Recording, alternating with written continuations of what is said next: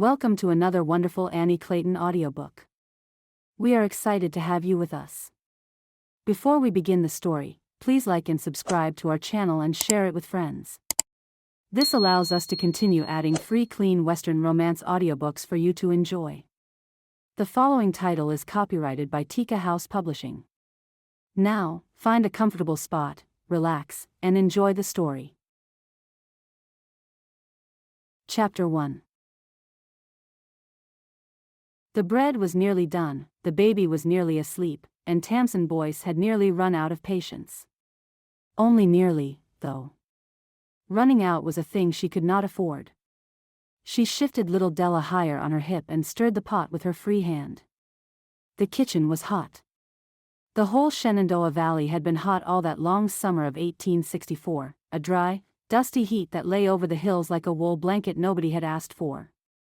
Somewhere beyond the Blue Mountains the war went on, the way it always did now. It took the men and the horses and the grain, and it gave back nothing but bad news. Tamsin had stopped listening for it. There was supper to get on the table. She counted the plates from habit. Her father. Her stepmother. The 5 little ones who had come along since her own mother died. And herself, last, if there was anything left over. She had been counting plates like that since she was 9 years old. The kitchen was small and low and dim, with a packed earth floor that Tamsin swept twice a day and a window so warped with age that the yard outside swam like something seen underwater. It was not much of a room.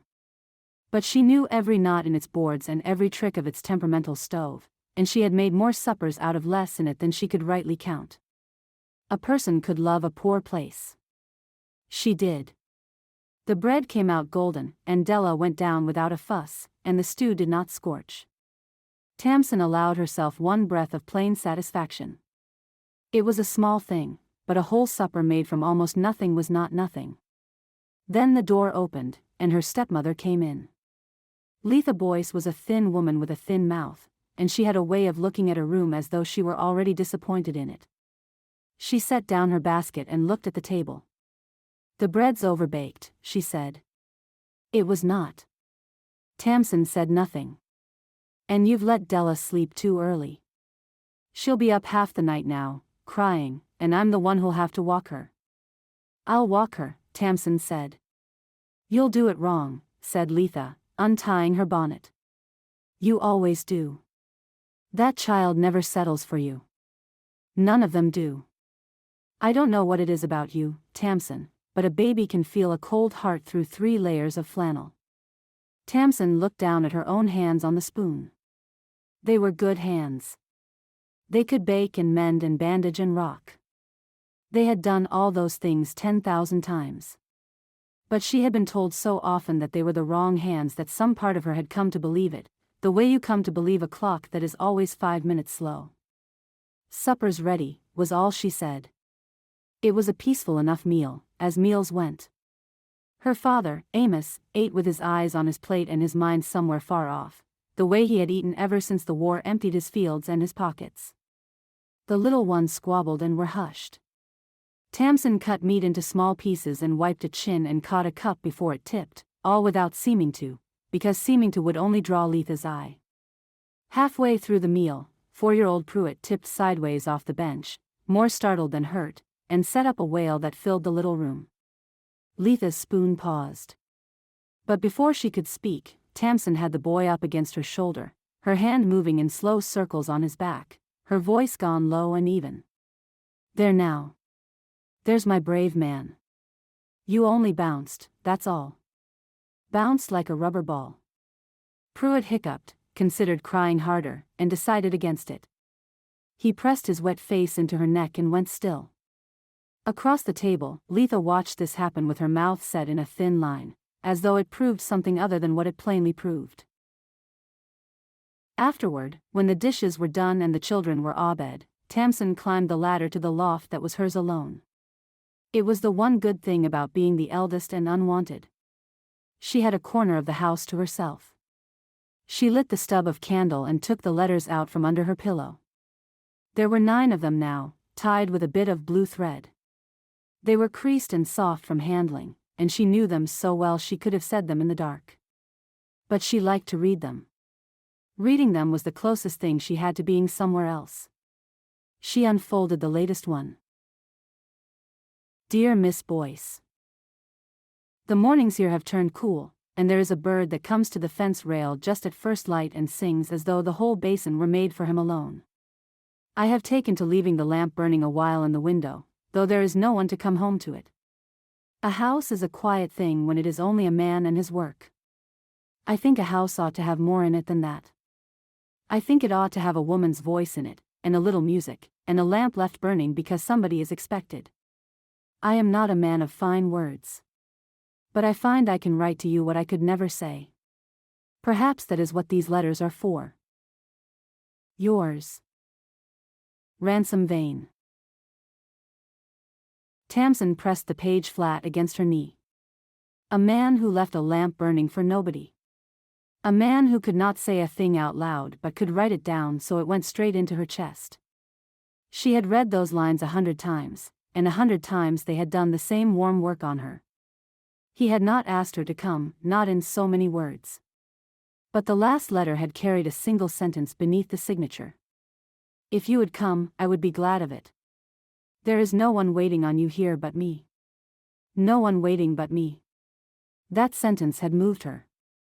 But it was not the thing that had made her decide, though she had been 3 weeks deciding. It was not the long journey, and it was not even the cool, clean mornings he wrote about. It was that line in the advertisement she had answered, the one she had read in a borrowed paper and copied out and carried in her apron for a month before she dared to write. Widower seeks a wife for companionship and the keeping of his home. No children. No children. She had read that and felt something in her unclench that had been clenched her whole life. A house with no children in it. A house where no one would tell her she was cold and had a hard heart, because there would be no small warm thing waiting for her to fail. Just a man, and a lamp, and the quiet. She had spent 23 years raising another woman's babies. She loved them, that was the part nobody believed, the part that broke her heart most. She loved Della's milk smell and the weight of a sleeping child and the way the little ones ran to her when they were hurt and not to their own mother. But love, she had been taught, was not the same as aptitude.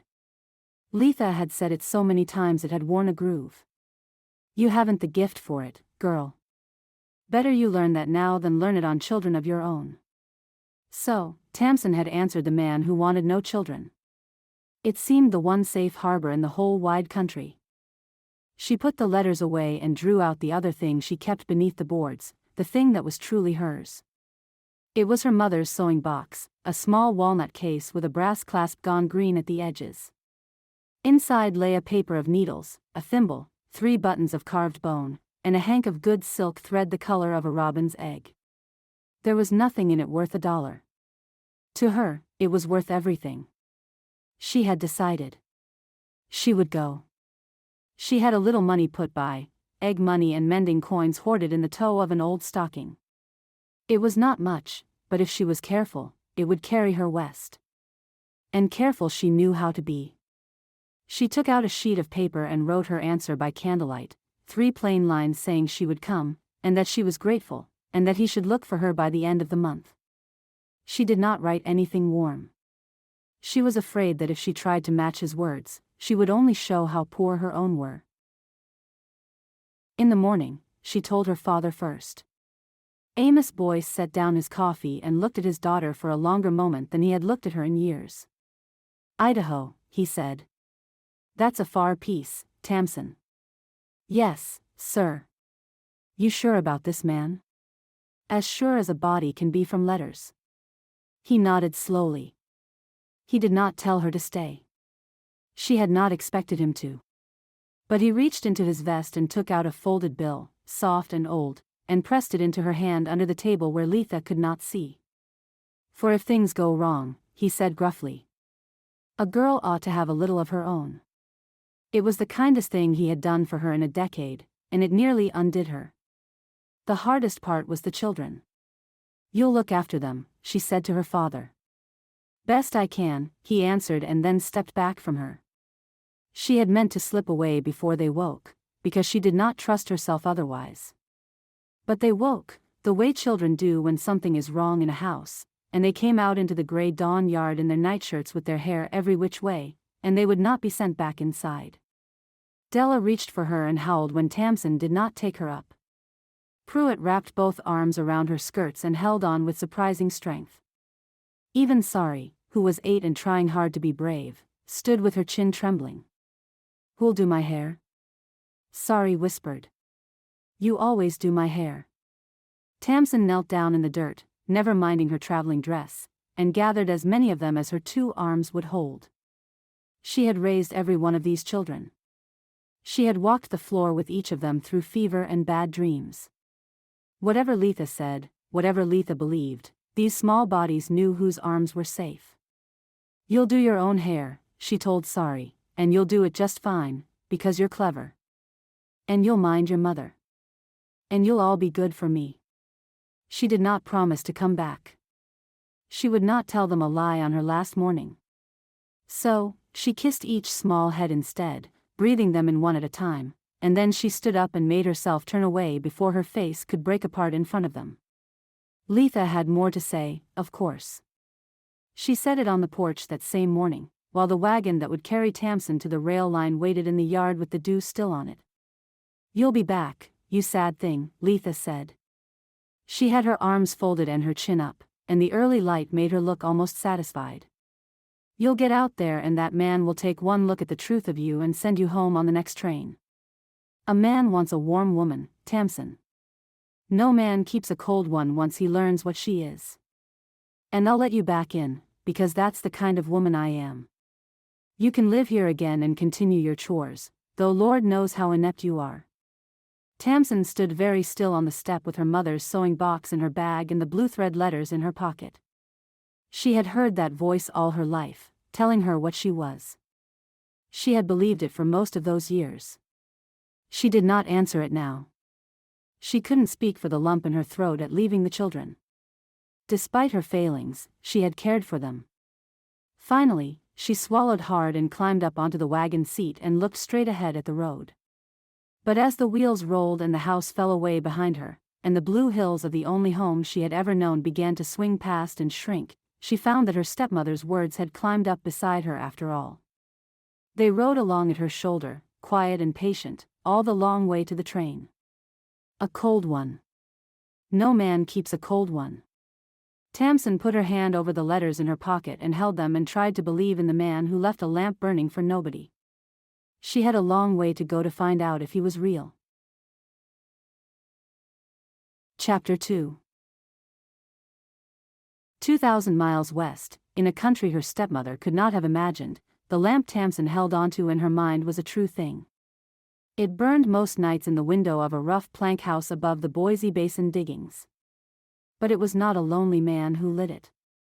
It was a 12-year-old girl named Bertie Vane. She lit it every evening at the same hour, the way her mother used to, because the little ones slept easier with the light, and because the road that ran below the homestead was a black road after dark and her father might come up it at any hour, trail-worn and silent, and she wanted him to see a window that looked like home. Below the house the diggings ran for miles along the creeks, a torn-up country of mud and sluice boxes and men, where a sack of flour cost what a good dress used to cost back home and nothing came easy or cheap. The Vanes were not miners. Bertie's father hauled the freight that fed the camps, which meant he was gone up and down the river road for days at a stretch, and it meant the keeping of everything else fell to a girl of 12.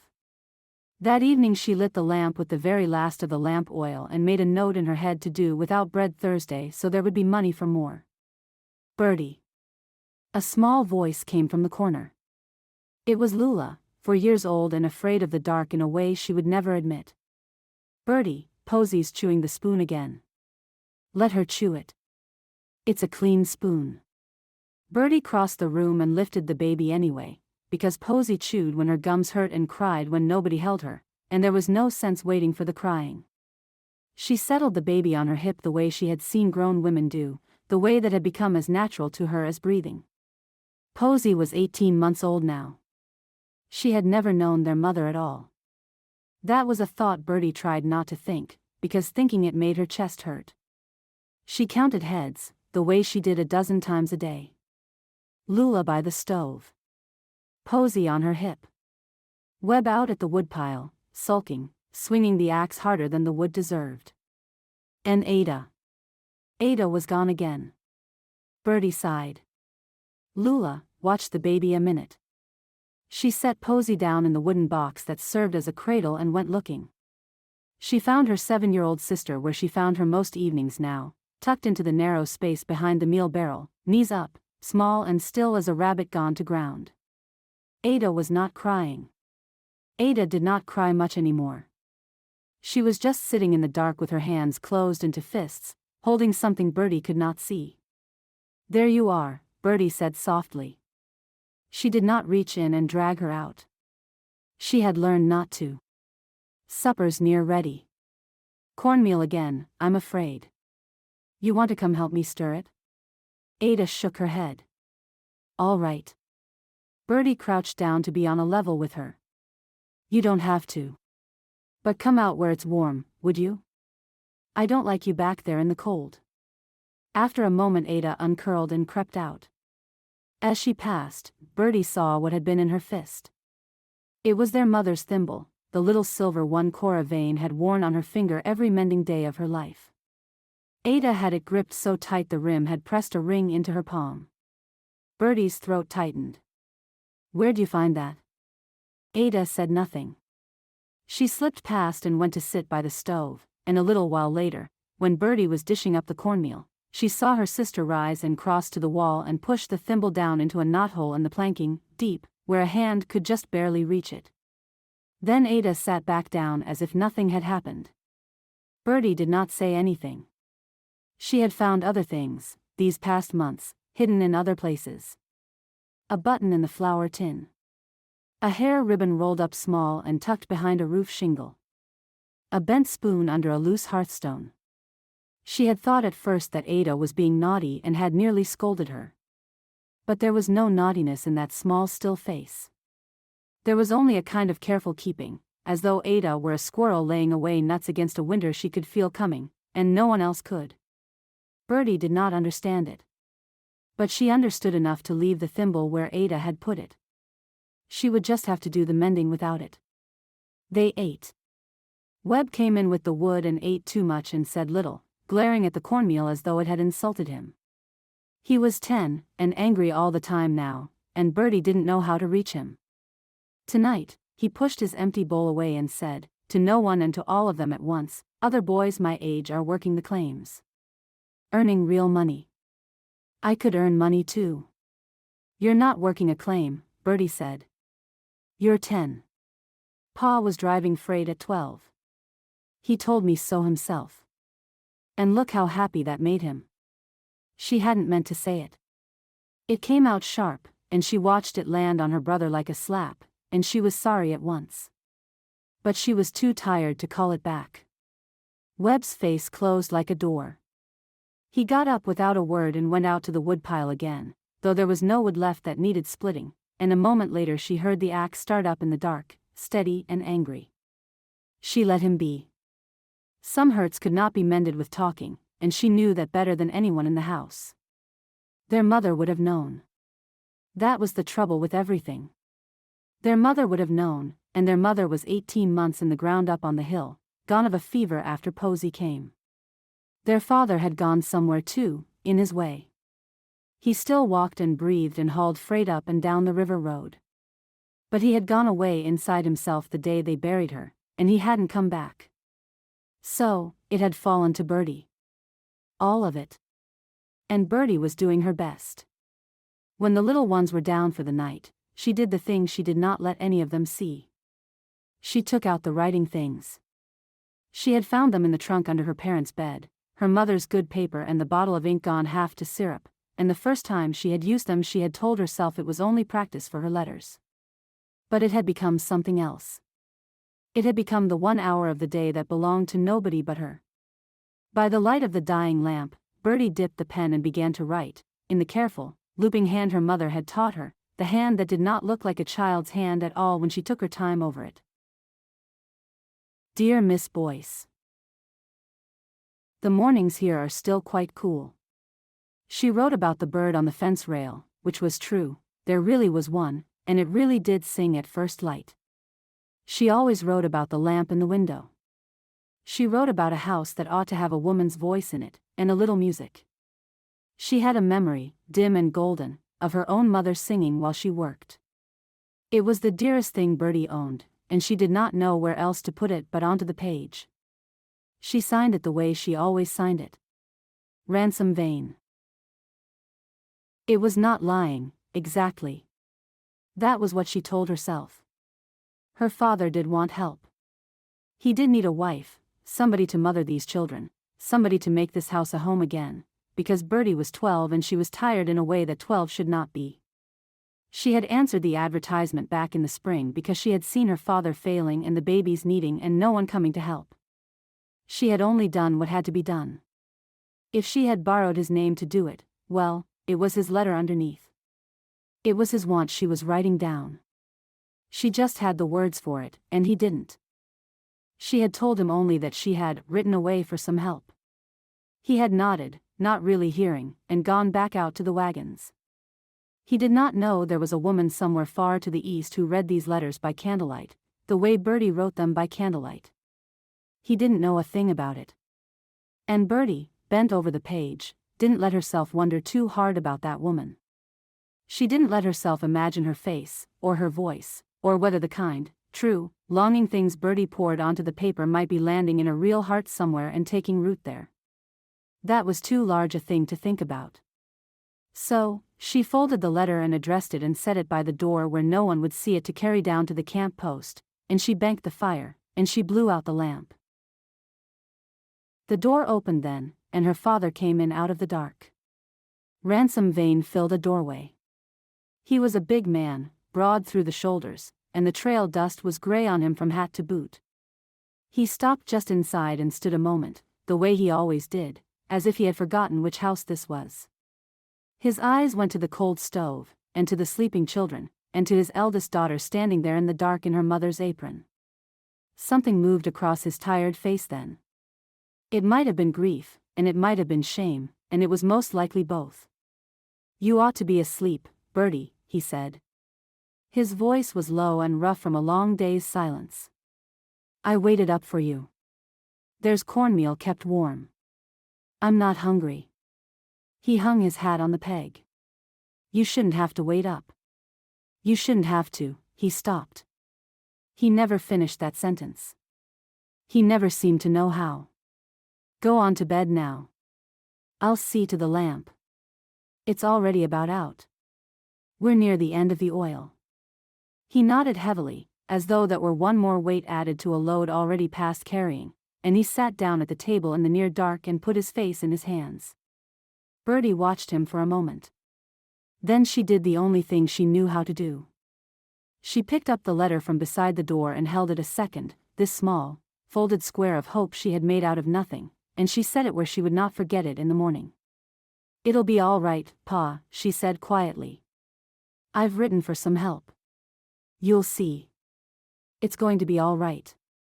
He did not lift his head. He did not ask what help, or from where, or how a 12-year-old proposed to mend a thing this broken.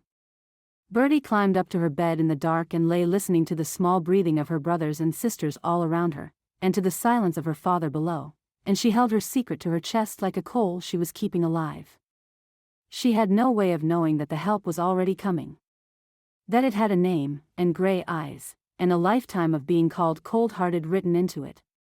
That it was, even then, riding west toward them on a long gray road, carrying a little walnut box and a packet of letters tied in blue thread, believing every word that Bertie had written. She only knew that she had done what she could. She closed her eyes and, after a while, she slept.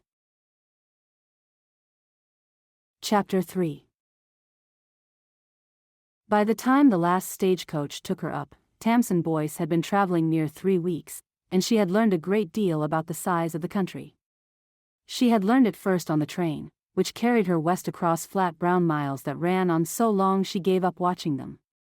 Then the rails ended, the way all things seemed to end out here, and after that it was coaches. Jolting, swaying, dust-choked coaches that climbed up out of the plains into a harder country. The hills stood bare. The rivers ran fast and green and cold. The towns were nothing but a row of raw plank buildings thrown up in the mud, here today and maybe gone by spring. She was tired in a way that sleep did not touch. Her good dress had gone gray with dust. There was grit in her eyes and grit in her teeth and grit, it felt like, in her very bones. But she was near the end now. One more day, the driver had said that morning. One more day up the grade and into the Boise Basin. And then there would be a man named Ransom Vane, and a quiet house with a lamp in the window. She put her hand to her pocket, where the letters were, and felt steadier. It was a strange thing she was doing. She knew that. She was a grown woman of 23, traveling alone to the far edge of the country to marry a man she had never laid eyes on the strength of 9 letters and her own stubborn hope. Back home they would have said she had lost her senses. Letha would have said worse. But back home there had been nothing for her but other women's children and a cold tongue at every meal. Out here, at the end of the road, there was at least the chance of something that was hers. A house. A husband. A lamp she could light herself. It was worth the strangeness. It had to be. There were 3 other passengers in the coach that last day. A heavy-set miner sat in the far corner, already smelling of whiskey though it was barely past dawn. An older woman in widow's black kept to herself by the window, her mouth pursed tight as a drawstring purse. And across from Tamsin sat the man. He was not like the others. That was the first thing she noticed about him. He wore a good coat, brushed clean despite the road, and his linen was white at the collar. His hands were smooth. He had an easy, open face, and a way of smiling that started in his eyes. When the coach hit a rut and the widow gasped, he steadied her elbow with a word so kind that the old woman unbent toward him at once. "Asher Quinn, at your service," he said, tipping his hat to the whole coach, but his eyes came to rest on Tamsin. "And I do beg pardon for the company. A man can't choose his fellow travelers, more's the pity." Tamsin gave him a small nod and said nothing. She had learned long ago that the safest thing a woman could do among strangers was keep quiet. It might have stayed that way the whole long day, except for the miner. He had been drinking steadily from a flask, and somewhere past the noon stop, he fixed his red eyes on Tamsin and would not look away. "Travelin' alone, are you?" he said. It was not a question. "Pretty thing like you. Goin' out to marry some fool you never laid eyes on, I'd wager. They come out by the wagon load now. Mail-order goods." The heat climbed Tamsin's neck. She looked down at her hands. "I believe," said Quinn pleasantly, "that the lady would rather watch the scenery." "I wasn't talkin' to you." "No." Quinn's voice did not rise. It did not need to. Something had come into it, underneath the pleasantness, like a stone underneath still water. "You weren't. And you won't be talking to her either, unless it's to beg her pardon. We've a long way yet to ride, friend, and it would be a shame to ride it on the roof." The miner looked at him a moment. Then he looked at the set of Quinn's shoulders, and at his smooth, untroubled smile, and he muttered something and turned his face to the window and did not speak again. Tamsin let out a breath she had not known she was holding. "Thank you," she said quietly. "Think nothing of it." Quinn settled back. "A man who won't stand up for a lady on a public road isn't much of a man. My mother raised me better, God rest her." And just like that, Tamsin felt the careful thing inside her loosen. It was such a small kindness. But she had gone so long without any, that even a small one undid her a little. Nobody had stood up for her in years. Nobody had told a coarse man to mind his tongue on her account. She had spent her whole life being the one who minded everyone else, and here was a stranger in a good coat doing it for her, easy as breathing. 3 weeks on the road had taught her how invisible a woman alone could be. Conductors had looked straight through her. Station agents had taken her coin without once meeting her eyes. No one had been cruel to her, but no one had troubled to be kind, and she had folded herself up small and stopped expecting it. And now this. A man who saw her. It was a dangerous thing, to be seen, after so long without it. It made a person careless. But Tamsin didn't know that yet. After that, the miles went softer. Quinn was good company, and he made the long day shorter. At the next swing station, he bought coffee and shared it around, and from somewhere in his bag he produced an orange, a true orange, the first Tamsin had seen since Christmas, and he split it between herself and the widow and kept not a section for himself. He told stories that made even the widow laugh. He had a story for every town they passed and a kind word for everyone in it. The widow, who had not spoken a word all morning, told him in a small voice that she was going out to her son, and that she had buried her husband in the spring and did not know what was to become of her. Quinn listened as though there were nothing in the world he would rather hear. He told her that her son was a lucky man to have such a mother coming to keep his house. The old woman's eyes filled, and she pressed his hand, and Tamsin thought she had never seen anyone put a frightened stranger so wholly at ease. And he asked questions. Gentle ones, easy ones, the kind a friendly man asks to pass the time. "So, you're for the basin," he said. "Might I ask who's the lucky fellow?" "His name is Ransom Vane." It felt strange and fine to say it aloud. "He's a freighter. He hauls goods up to the camps." "Does he now?" Quinn's smile did not change, but something behind his eyes sharpened, the way a man's eyes sharpen at a card table when the play turns interesting. "Freighting's a good trade in gold country. The best trade there is, some would say. A man who hauls to the diggings handles a deal of valuable cargo. Dust coming out, coin going in, payrolls, the express box." He shook his head admiringly. "A prosperous man, you're Mr. Vane. He does well enough." Tamsin felt a small, foolish pride warm her chest. Well enough to send for a wife, anyhow. Well enough indeed. Quinn nodded slowly. "And whereabouts does he keep his outfit?" "A big concern, is it, many wagons?" She told him what little she knew, which was not much, that Ransom worked the river road, that his place stood above the Idaho city diggings, that he ran his own wagons and his own teams. She did not think a thing of it. It was only talk, the pleasant talk of the road, and it was such a relief to speak warmly of the man she was traveling all this way to wed. It made him feel real. It made the whole mad venture feel less like a leap into the dark. "And does he carry for the express company?" Quinn asked, idle as ever, turning his hat brim in his clean fingers. "Gold consignments, payrolls, that kind of thing?" "I couldn't tell you." Tamsin almost laughed at herself. "I know the man from his letters, Mr. Quinn, not his ledgers. He writes to me about birdsong and lamplight, not freight bills. A romantic." Quinn smiled. "There's no fortune so safe that a little romance can't improve it." Quinn listened to all of it, nodding, smiling, his smooth hands folded in his lap. "He's a fortunate man," he said at last, "and he doesn't even know how fortunate yet. I hope he knows it soon." The afternoon wore on. The country grew wilder and more beautiful as they climbed. Tamsin pressed her face to the window and watched it go by, the gold-scarred hills where men had torn the earth open looking for riches, the smoke hazing up blue from 100 camp chimneys, the dark timber climbing the ridges. It was a hard land. But there was a grandeur in it that made her heart lift in spite of everything. She had never imagined country like this. In the valley the hills were soft and green and close, worn gentle by long ages. Here the land was young and raw and enormous. The mountains stood up sharp against a sky so wide it made her dizzy to look at. A hawk hung motionless over the river, riding the air without a single beat of its wings. Everything was bigger than she was. Bigger than her troubles, bigger than the small life she had left behind. For a little while, watching it, she felt almost free. She took the letters from her pocket when she thought no one was watching, and she held them, and she let herself imagine. She imagined a big quiet man at a gate.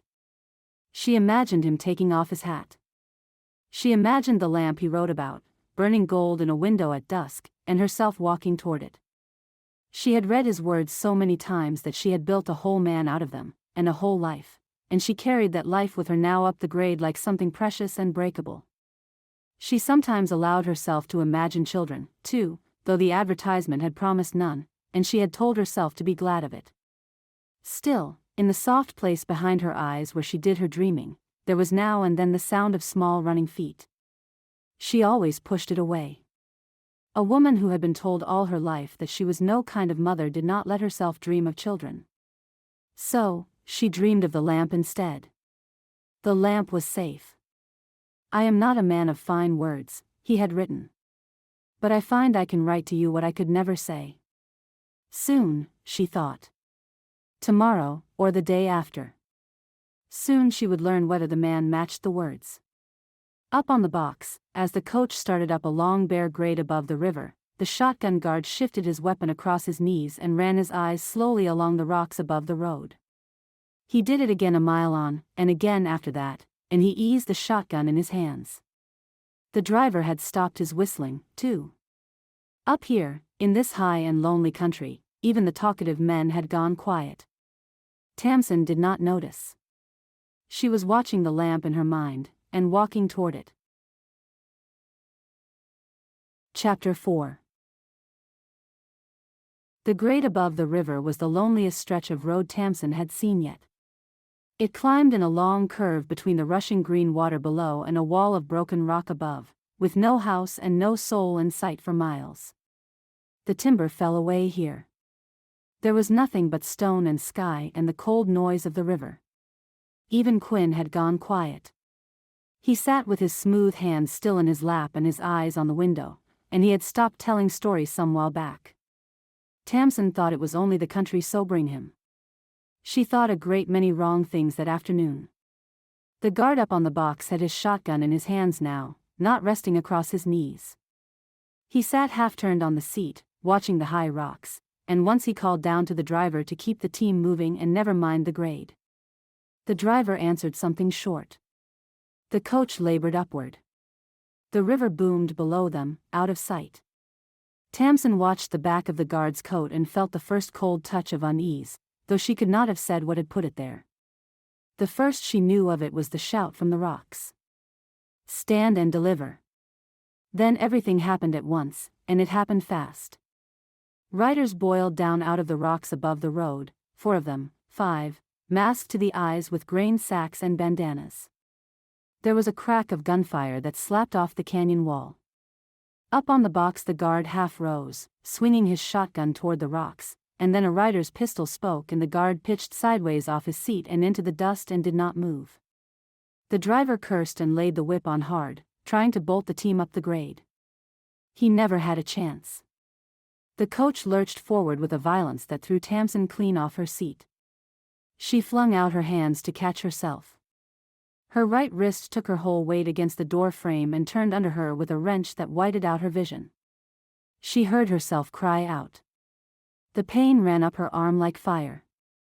Then a rider had the lead horses by the cheek straps, hauling them down, and the coach slewed sideways and stopped, and the whole world was dust and shouting and the stink of gunpowder. Tamsin clung to the door frame with her good hand.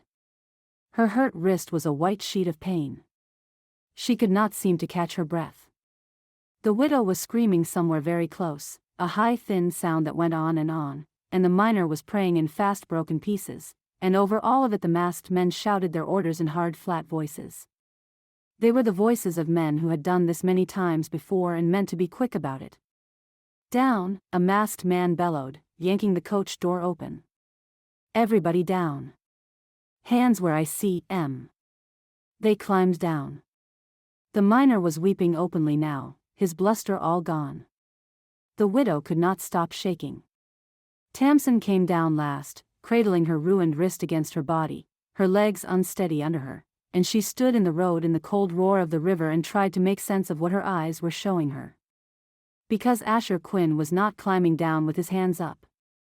Asher Quinn was standing easy among the robbers, brushing the dust from his good coat. For a moment her mind simply would not take it in. She kept waiting for them to seize him too, to shove him into line with the rest of them. They did not.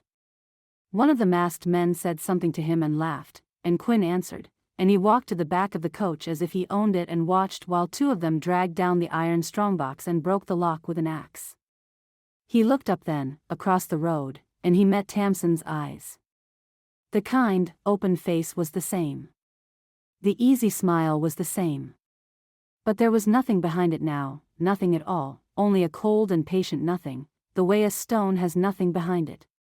He had told the miner to mind his tongue with that same face. He had split an orange with those same smooth hands.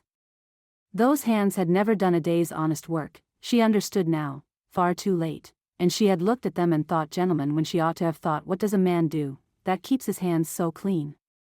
Quinn put one finger lightly to his lips. Be still, the gesture said. Say nothing, and you'll come to no harm. And Tamsin understood that he was sparing her, that he could give her up to the others as the woman who knew his face, and that he was choosing, for reasons of his own, not to. She understood that her life that moment hung on the goodwill of a thief. The understanding made her ill. She thought of the orange, split so generously. She thought of his easy voice saying my mother raised me better, God rest her.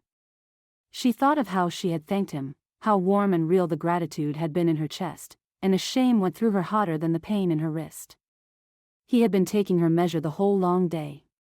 Every kind word had been a hook, and she had swallowed each one whole, and told him everything he wished to know. Something in her curdled and went to ash.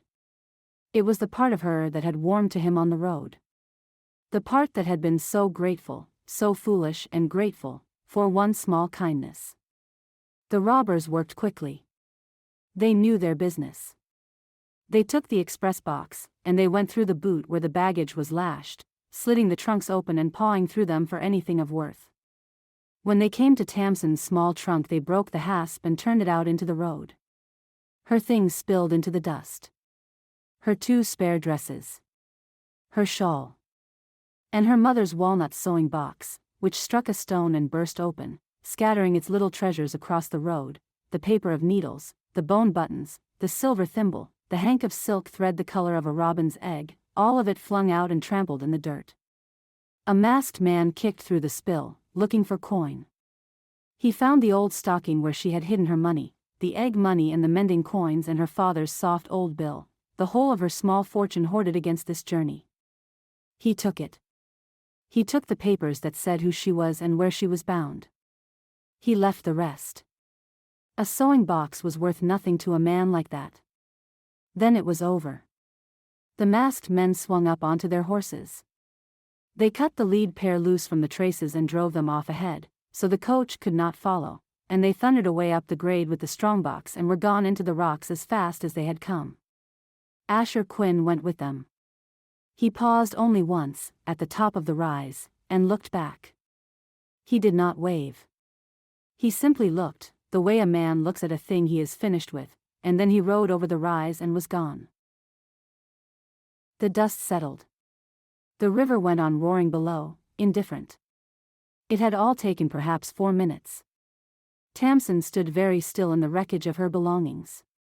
Her wrist throbbed with her heartbeat. The guard lay groaning in the road, alive at least, and the widow had sat down hard in the dirt and was crying, and the driver was already limping up the grade after his scattered team, swearing in a low steady voice. Tamsin did not cry. She found that she could not. She knelt instead, awkward with her hurt arm, and began to gather her mother's things out of the dust one at a time. The needles. The buttons. The thimble. The robin's egg thread, unspooled now and dirted. She gathered them back into the broken box with her good hand and held the box in her lap and stared at the road. She had crossed a continent on the strength of her own judgment. And her own judgment had looked at Asher Quinn and seen a friend. It had warmed to him. It had told him everything, where she was going, and to whom, and that the man she was to marry was prosperous, and handled valuable cargo, and ran his wagons on the river road. Her stepmother had always said her judgment was poor. Tamsin had crossed 2,000 miles to get away from that voice. And here, in the dust above a green river, it seemed the voice had been right all along. She made herself stop that line of thought. It would do her no good out here. Self-pity would not splint her wrist, or buy back her stolen money, or carry her up the grade to shelter. She had learned long ago how to set her own feelings aside and do the next needful thing, because someone always had to, and it was always her. So, she breathed slowly until the sting behind her eyes went down. Then she closed the broken box as best she could, and she waited, dry-eyed, for whatever would come. She was still kneeling there a long while later when she heard the slow creak and rumble of a heavy wagon coming down the grade. It was a freighter, a big man on a high seat behind a string of mules, and he hauled them to a stop at the sight of the wrecked coach and came down with a speed surprising in so large a man. He took it in at a glance: the hurt guard, the weeping widow, the woman kneeling in the road with a broken box in her lap. "Road agents," he said. It was not a question. "The same bunch that's worked this grade all summer, I'll lay money." Bold as brass now, in broad daylight. He crouched by the guard, then looked back at Tamsin. "You hurt, ma'am?" "My wrist." Her voice came out steadier than she felt. "It's nothing. I'm all right." "You're not all right, but you're alive, and that'll do for now." He had a plain, weathered, kindly face. "Where were you headed?" "I'll get word ahead. There's no sense you all sitting out here on the road. You ain't gonna fit on top of my heap. But don't you worry none. You won't be here long." "We're headed for Idaho City," Tamsin told him. She wet her dry lips. "I was going to. There's a man I'm to marry. A freighter. His name is Vane. Ransom Vane." The teamster's eyebrows went up. "Vane," he said. "I know Vane. Everybody on this road knows Vane."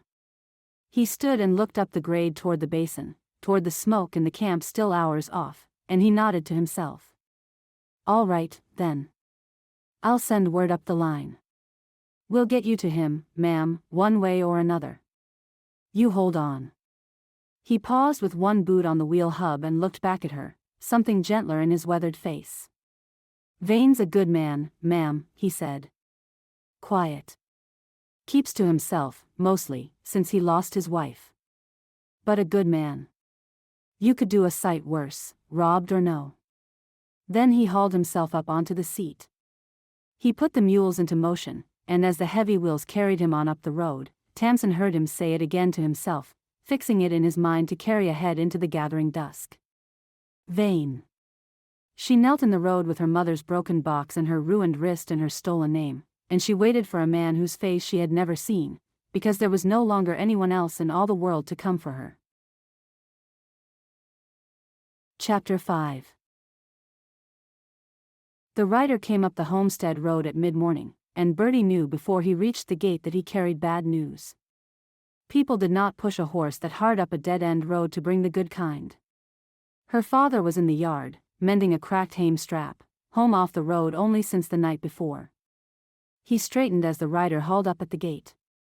Bertie came to the cabin door with Posy on her hip, and the cold thing started up in her stomach before a word was spoken. "You Vane?" the rider called down. "Ransom Vane?" "I am." Her father set down the harness. "Got told there was a holdup on the river grade yesterday." "The down stage." The man pushed his hat back and wiped his face. One of the passengers was a woman. "She's hurt some and robbed of everything she had. She's down at Toll's wayside now, and she's asking after you by name." He paused, and his eyes moved past Ransom to the children in the doorway. "Says she's come out to marry you." For a long moment her father only looked at him. "There's a mistake," Ransom said at last, slow and certain. "I've no bride coming. I sent for no one." And then he turned, because Bertie had made a sound. She had not meant to make it. It came up out of her on its own, small and strangled, because the cold thing in her stomach had swelled all at once into something enormous. She understood now, far too late, the way you understand a dropped dish only after it has left your hand, exactly what she had done. "Bertie." Her father's voice had changed. He came toward her. "What is it? What do you know about this?" Her mouth had gone dry as meal. They were all looking at her now, her father and the rider and Webb behind her in the dark of the doorway. She made herself say it. "I wrote to her, Pa." Her voice came out thin. I wrote to the advertisement. The matrimonial one, in the paper. For a wife. For us. The words came faster now, tumbling, trying to outrun the look on his face. I signed your name. I never once thought a real lady would truly come all this way. I only wanted somebody to help. I only wanted. She could not finish it. I wanted a mother. She could not say that out loud, not with all of them watching her. Her father's face did a great many things at once, and Bertie watched every one of them and wished the floor would take her.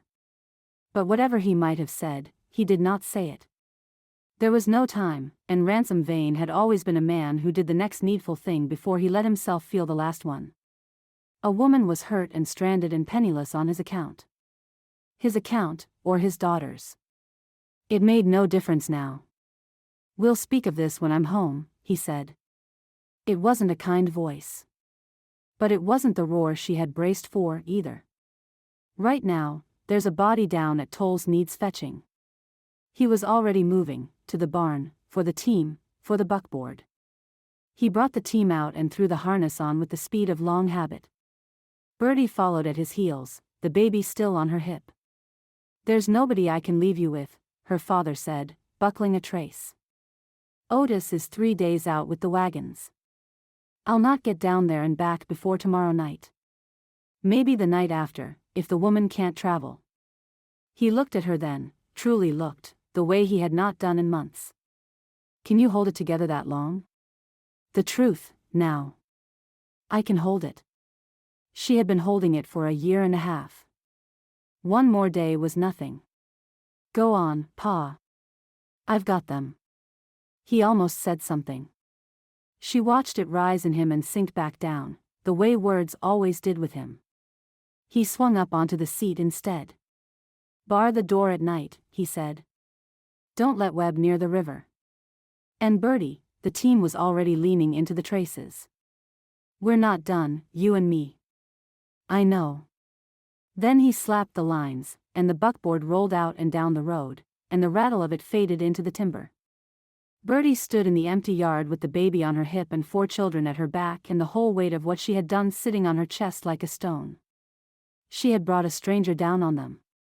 A hurt, robbed, likely furious stranger who had crossed the whole country for a lie Bertie had written out in her best looping hand.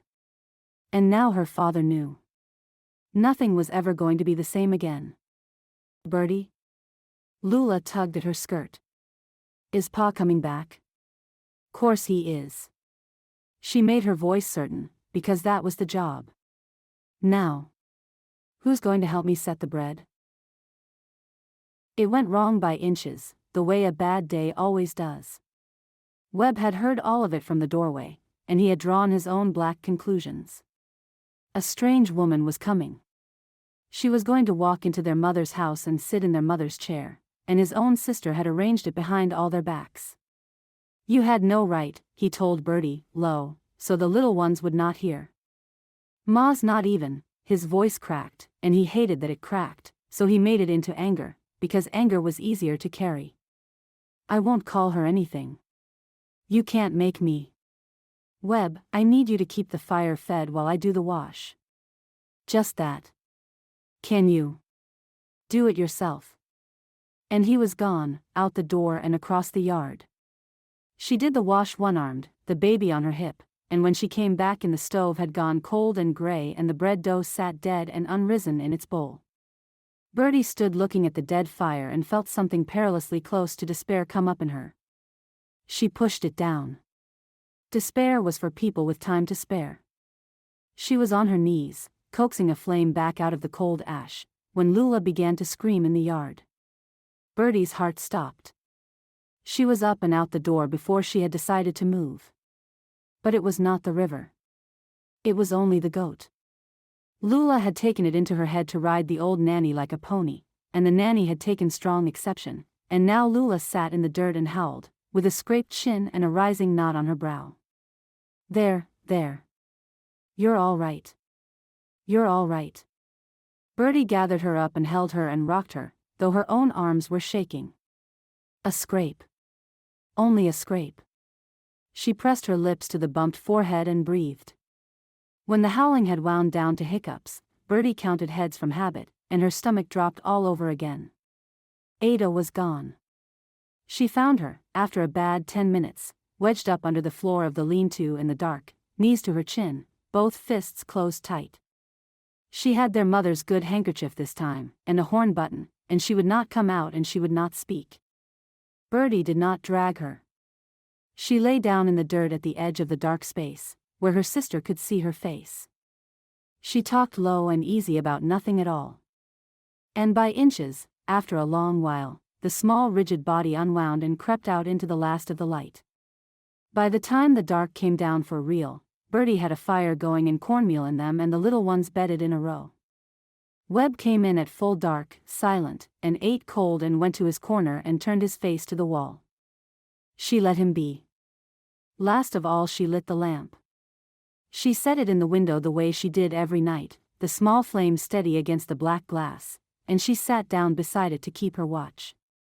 Somewhere down the dark road her father was driving toward a stranger Bertie had conjured out of ink and longing. She folded her hands in her lap and watched the flame and waited, and she was 12 years old, and she had never in her life felt so alone. Toll's Wayside was a low log building hunched against the hillside where the grade leveled off, and Ransom Vane drove into its yard just as the last light was leaving the sky. He had pushed the team harder than he should have. He had spent the whole drive trying to make sense of it, a bride summoned in his name by a child of 12, and had given it up somewhere past noon. It was too big a thing to hold. There was a hurt woman at the end of the road, and that was enough. The station keeper jerked a thumb toward the fire when Ransom asked. By the hearth. Hasn't said 10 words since they brought her up. Won't lie down, won't eat. Stubborn as a fence post, that one. She was sitting on a bench with a borrowed blanket around her shoulders, and she looked up when his shadow fell across her, and Ransom Vane stopped where he stood. He didn't know what he had expected. Someone meek, maybe. Someone grateful. This woman was neither. She was pale to the lips and bright-eyed with fever, and she cradled one wrist against her body like a broken wing, and she looked up at him out of a face gone gaunt with 2 days of trouble. But her gray eyes were level and hard and they took his measure without 1 ounce of softness in them. You'll be Vane, she said. It was not a question, and there was no warmth in it. I am. His voice came out rougher than he meant. He turned his hat in his hands. He had never been any good at this. He had less idea than ever what to say to her. You're hurt. My wrist. It's nothing. It was plainly not nothing. He had seen the way she held it. He crouched down, slow, the way he would come up on a spooked horse, and he kept his hands where she could see them. Ma'am, he said, I'm not going to touch you. But it's a cold night, and it's a long way to my place, and you're shaking fit to come apart. He reached back without looking and took the heavy buffalo robe off the buckboard seat and held it out, an arm's length, not pressing. Take this. And there's water in the canteen, and there's nothing in it but water, you can watch me drink it first if you like. Something moved behind the hard gray eyes. Not trust. He could see it was not trust.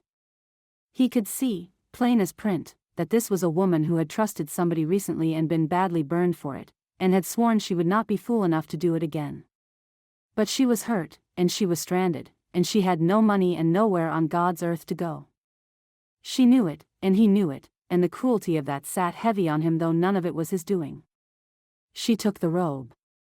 I haven't any money, she said, pulling it around her. Her chin was up.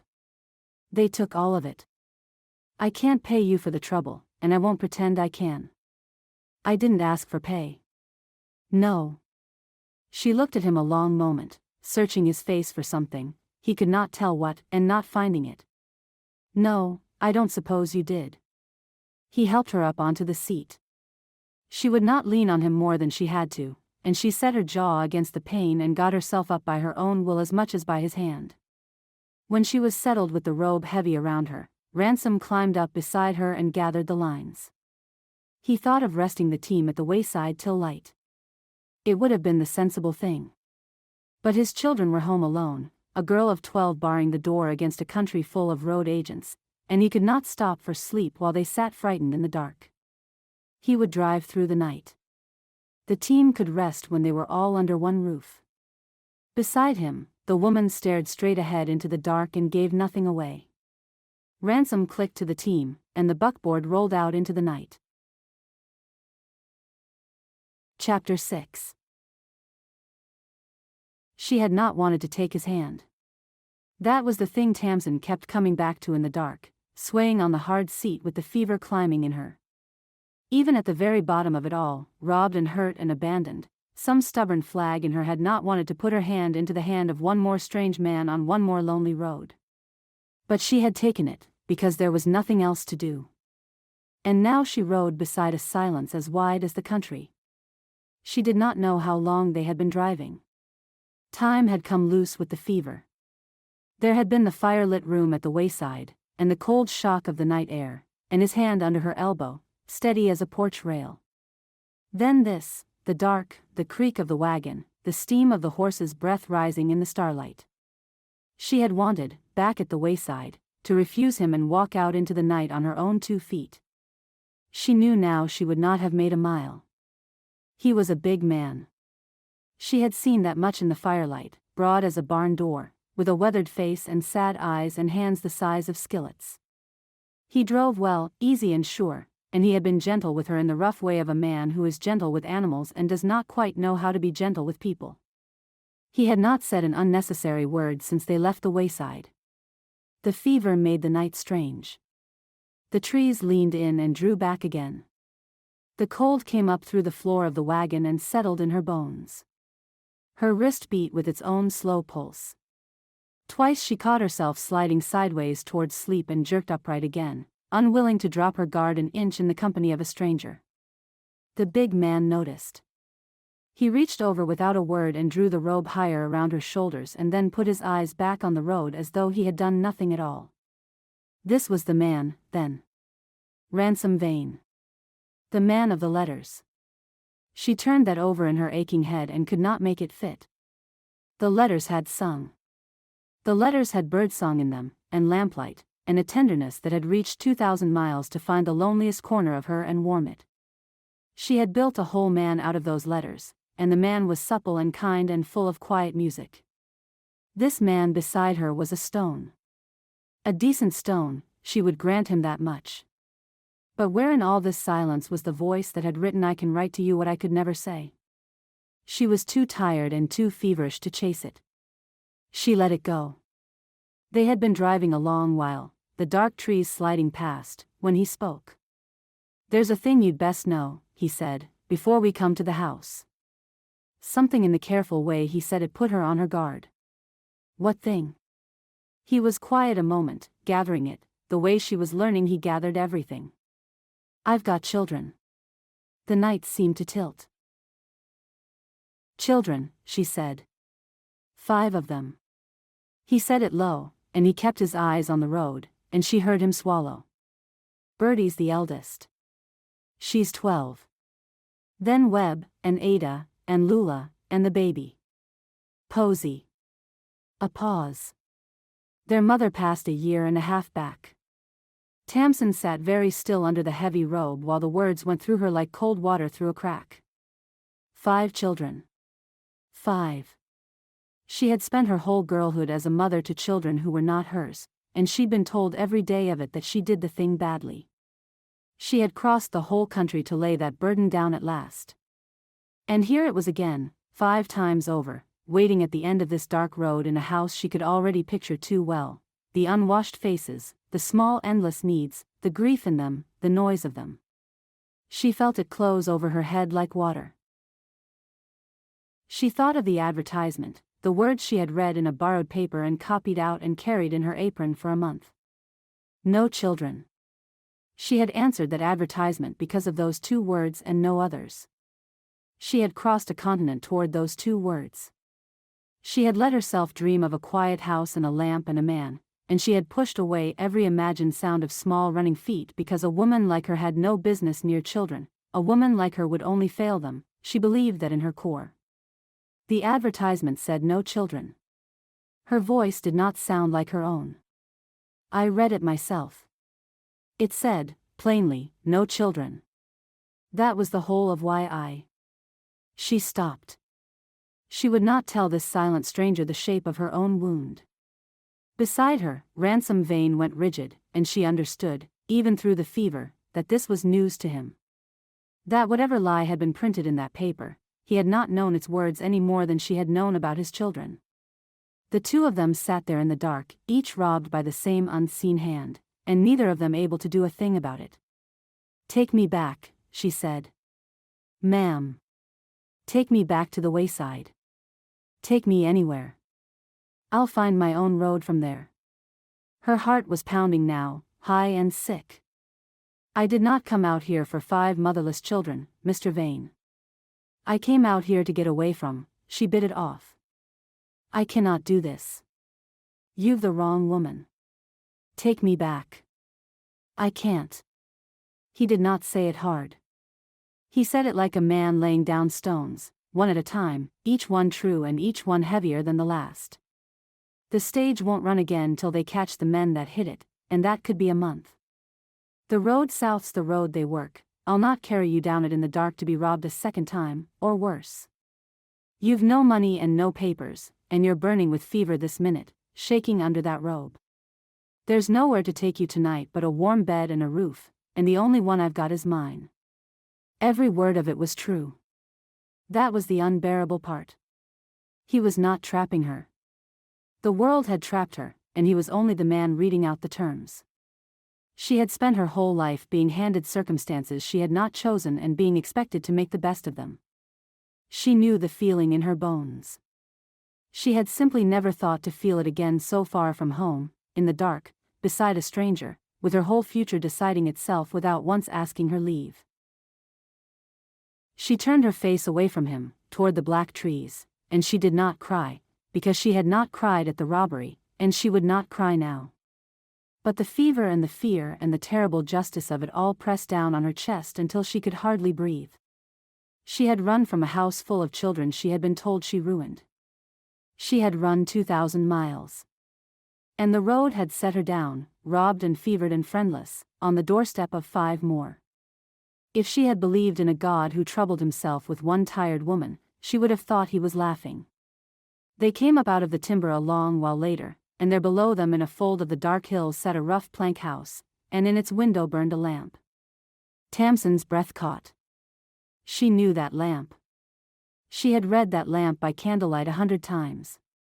"I have taken to leaving the lamp burning a while in the window, though there is no one to come home to it." She had fallen half in love with that lamp. And here it was, real, gold in the black glass, exactly as he had written it. Except there was someone to come home to it. There were 5 someones. And no lonely man had lit that lamp at all. The cruelty of it was almost funny. She had loved a lamp in a window because of what she thought it meant, a man waiting alone, a quiet wanting to be filled, a life with room in it for her. The very same lamp, here, burning gold in the black glass, meant the opposite of all of that. It meant a house already full. It meant children. It meant she had been wrong about every single thing. It was deep in the night when the buckboard finally rolled into the yard. The rattle of the wheels on the hard ground brought the cabin door open, and they came out into the spill of lamplight one after another, roused from their watching and their sleep, all of them, every one, out into the cold. A thin girl with a baby on her hip and a face braced for a blow. A boy with his fists balled and his chin out and his eyes burning. A small one half hidden behind the others. A little one bouncing on her toes. 5 pale faces turned up to the wagon, and 10 eyes fixed on the strange woman beside their father, and not one of them said a word. Even fevered, even reeling, Tamsin's eyes did what they had always done and went down the row of them, counting, sorting, reading. The little bouncing one had a scab on her chin and not 1 ounce of fear in her. The half-hidden one watched from behind her sister's skirt with a still, old grief in her small face that had no business on a child so young. The boy hated her, and that was plain, and almost a relief, being the only honest thing on offer. And the baby on the eldest girl's hip reached one fat hand toward the lamplight and crowed, because a baby does not yet know enough to be afraid of anything. It was the girl who broke the silence. The eldest. Bertie. She stepped forward into the light, and she opened her mouth as if she had a whole speech ready, and then she looked up into Tamsin's face and could not seem to say any of it. Her eyes filled. She dropped her gaze to the baby on her hip and would not lift it again.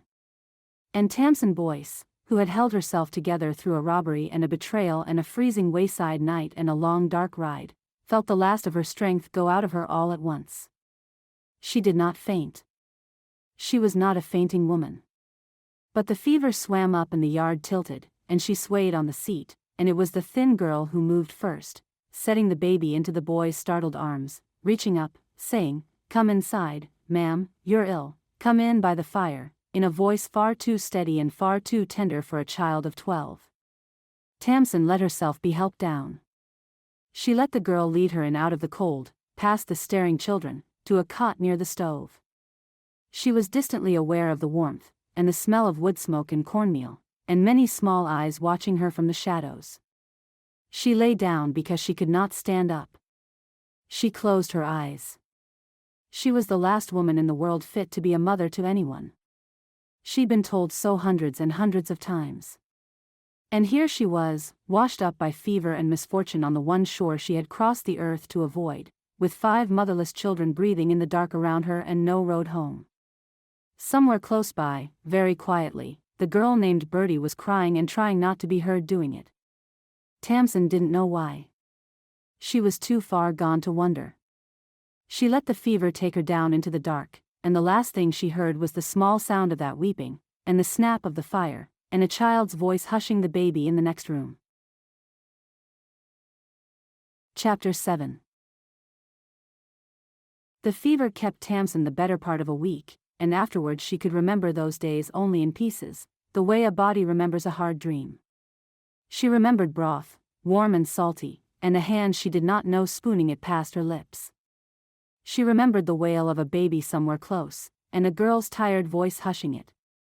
She remembered a small face that came and went in a doorway, solemn and watchful, never speaking, never coming nearer. She remembered the steady snap of a stove. And she remembered a great dark shape that filled the doorway sometimes and stood there a while and then went quietly away. Once, she thought, a small careful hand had laid a cool cloth on her forehead. A child's voice had said something very soft and very close that she could not catch. Then it was gone again, before she could open her eyes. Once she had been certain she was back in the valley, with Della crying to be walked, and had tried to rise and been pressed gently down again. The faces and the voices ran together. She could not have said, afterward, which of them were real. Most of all, she remembered swimming up out of the heat to the same cold thought, over and over. I should not be here. This is not where I was going. Then one morning the fever broke, and she woke into her right mind, and the cold thought was still sitting there waiting for her. She lay in a narrow bed in the corner of the main room, behind a hung quilt that gave her a little screen of privacy. Her right wrist was bound tightly and splinted along a flat stick. She was weak as water, and her mouth tasted of old sickness, and the light through the one window told her it was afternoon. Beyond the quilt she could hear the ordinary racket of a house full of children, a clatter, a squabble, a baby fussing, a girl's voice setting it all to rights. A woman sat beside the bed, large and upright in a straight chair, knitting. Well, she said, without looking up from her needles. You've decided to live. I'm glad of it. I'd have been put out, after all that broth. She was a broad, handsome woman of 50 or so, with iron-gray hair scraped into a hard knot and a face that had clearly never wasted a minute being uncertain about anything. Orpha Styles, she said. I keep the boarding house down in the camp, which makes me, God help me, the nearest thing to a respectable woman this end of the basin. Mr. Vane rode down and fetched me when your fever turned bad. A man can't nurse a strange woman in his own house, not without the whole camp making a meal of it, so I came up. I've been here 4 days. 4 days. Tamsin's voice came out a croak. You've been here 6. You'll mend. The wrist's wrenched, not broke, keep it still and it'll come right in a month or so.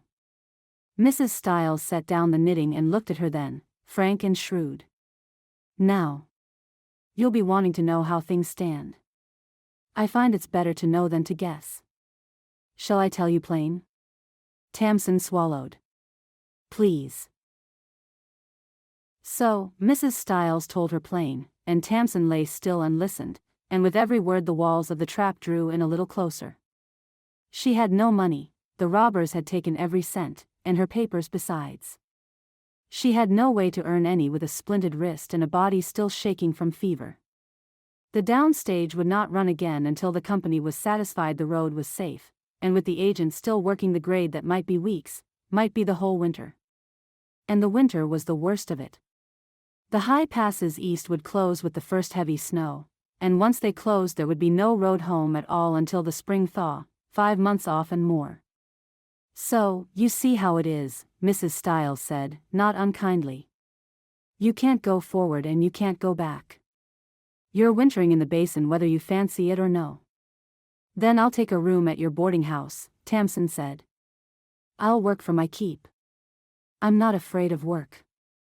Child, my rooms cost $2 a week, and that's cheap for this camp, where a sack of flour fetches what a milk cow would back home.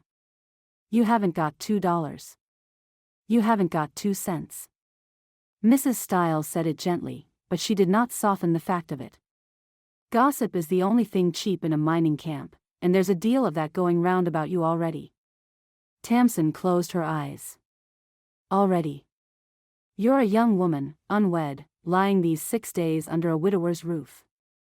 There's no help for what folk will make of that, true or not. Mrs. Stiles picked her knitting back up. I've sat here the whole while to keep it decent. But I can't sit here forever. I've a house to run. There it was. The whole shape of it. Tamsin had crossed a continent to be free of being beholden, and she had landed here, beholden to everyone, with nothing of her own but a broken sewing box and a packet of letters that had turned out to mean nothing she had thought they meant. She did not weep. She was learning that this country did not reward weeping. Tamsin lay and let the arithmetic of it settle over her like a stone laid on her chest. She had been poor before. She had been unwanted before.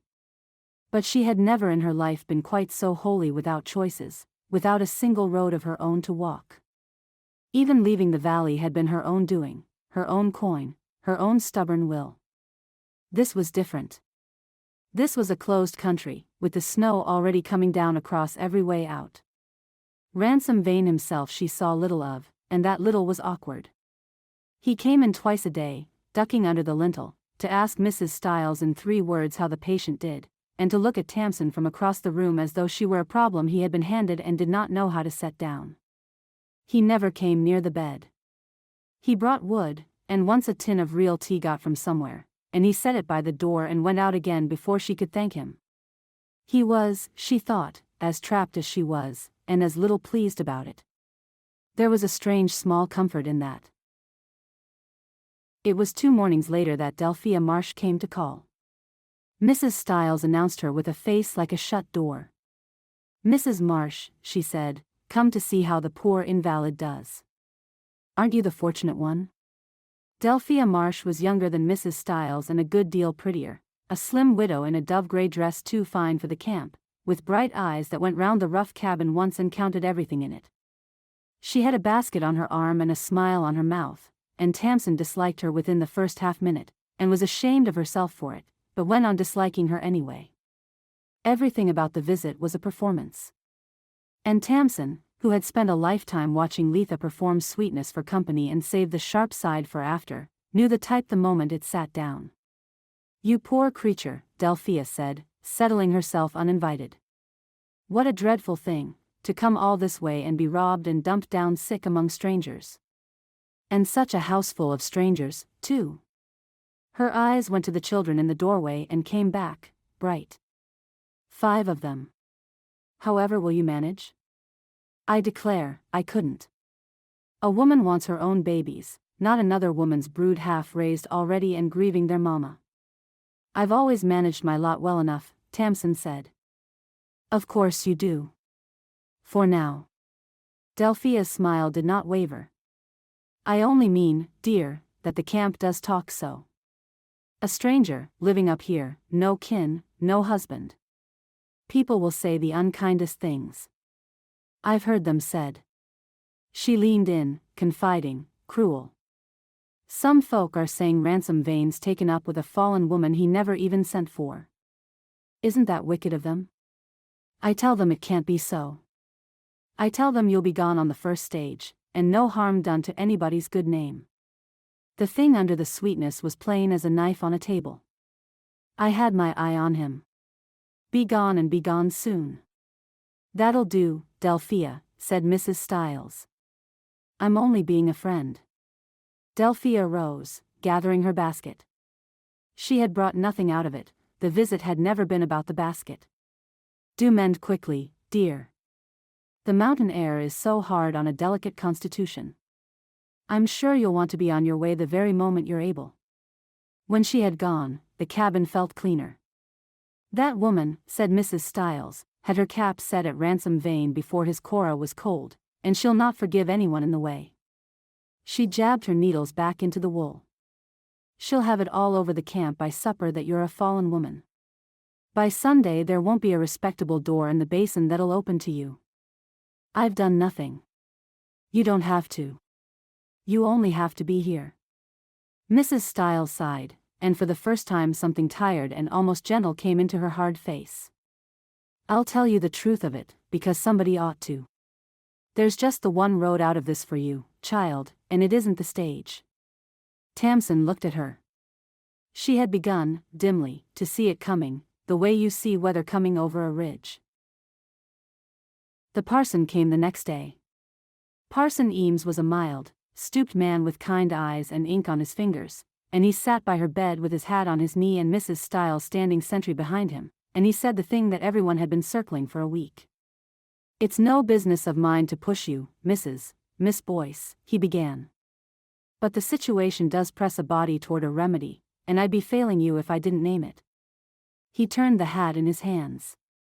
You've no means and no road home before spring. Ransom Vane is a good man with 5 children who want a mother, and a name to give that would stop every wicked tongue in this camp in a single afternoon. If the two of you were to marry, why, the difficulty resolves itself. You'd have a home and a keep and your good name. The children would have someone. And the talk would die for want of anything to feed on. He said it so kindly. That was the worst of it. He laid it out as a gift, a deliverance, a kindness done to a stranded woman. If he had bullied her, she could have fought him. If Delphia had been the one to say it, she could have spat it back across the room. But it came from a gentle old man with ink on his fingers who truly believed he was saving her soul and her body both, and there was no fighting that. Kindness was the one weapon she had never learned to turn aside. And Tamsin, lying there with her useless wrist and her empty purse and 5 months of closed road between her and home, looked at the kind, hopeful face of the parson and saw it for exactly what it was. A noose. A noose held out to her, gently, by good people who meant her nothing but well, and called a lifeline. Chapter 8. She turned it every way in the long nights that followed, looking for the door that wasn't there. She could refuse, and starve, or freeze, or worse, when Mrs. Stiles went home and the cold came down. She could throw herself on the camp's charity and watch every respectable face turn away, Delphia Marsh smiling at the head of them. She could wait for spring and a stage that might not run, with no roof to wait under and no coin to wait on. Every road she walked in her mind led to the same blank wall. She did the sum a dozen times, hoping for a different answer, and got the same one every time. There were no kin to wire for money, for there was no money in the valley to send. There was no friend in all the West to take her in. There was not even, she thought with a bleak flicker of something that was almost humor, a respectable way left to be ruined, since the camp had already decided she was ruined without her lifting a finger toward it. And one road did not. One road led to a home, and a keep, and a name, and a winter survived. It led there with 5 children and a silent stranger and a heart she did not mean to give. But it led there. She was not a romantic. She had stopped being one somewhere on a grade above a green river. She was a practical woman who had been practical since she was 9 years old, and a practical woman took the door that was open and shut her feelings in a drawer. She thought, once, of the letters. Of the man who had written "I can write to you what I could never say," the man she had built in her own head out of birdsong and lamplight. She had crossed the country to marry that man. She hadn't found out the truth of the letters, and she was so ashamed of her own naivety and her own innocent trust, she didn't ask. Besides, it was only right that she be offered the truth. And she hadn't been offered any truth at all. Now she would be marrying, instead, a silent stranger who could scarcely meet her eye, in a borrowed coat, for a roof over the winter. Wherever the other man lived, the tender one, the one of the letters, he did not seem to live in this house. She did not let herself wonder further, yet, where he did live. She had no room left over for wondering. She had room only for getting through. She told Mrs. Stiles she would do it. They were married 3 days later, in Parson Eames's front parlor in Idaho City, on a cold bright morning with the first snow already dusting the high peaks above the camp. It was a bare little ceremony. Tamsin wore her one good dress, which Mrs. Stiles had cleaned and pressed with her own hand. Ransom wore a coat she had not seen before, too tight in the shoulders, his hair wet-combed and his jaw freshly scraped, looking like a big animal led somewhere it did not understand. The parlor was cold and smelled of ink and wood smoke, and a clock ticked on the mantel through the whole of it. Outside, somewhere down the muddy street, a teamster was cursing a stuck wagon, and the ordinary noise of the camp went on as though this were any morning at all, and not the morning Tamsin Boyce signed her whole future over to a stranger to keep from freezing. The Stileses stood up as witnesses, Mr. Stiles a small quiet man entirely swallowed by his wife. The parson read the words. Tamsin said hers in a steady voice that did not feel like hers. Ransom said his low, his eyes on the floor, and when he came to "I will" he said it the way a man reads off a debt he means to pay, plainly, with no pretense that it was anything but owed. There was no ring. Neither of them had thought of it, and the parson, bless him, did not remark on it. When it was done, Ransom did not kiss her. He stood holding his hat, and she stood holding her splinted wrist, and a yard of cold parlor air stood between them, and that, Tamsin understood, was the honest measure of what they were to each other. "Well," said Mrs. Stiles, into the silence. "It's done, and it's decent, and that's what matters. Mr. Vane, take your wife home before she takes a chill." "Your wife." The words landed strange in the room and sat there. They drove back up to the homestead in the cold, side by side on the buckboard seat, and they did not speak the whole way. Tamsin watched the snow on the peaks and tried to feel married and felt only tired. It was at the house that the real awkwardness began. Mrs. Stiles had arranged for a neighbor woman down the road to keep the children through the morning, and they came home at dusk and stared at the stranger who was now, by some grown-up arrangement none of them had been asked about, meant to belong to them. Bertie tried to smile and could not quite manage it.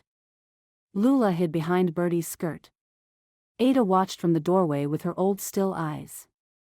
The baby, Posy, was the only one unbothered. She reached for Tamsin's dark hair and crowed. Tamsin looked at the 5 of them ranged about the cold room, none of them hers, none of them wanting her, and felt the full enormity of what she had taken on settle down over her shoulders. She had married a man for a roof. But it was not only a man she had married.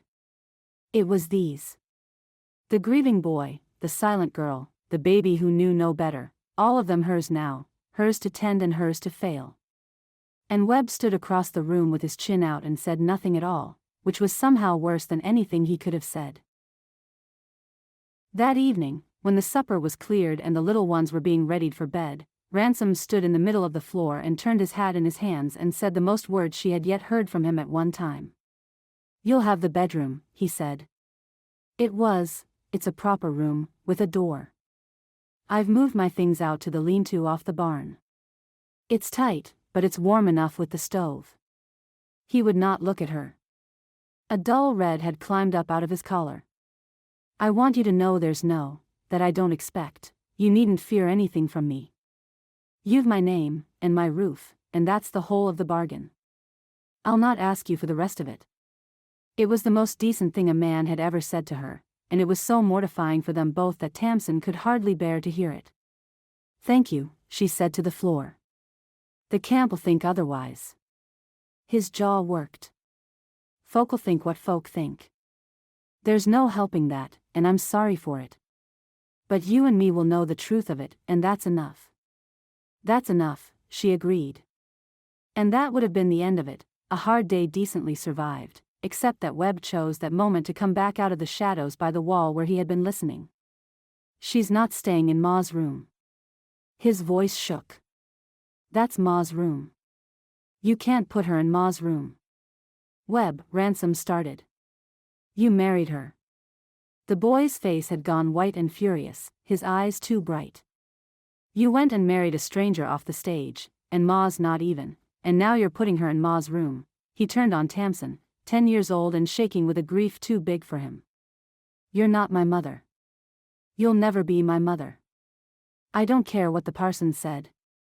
I hate you, and I want you to go back where you came from. Webb. Ransom was on his feet, his face like thunder. Leave him be. Tamsin said it quietly, and something in her voice stopped Ransom where he stood.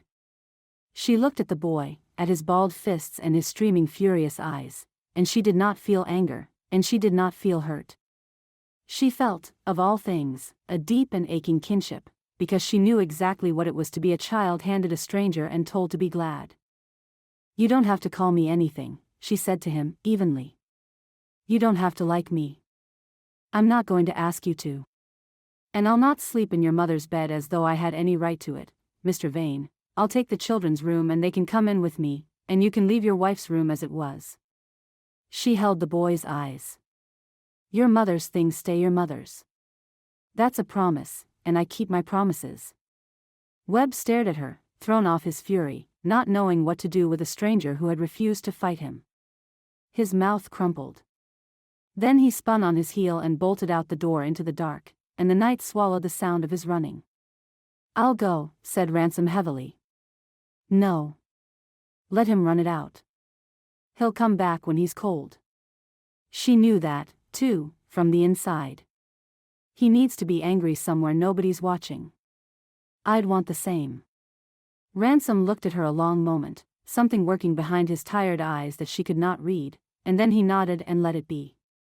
He lowered himself back into his chair. You're not what I expected, he said, and then seemed to hear how that landed, and a slow red climbed his neck. I mean it kindly. I don't rightly know what I did expect. But a woman who'd say a thing like that about my boy and mean it, I didn't look for that. It was the longest kindness he had offered her yet, and it came out so clumsy and so plain that she did not rightly know what to do with it. Later, when the house was dark and quiet at last and Webb had crept back in shamefaced and gone to his corner, Tamsin lay awake in the narrow children's bed with Lula's warm back against her spine and Posy snuffling in the box cradle near her head. So, this was where she had come to. A married woman who was no wife. A mother to 5 children who were not hers and did not want her. Penniless, splinted, 2,000 miles from a home that had never wanted her either. She did not let herself cry. Instead, in the dark, she made herself a plan, because a plan was a thing a body could hold on to, and despair was not. She would mend. The wrist would heal, and she would take in mending and sell eggs and put by every coin she could, quiet and patient, the way she did everything. And when the spring came and the passes opened and the stages ran again, she would have her fare, and she would go. She would leave this forced family free of her. She would leave the children better than she found them, and leave Ransom Vane his honest name, and take herself off where she could fail nobody. It was the one gift she had to give them, this leaving, and she would give it well. It was a good plan. It was a sensible plan.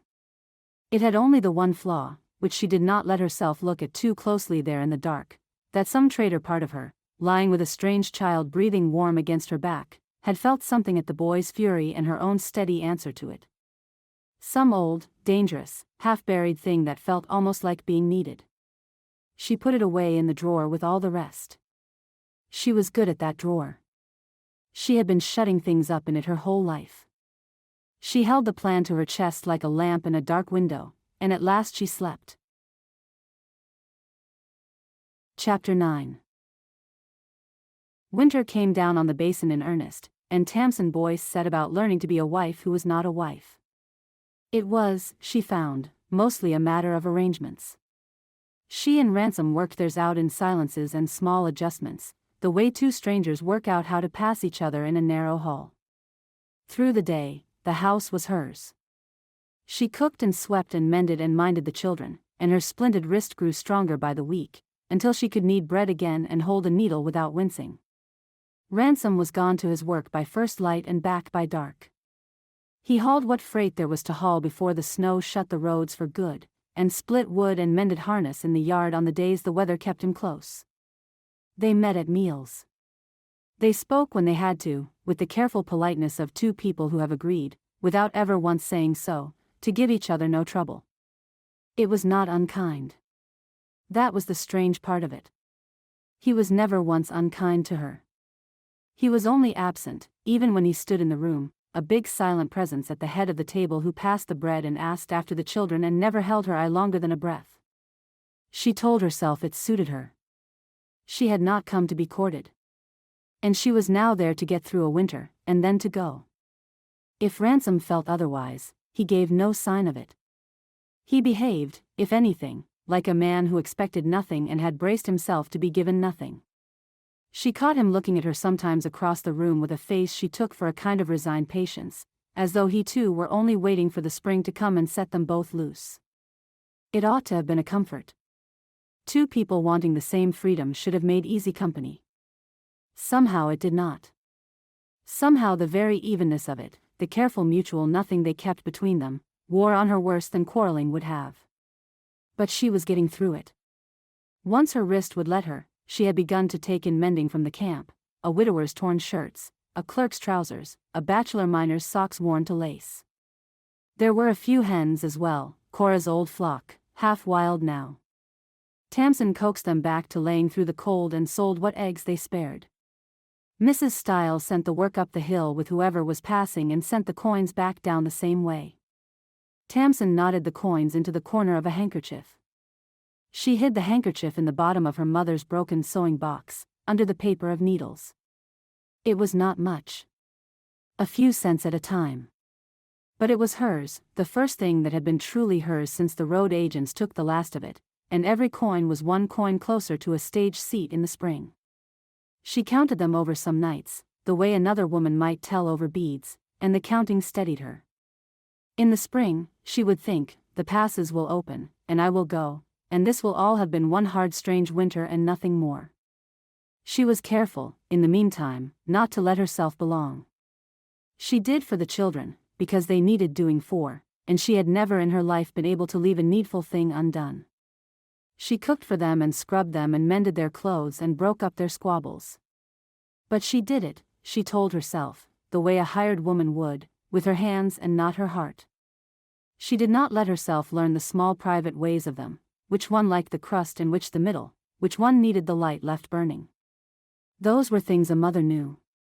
She was not their mother. She was a woman passing through. Webb made it easy. He had not forgiven her the wedding, and he watched her across every meal with a wariness that suited her well enough, for it is hard to grow attached to a boy who plainly wishes you gone. The others were harder. Lula had taken to following her about like a duckling. Ada watched from doorways with those still dark eyes and gave nothing and took nothing, and Tamsin, who did not yet know about the thimble and the knothole, thought her only shy. It was harder work than she had bargained for, this holding herself apart. A dozen times a day some small hand reached for hers, or some small trouble wanted mending, and a dozen times a day she did the mending and withheld the warmth and told herself it was kindness. A child who leaned on a woman who was leaving would only be hurt the worse for it come spring. Far better to keep her distance now and spare them all the grief later. She was so busy reasoning it that she never noticed how much of the reasoning was for her own sake, and how little of it was for theirs. Supper was the worst of it, in its quiet way. 6 of them around the table and the 7th a stranger. Ransom at the head with his eyes on his plate. The children had learned to be careful, the way children learn the weather of a house. They watched their father, and they watched the woman come to sit in their mother's place, and they minded their manners and said little. Tamsin would set down a good plain meal made with her own hands, and pass the bread, and answer what was asked of her, and feel the whole while like a boarder at a table where no one had quite decided she belonged. It was the baby who undid her. It came on a bitter night deep in December, past midnight, when the cold outside was a living thing that pressed at the chinking and found every crack in the walls. Posy had been fretful for days, red-cheeked and miserable, gnawing her fists, a new tooth working its slow way through. That night she woke past 12 and would not be hushed. She cried and cried, the thin worn-out wail of a baby past the end of herself, and it filled the dark room and would not stop. Tamsin lay on her cot and listened to Bertie get up in the dark, as Bertie always got up, and gather the baby, and walk her, and sing to her in a small, cracked whisper. She listened to it go on, and when at last she raised herself on her elbow, she could see Bertie in the banked firelight, 12 years old, swaying on her feet with exhaustion, her own eyes shut, the baby still shrieking against her shoulder. She couldn't remain in bed any longer. "Here," Tamsin heard herself say. "Give her here. Go and sleep." "I've got her," Bertie mumbled. I know you do. Give her here anyway." And Bertie, too tired to argue, gave the baby over and stumbled back to bed, and was asleep before her head was down. Tamsin took the hot, furious, miserable little body against her shoulder, and she did the thing her hands had done 10,000 times without ever once being thanked for it. She walked. She walked the dark room slow and steady, and she cupped the small hot head in her palm, and she made the low wordless sound in her chest that she had made for Della and for every baby before Della, the sound that was older than words. She pressed her lips to the fevered little temple. She murmured that it was all right, that the tooth would come, that morning would come, that she was here. And Posy, by slow degrees, began to quiet. The shrieks became sobs. The sobs became hitching breaths. The small rigid body went heavy and loose, the fists uncurled against Tamsin's collar, and the baby gave one last shuddering sigh and dropped all at once into sleep, her wet face buried warm in Tamsin's neck. The silence after was enormous. Tamsin stood in the middle of the dark room with the sleeping child heavy in her arms, and something happened in her chest that she had not given it leave to do. The small warm weight against her shoulder, the damp breath on her neck, the plain animal trust of the little body gone slack in her hold, it undid a knot she had not known she carried, a knot she had been drawing tighter for 23 years. Her eyes stung. Her throat ached. "I am good at this," said a small traitor voice, from the deep place where she kept the things she would not look at. "I have always been good at this." She stood very still and did not let herself hear it. But the voice had spoken, and a thing once spoken cannot be quite unheard. She had been told her whole life that she had no gift for this. She had believed it the way you believe a thing you are told 1,000 times. And here in the dark, with a soothed child asleep on her shoulder and the proof of it warm against her neck, the old certainty cracked, just a hairline, just enough to let a little unwanted light in. Then she knew she was not alone. Ransom stood in the doorway from the main room, a stick of firewood in his hand. He came in from the barn to feed the stove every few hours through the cold nights, so the children would not wake to a dead fire, and he had stopped on the threshold, and she did not know how long he had been standing there. For a moment neither of them moved. In the red half-light his weathered face was not shut the way it always was at the table. It was open, and wondering, and something worked behind his eyes that she could not name, some old grief, and beside it a new and careful thing rising. He looked at his wife standing in the dark with his sleeping daughter against her heart, and he looked like a man seeing something he had given up on ever seeing again. "She wouldn't quiet for me at first," Tamsin said, low and absurd, as if she owed him the explaining. "Nor for Bertie. She only needed. I heard." His voice was rough as gravel. "I came to see to the fire." He looked down at the wood in his hand as though he had forgotten it, then back at the baby. "You've a way with her." It was nothing.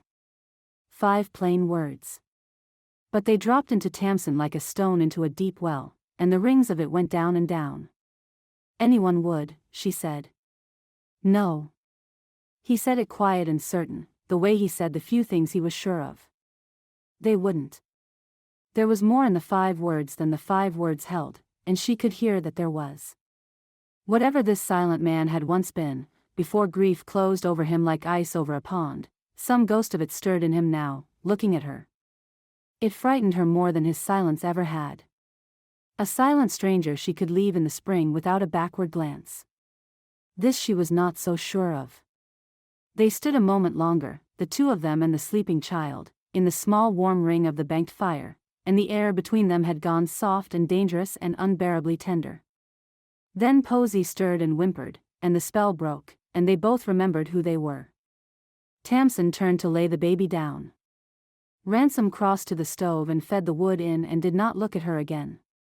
By the time she had settled Posy in the box cradle, he had gone back out to the barn, and the cold he let in behind him was already thinning the warmth. Tamsin lay back down on her cot in the dark. It changes nothing, she told herself. A baby is a baby. Spring is coming. I am going. She said it over like the counting of coins. But she lay awake a long while, with the ghost of the small warm weight still on her shoulder, and for the first time since she had come to this house, the plan did not quite steady her. Chapter 10. If the baby was the first crack in her, the girl was the second, and Tamsin fought that one harder. She could not help but see herself in Bertie. That was the whole trouble of it. She would come into the kitchen and find the child bent over a washtub with her sleeves shoved up and her thin arms red to the elbow. Or up on a stool to reach the high shelf. Or jogging a fretful Posy on one hip while she stirred a pot with the other hand, doing three things at once with the grim competence of a woman 3 times her age. And every time, it was like looking through a window that gave onto her own past. She knew that child. She had been that child. She knew the ache in those thin shoulders and the list that ran forever in that young head, meal after chore after baby after mending, world without end. She knew what it was to be the one that everything fell to, and to be 12 years old, and to be so tired. There had been no one, in Tamsin's own girlhood, to see that tiredness and take pity on it. Her stepmother had seen only a useful pair of hands. And so, the sight of Bertie, capable and weary and far too young for either, reached clean past all Tamsin's careful arithmetic about leaving and took hold of something she could not argue with. She might manage to keep her distance from a house. She was finding she could not keep it from this child. And knowing it, she could not leave the girl to it. That was the thing about Tamsin, the thing that had shaped her whole hard life. She had never been able to watch a needful thing go undone, or a child carry what a child should not have to carry. So she began, without quite deciding to take the weight off. She did it sideways, the way you gentle a shy animal, never making a fuss of it. She reached the high shelf herself and said nothing. She took the heavy wet wash out of Bertie's raw hands and set the girl instead to the pleasant work, the drying and the folding. She took over the bread. She took the baby whenever the baby wanted taking. And once, finding Bertie up before dawn again to lay the fire, she sent her back to bed with a flea in her ear. "You're 12 years old," she told her. "The fire can wait on grown hands. You'll wear yourself down to a thread before you're grown, and then where will any of us be?" Bertie had looked at her with such naked startlement that it near broke Tamsin's heart. As though no one had told her, in a year and a half, that she was allowed to be tired. As though it had never once occurred to the child that the load might be set down. "Go on," Tamsin had said, more gently. "Sleep another hour. I'll wake you if the house burns down." And Bertie had gone, looking back twice as though she could not quite trust it, and had slept, and had come out an hour later with her face still creased from the pillow. Watching her, Tamsin had felt a fierce and unaccountable satisfaction, as though she had won some small skirmish against the whole hard world. After that the girl began to unfold, slow and shy, like something that had been kept too long in the dark. She took to trailing Tamsin about the house.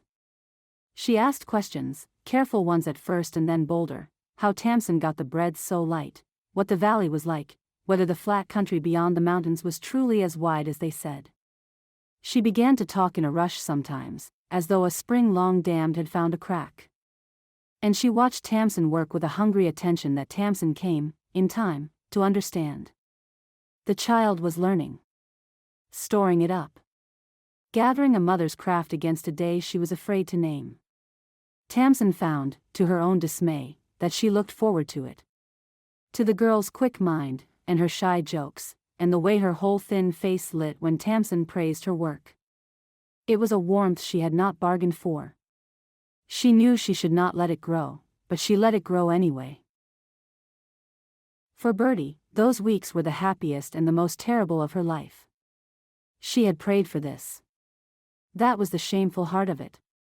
Alone in the dark all those months, writing her letters by a stub of candle, she had prayed for exactly this, a woman in the house who was kind, and capable, who would take the weight and leave Bertie free to be, only sometimes, only a little, a child again.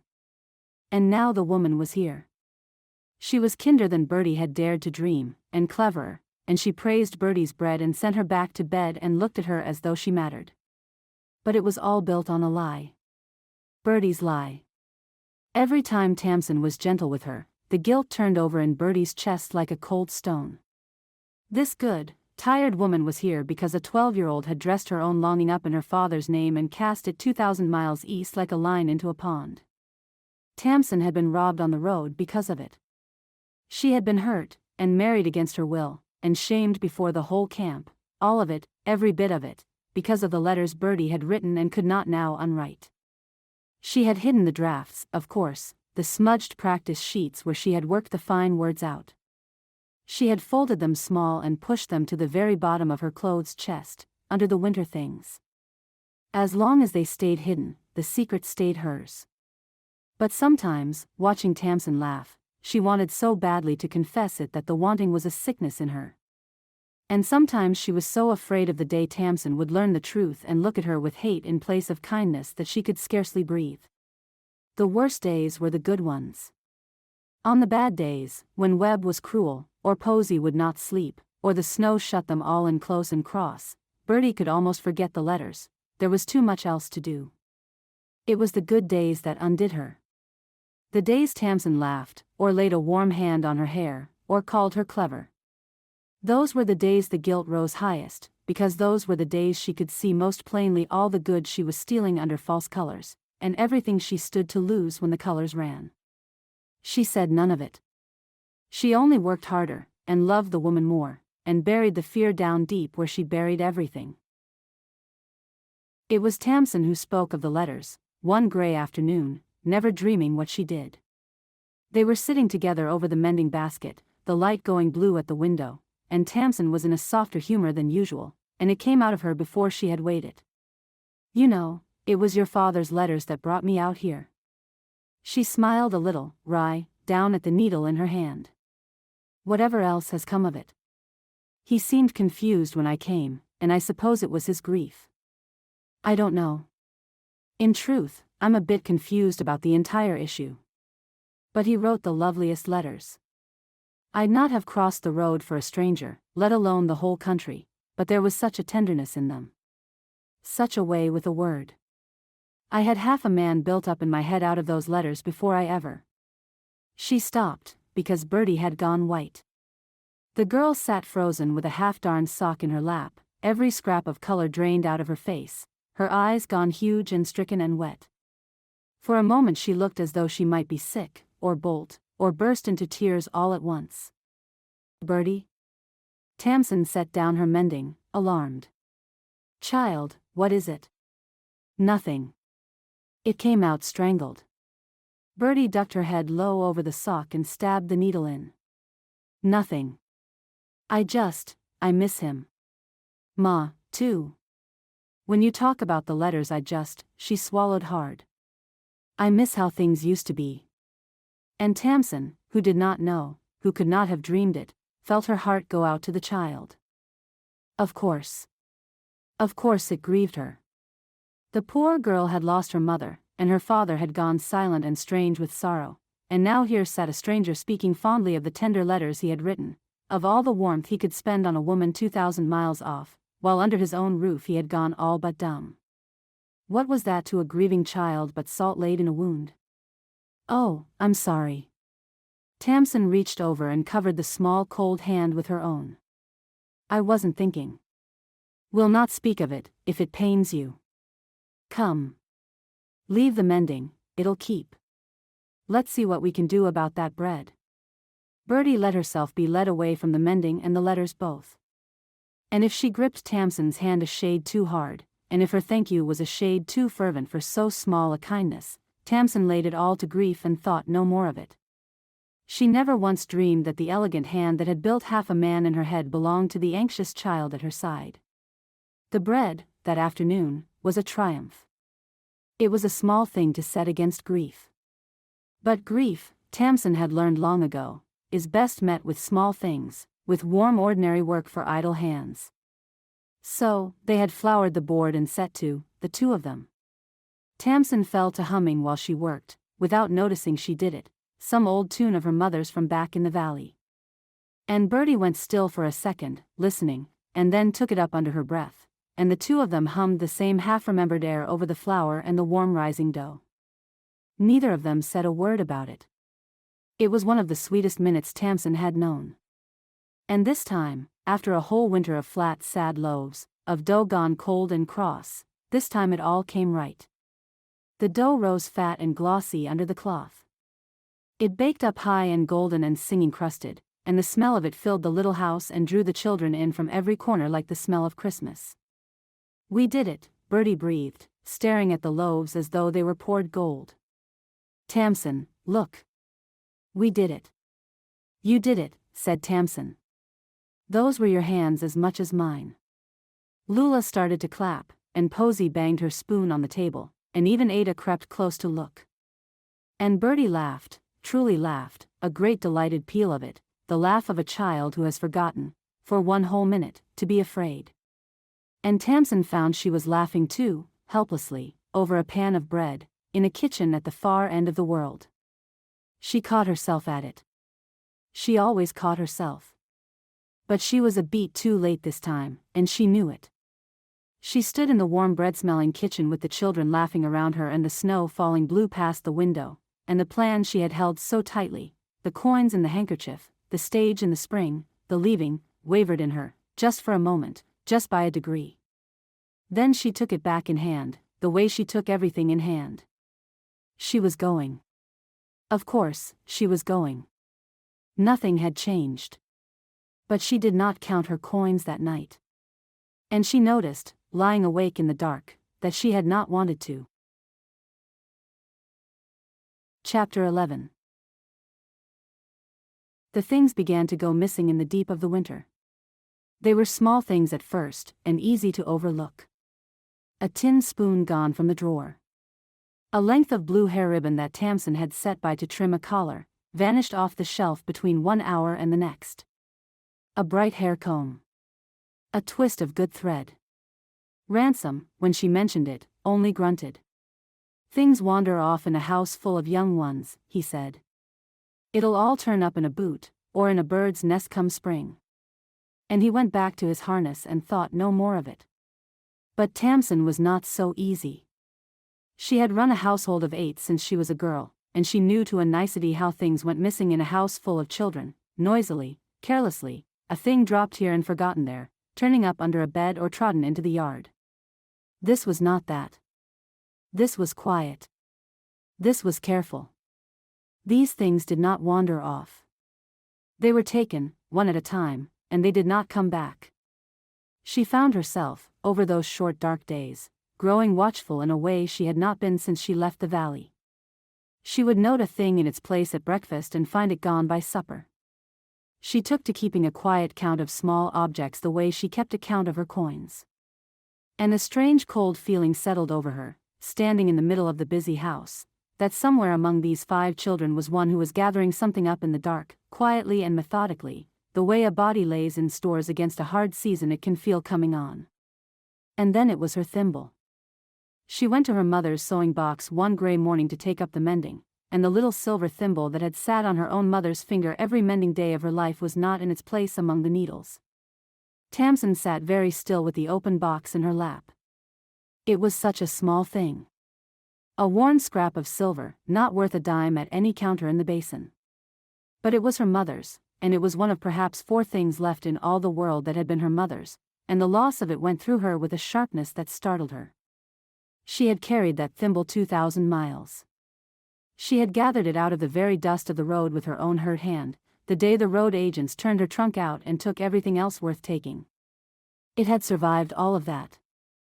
And now, safe at last under a good roof, in her own room and under her own eye, it was simply gone. It was almost more than she could bear, that it should be lost here, of all places, after everything it had come through. She did not cry out. She did not turn the house over. She sat and looked at the little dent in the needle paper where the thimble had lain, and she thought. It was on the second day of her watching that she understood it was Ada. Not from anything the child did. From what she did not do. When a lost thing was mentioned in front of the others, Webb complaining of a mislaid jackknife, Lula wailing over her ribbon, the little ones fussed and denied and pointed fingers, the way children do. But Ada went still. She went so still it was like a held breath, her small face shut tight as a fist, her eyes down, and she did not say one word until the talk had moved on. And then she breathed again. Tamsin knew that stillness. She had worn it herself, as a girl, over things she could not let anyone see. She began to watch the child in earnest then, not to catch her out, but to understand her. And the more she watched, the more the truth of it came clear, and the more it grieved her. There was no mischief in Ada. There was no greed. There was only a small, silent, careful keeping, a squirreling away of little dear things. And Tamsin, who had by now pieced together the whole sad history of this house, did not have to reach far to guess what the child was keeping, or against what dark day she was keeping it. She tried, once, to reach her. She found Ada alone one afternoon, sitting in the cold on the step of the lean-to with her hands closed in her lap, and Tamsin sat down beside her, slow and easy, the way Ransom sat down by a nervous horse. "You know," Tamsin said, "to the yard and not to the child, when my own mother died, I was near your age. And there was a little needle case of hers, mother of pearl, that I couldn't bear to let out of my sight. I used to hide it away, so no one could take it. So, it would always be mine." She kept her eyes on the far white hills. "I never told a soul. I thought if I told, they'd make me give it up." Beside her, Ada had gone rigid. "I'm not going to make anybody give anything up," Tamsin said, softly. "I want you to know that. Whatever a body needed to keep, to feel safe, I'd think it would be a fine thing to keep. I'd not take it from them. Not ever." For one moment, one held, trembling moment, she felt the child beside her waver on the very edge of it. She felt Ada almost turn, almost speak, almost lean. Then somewhere in the house Posy cried, or a door banged, or the old fear simply won. Ada shot up off the step and was gone, around the corner of the barn and away, quick and silent as a deer, and the moment closed over like water over a dropped stone. Tamsin sat alone on the cold step and let out a long breath. She could not be angry. She could only ache for the child, and wait, and leave the door standing open, and hope that one day the little one might be brave enough to walk through it. Ada guarded her small grief as fiercely, Tamsin thought, as she herself guarded her own. The thaw came a week later, a false and sudden warmth that turned the snow to slush and set the whole basin dripping and running. It was the kind of day that fools a body into thinking spring has come early. The sun had teeth in it for the first time in months. Water ran everywhere, off the eaves, down the ruts, and loud in the big flume that carried the diggings water along the lower edge of the vein land, a wooden race running bank full and fast and gray with snowmelt. Tamsin had a bundle of finished mending to carry down to Mrs. Stiles, and the day was fine, so she took the children along for the air, all but Bertie, who had stayed to mind the baby. They went down the path in a straggle, Webb ranging ahead and pretending not to be with her, Ada close and quiet, Lula darting everywhere at once like a thing let off a string. It was Lula, of course. It was always going to be Lula. A gray jay, one of the bold camp robber birds that will take bread from your very hand, dropped down onto the flume's edge ahead of them, cocked its head, and hopped along the icy plank. And Lula, shrieking with delight, went after it. "Lula," Tamsin began. The bird hopped. Lula ran. The bird flew up and lit again a little farther on, right at the lip of the race, and Lula's small boots hit the ice-slick planking at the flume's edge and shot out from under her. Tamsin did not think. There was no thinking in it at all. She dropped the mending in the mud and ran. Her lately mended wrist screamed as she flung out her arm, and she did not care. She got a fistful of the back of Lula's coat in the half-second before the child went into the water. She hauled her back and down, and the two of them went over together into the slush on the bank in a tangle of skirts and boots. The flume raced on beside them, gray and cold and pitiless, a foot from where they lay. Had the child gone in, it would have taken her under and away before a soul could reach her, down through the dark planking to the diggings, and there would have been no getting her back. Tamsin held the little body hard against her and shook. Lula, unhurt, more startled than frightened, squirmed and complained. "You made me fall in the mud." "Yes." Tamsin's voice was not steady. "Yes, I did. I'm sorry. The bird got away." "Let it go." She pressed her face for one moment into the child's damp hair and breathed and let the terror run out of her. "Let the bird go, sweetheart. You're all right. You're all right now." She looked up. Webb stood a few feet off, gone white as paper, staring from the flume to Lula to Tamsin with a look she had never seen on him before. Ada stood frozen a little beyond him, both hands pressed hard over her mouth. They had both seen how near a thing it had been. For a moment none of them could speak. The jay was long gone. The water roared on. And Tamsin, kneeling in the mud with the live warm weight of the child in her arms, felt the truth of it go through the three of them at once, silent and enormous. How close, how very close, in the space of 3 heartbeats, this family had come to a grief there that would not have been mended. They did not go on to Mrs. Stiles's that day. Tamsin gathered up the muddy mending and gathered up the children and took them all home, and she held Lula's hand the whole way, and Lula, sensing at last that something serious had happened, did not once pull away. She sent word to Mrs. Stiles through Wade. By evening the story was down in the camp, for such things travel fast, and by the next day it had grown in the telling until half the basin had heard how the freighter's new wife had thrown herself at the flume and snatched the vain baby from the very jaws of the water. Mrs. Stiles sent up a note that was gruff and pleased. Even Delphia Marsh, it was said, had allowed that it was well done. Tamsin cared nothing for any of that. What she could not stop turning over was Webb. He had said not one word to her since the flume or the errand. But that night, when she was banking the fire, he came out of the shadows and stood there a moment, awkward, not looking at her, and then said it very low and very fast, as though the words cost him dear. "You saved Lula. Anyone would have." "No." He echoed his father without knowing it.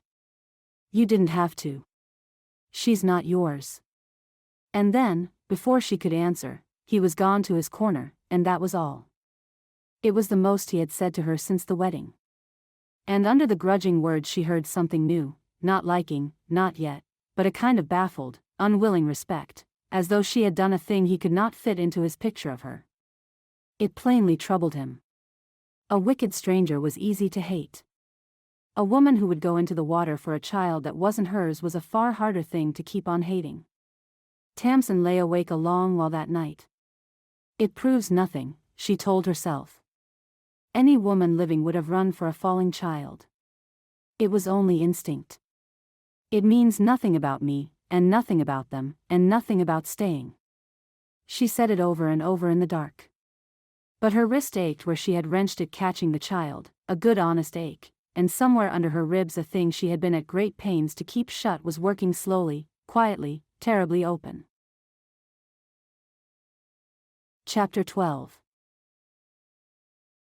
Whatever softness had come into Webb at the flume, he made her pay for it within the week.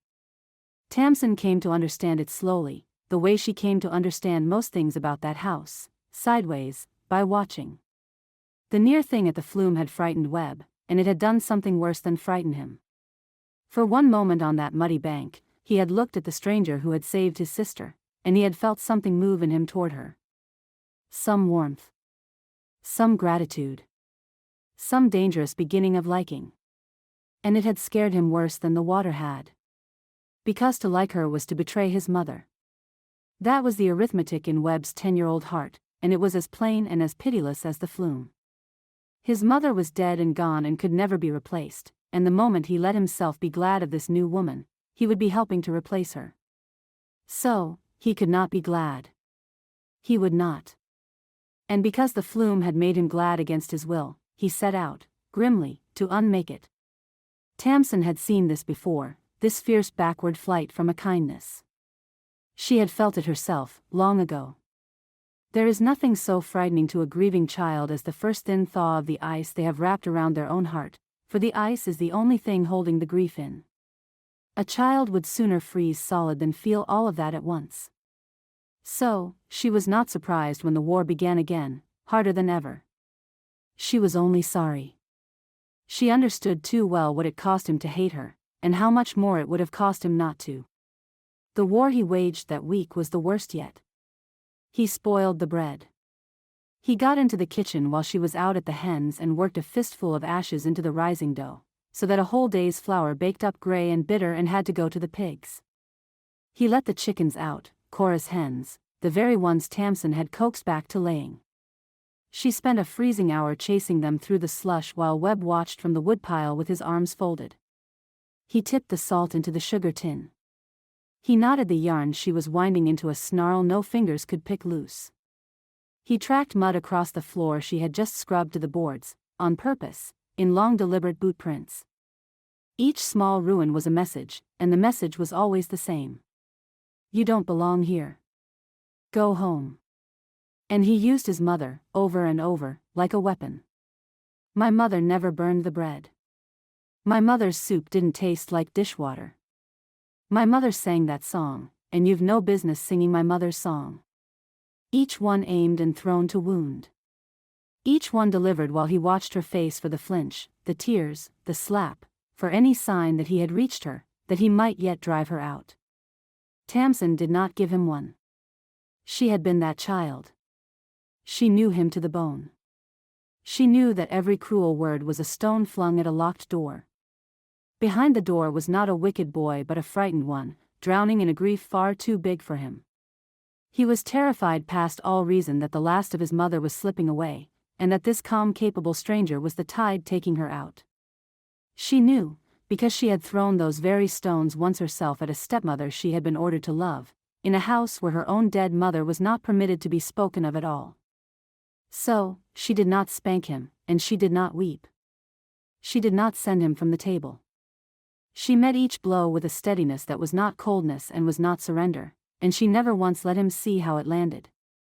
She cleaned up the ash-filled dough without a word. She caught the hens without a word.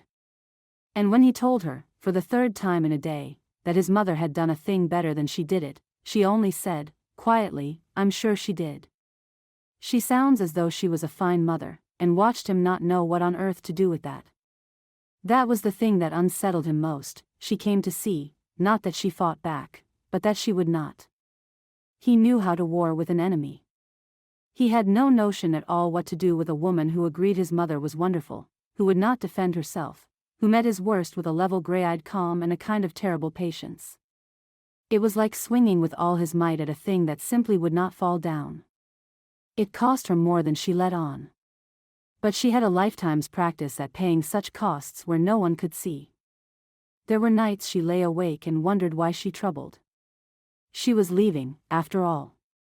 Come spring she would be gone, and this angry boy would be no concern of hers, and it would be far easier to let him drive her to the edges of the house and keep to herself until the passes cleared. But she could not do it. She looked at Webb and saw a child fighting the whole world with the only weapons a child has, and losing, and alone. And something in her that was older and stronger than any of her plans simply would not turn away from it. It came to a head on a gray afternoon when she caught him at last in a lie he could not wriggle out of. He had poured out the milk and blamed the barn cat, and the cat had been shut in the lean-to the whole morning. And even then, she did not scold him. She only looked at him, steady and sorry, and said, Webb, you don't have to do this. I'm not trying to take her place. Nobody ever could. It was the wrong thing, or the right thing, she never afterward knew which. His whole face crumpled at once. He made a small sound, like something tearing.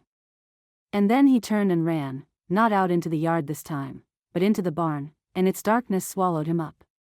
Tamsin let him go. She finished the milking he had spoiled. She gave him the better part of an hour. And then, because she could not help herself, because she had never once in her life been able to leave a hurting child alone in the dark, she went out across the muddy yard to the barn. He was in the far corner, folded up small in the straw the way Ada folded herself up small, and he was crying. It was not the angry crying of a boy caught out, but the deep, helpless, bottomless crying of a child who has lost his mother and cannot get her back. He was crying up at the wall, where a rusty horseshoe hung nailed above the old stall. She put that there, he said when he heard her behind him, though he did not turn. He was past hiding it now. Ma did. For luck. She stood up on a bucket and nailed it herself, and she said as long as it hung there, we'd always come home safe. His voice went to pieces. And she didn't. She didn't come home. She's under the hill. What good's the stupid horseshoe, if she's under the hill? The words dissolved into weeping, the raw unashamed weeping of the very young. Tamsin's own eyes stung to hear it. She knew that sound. She had made it herself once, in another barn, in another life, over another woman gone under another hill. Tamsin did not go to him. She did not gather him up, though everything in her ached to. She had learned, the hard way, in her own girlhood, that there is a grief that cannot bear to be touched, that a reaching arm only shames. So, she did the other thing. She sat down in the straw an arm's length off, her back against the rough plank wall, and she looked up at the horseshoe with him, and she let him cry, and she stayed. After a while, when the worst of it had passed, she spoke, low, to the horseshoe, and not to him. I was 8 when my mother died, she said. And they gave me a stepmother inside the year, and everyone told me how lucky I was, and how I ought to love her, and how grateful I ought to be. She kept her eyes on the rusty iron. And I hated her. I hated everyone who tried to stand in the place where my mother had stood. I hated them for being alive when she wasn't. It wasn't fair of me, and it wasn't kind, and I couldn't help a scrap of it. They thought there was something wrong with me, she went on, quieter. A cold girl, they called me. A girl with no love in her. But it wasn't that I had no love. It was that I had too much of it, all of it meant for one person, and that person was gone, and there was nowhere left to put it. So, it turned hard. Love with nowhere to go always turns hard. She kept her eyes on the rusty iron. I'd not have that happen to you, Webb. Your ma wouldn't have wanted it. And neither do I. She was quiet a moment. So, I know, Webb. That's the whole of what I came out here to say to you. I know. You don't have to pretend with me. You don't have to like me. You only have to know that I know. Webb said nothing. He scrubbed his face with the heel of his hand, hard, and would not look at her, and said not one word. But he did not tell her to go. And they sat there together a long while in the cold barn, the woman and the furious grieving boy, beneath his mother's horseshoe, and neither of them spoke again, and something between them, not friendship, not yet, not near it, but something, some first thin thread of a thing, was quietly spun. That night Webb ate his supper with no cruelty thrown across the table. He did not thank her. He did not soften to her in any way a stranger could have marked. But the ashes stayed out of the bread after that. The hens stayed in their coop. The small cruelties fell away one by one, and no new ones rose to take their place. It would be a long time yet before Webb would call her anything but you, and longer still before he sought her out of his own accord. The thaw in him came the way the thaw comes to that high country, not all at once, but grudgingly, an inch a day, with hard freezes still ahead. But it had begun. Somewhere in that cold barn she had stopped being the enemy and become instead the one grown person in his world who did not need him to pretend he wasn't broken. And that, she knew, was worth more to a boy like Webb than any amount of easy affection. It was not much. It was not love. But it was a truce, unspoken and unsigned, and it was ground a body could build on. And Tamsin, who had told herself for months now that she was only passing through, that she was building nothing, that she would carry none of this away with her when she went, lay awake that night and knew, with a sinking and traitorous certainty, that she had just set one more stone in a foundation she had sworn she would never lay. Chapter 13. The winter broke at last in the first week of March. It did not go all at once. It went the way winter goes in that high country, in fits and false starts, a warm day, then a hard freeze, then 2 warm days, the snow drawing back off the south-facing slopes in patches of brown and then black mud. But it was going. A body could feel it going. The eaves ran all day now, and the creek came up loud in the nights, and down in the camp the men who had been idle all the long winter began to talk of the roads opening and the diggings coming back to life. For Ransom it meant the freighting season. Through the winter there had been little enough hauling, and he had scraped by on odd work and on what was laid up. But come the thaw the wagons would roll again, and the freighting was their bread. It was in that first thawing week that the letter came. Before she even took it, she realized that she was going to have to begin working lessons with the children. Cora had done it before, and she should continue it. Hopefully, soon there would be a proper teacher and school for the children. The letter came up from the camp with a boy who had been paid a penny to carry it, a folded, sealed letter, addressed to Mr. R. Vane in a clerk's fine copperplate. Tamsin took it at the door and carried it to Ransom, where he sat mending a trace at the table, and she saw at once that something was wrong. He took it from her the way a man takes hold of a snake. He turned it over. He looked at the seal a long moment. Then he set it down on the table by his elbow and went back to the trace and did not open it. It sat there all through dinner. It sat there while he went out to the barn and while he came back in. By evening it was still lying sealed by his plate, and Tamsin, who had been watching it and watching him all the day, understood at last. She waited until the children were abed. Then she sat down across from him and said, gently, "Would you like me to read it to you?" The look he gave her was terrible. It was the look of a big proud man caught out in the one thing he could not do, the thing he had spent a lifetime hiding. For a moment she thought he would rise and walk out. His jaw worked. His big hands lay still on the table. "I can read some," he said at last, low, not looking at her. "Print, mostly. Slow. I can make out a bill of lading if I take my time over it. But this," he pushed the letter an inch toward her with one finger, as though it had done him a wrong. "This kind of hand. The fancy writing. I never got the way of it." "Cora used to read them to you," Tamsin said. It was not a question. She had understood it in a rush, how a wife who could read had covered for him all those years, and how the covering had died when she did. Cora did the letters, he agreed, very quiet. And the figures. She had her schooling, back east. "I had a few winters of it between the plowing, and then my pa passed and that was the end of school for me." He turned his rough hands over and looked at them as though they belonged to some other man. "A grown fellow that can't read his own mail. You'll have had finer than that, where you come from."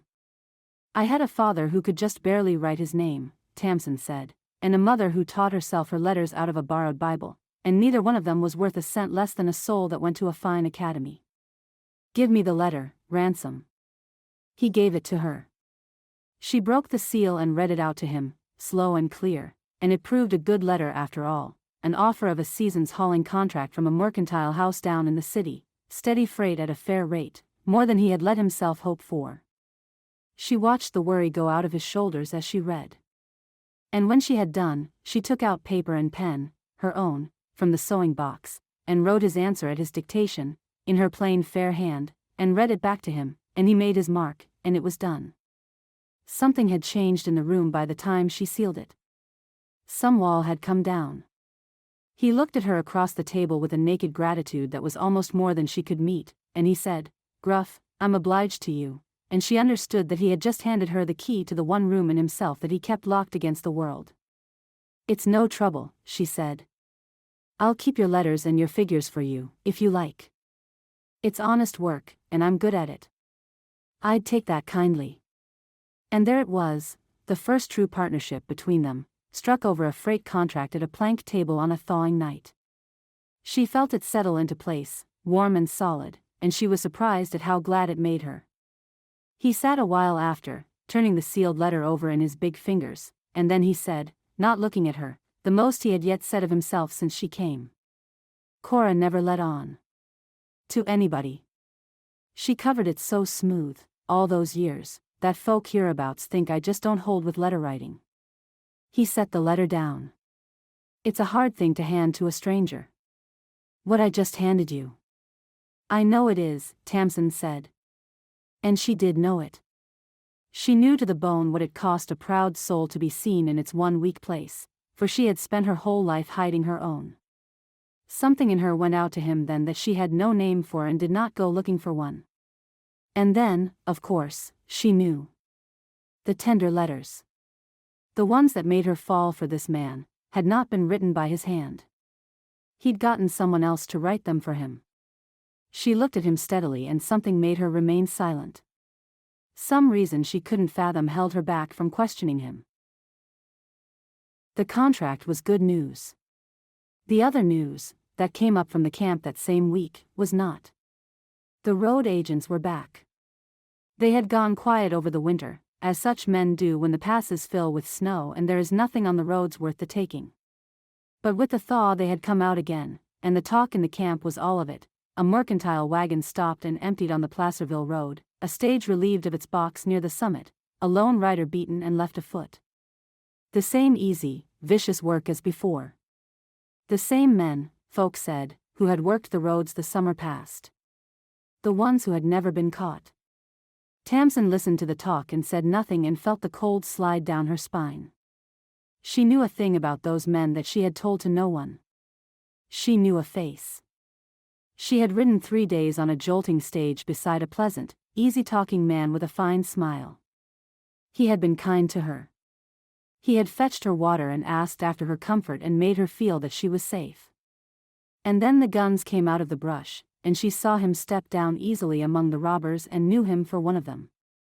She had never spoken of him, for what was there to say, and to whom? But she had not forgotten his face, and she never would. And the thought that he was out there again now, working the same roads her husband was about to drive.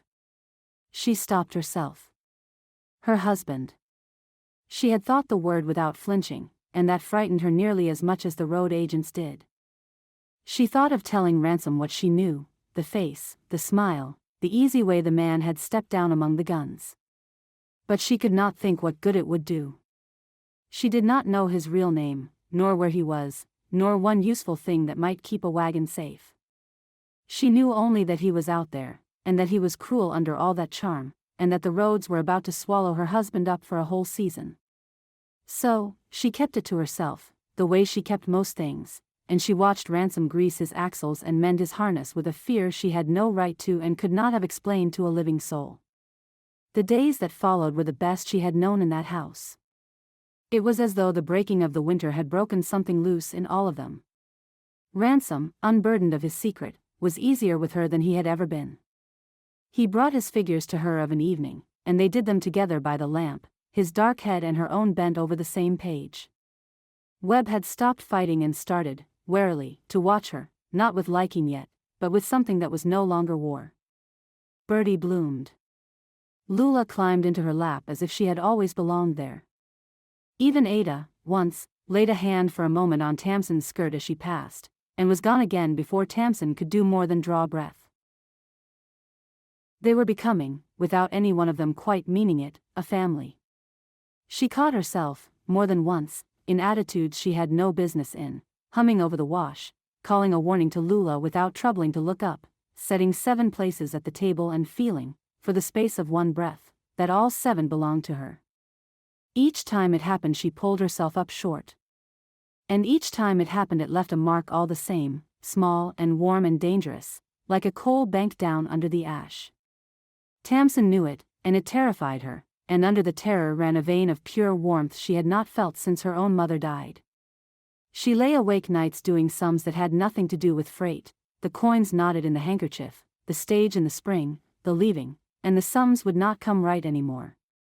However she added them, the answer came out wrong. The answer came out stay. And she did not know what to do with that, and so she did nothing, and let the good days run. It was only once, lying awake, that the cold little question came. If he cannot read a clerk's hand, the small voice reminded her, the same traitor voice that had spoken over the sleeping baby, how did he write you 9 letters in a hand like an engraving? She lay still and looked at the dark. There were answers. Of course there were answers. He had labored over them, a proud man, for a woman he hoped to win, might break himself on the letters for hours, might copy them fair a dozen times until they shone. That would be like him. That would even be, her heart turned right over, that would even be the sweetest thing she had ever heard of, a near unlettered man wearing his hand raw against the alphabet, night upon night, to send beautiful words to a stranger. Yes. That was it. That was surely it. She turned over and pulled the quilt to her chin and made herself stop. She had a good thing now, a warm new partnership, and she was leaving in the spring regardless of anything, and there was no sense at all in pulling at a loose thread that could only unravel the one thing she would rather keep whole. She did not let herself think of it again. She would remember that, afterward, how near she had come, that night, to the truth of it, and how firmly she had shut the door in its face. She had a week of good days. Just the 1 week. Then she went looking for a spool of blue silk thread, and the whole world came apart in her hands. Chapter 14. It began, the way the worst things often do, with something small and dull. She had run out of thread. She was patching the elbow of Webb's good shirt on a bright dripping afternoon. The house was empty and quiet about her. The children out at their chores and their play, and Ransom had gone down to the camp to see about his wagons. And she came to the end of the little blue silk from her sewing box, and there was no more of it. There had been a second spool. She was near certain of it. Casting about in her mind for where it might have got to, she thought of Bertie's chest. The girl kept the sewing things in it now, spools and scraps and a little hoard of thread of her own, since she had taken to helping with the mending. Tamsin went into the children's room to look. She had no thought in her head but thread. She would swear to that, afterward, to herself, 100 times over. No suspicion. No searching. Nothing in all the world but a torn shirt and an empty spool and a housewife's plain certainty that there was more thread somewhere, if she could only lay her hand to it. She lifted the folded winter things out from the top of the chest, the heavy woolens they would be putting away soon now, with the thaw coming on. She felt down along the sides. And at the very bottom, under everything, pushed into the far corner, her fingers closed on a little packet of papers, folded small. She drew it out without a thought, expecting some child's treasure, a drawing, a pressed flower, a hoarded keepsake. She unfolded the topmost sheet. It was covered over in writing. A child's writing, careful, laborious, the letters shaped with the fierce concentration of someone not long out of the copybook, some words struck through and written again, the whole of it plainly a draft, worked and reworked and worked once more. And she knew the words. She knew them the way she knew her own name. She had read them 100 times by lamplight, back in Virginia. She had built a life on them. They were the words of the third letter, the one about the lonely house and the empty chair, and how the evenings were the hardest of all, when the work was done and there was no one left to tell it to. The letter that had undone her, back in the valley. The letter that had made her think, here is a soul that knows what it is to be lonely in a house full of people. Here is someone I could talk to. And here it lay, in her 2 hands, in a 12-year-old's careful, blotted, heartbreaking hand, the draft of it. Tamsin sat down on the edge of the bed. She did not decide to. Her legs simply stopped holding her up. She understood it all at once, the way a body understands a fall only once it is already dropping through the air. There was no reasoning it out. It arrived whole. The letters were Bertie's. All of them. A lonely little girl had set down every tender, clever, aching word she had crossed a continent to answer, at a table by a guttering candle. She was a little girl who had wanted a mother so badly that she had reached out across 2,000 miles of winter and conjured one, in her father's name, out of nothing in this world but longing and ink. Ransom had never written to her at all. The man she had married, the silent, grieving, barely lettered man who could not read a clerk's fine hand, had never written her a single word. He could not have. She had known it in her bones, that night by the lamp, and she had shut the door on the knowing, and now here was the door flung wide, and the whole terrible truth of it standing plain in the light. With hands that did not feel like her own, she went through the rest of the packet. They were all there in their drafts, the 9 letters, and pieces of others never sent, false starts, lines tried 3 different ways. Here was the passage about the mountains that she had thought so fine. Here was the small joke about the preacher's hat that had made her laugh aloud in Letha's kitchen. Here was the line, "I think we should suit, you and I, for I am told I am too quiet, and you write as though nobody has ever once let you finish a sentence," the line that had decided her, the line that had made her pack her trunk and cross the country. A child had written that. A child had reached straight into her chest and found the loneliest thing there and answered it and had not even rightly known what she was doing. She did not hear the door. She did not know how long she had sat there, the papers loose in her lap, the torn shirt forgotten in the other room. But at some point, she became aware that Bertie was standing in the doorway. The girl had come in from her chores. She stood there with a smear of mud on her cheek and a question half formed on her face, and then she saw what Tamsin was holding, and the question died on it. The color drained out of her. She did not run. She did not deny it.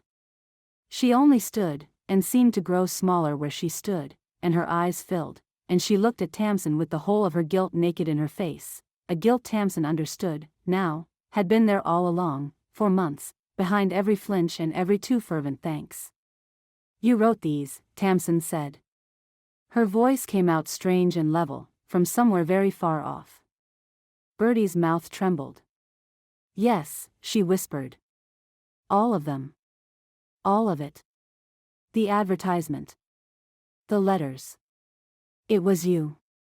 The whole of it was you." "Yes." The tears spilled over and ran down through the mud on her cheek. "I never meant, I only wanted," she was shaking now, head to foot. "I'm sorry. I'm so sorry. I never once thought it would." And Tamsin looked at the weeping child, this child she had come to love, whom she had gentled and fed and sent back to her bed and laughed with over a pan of risen bread. She felt her heart break clean in two.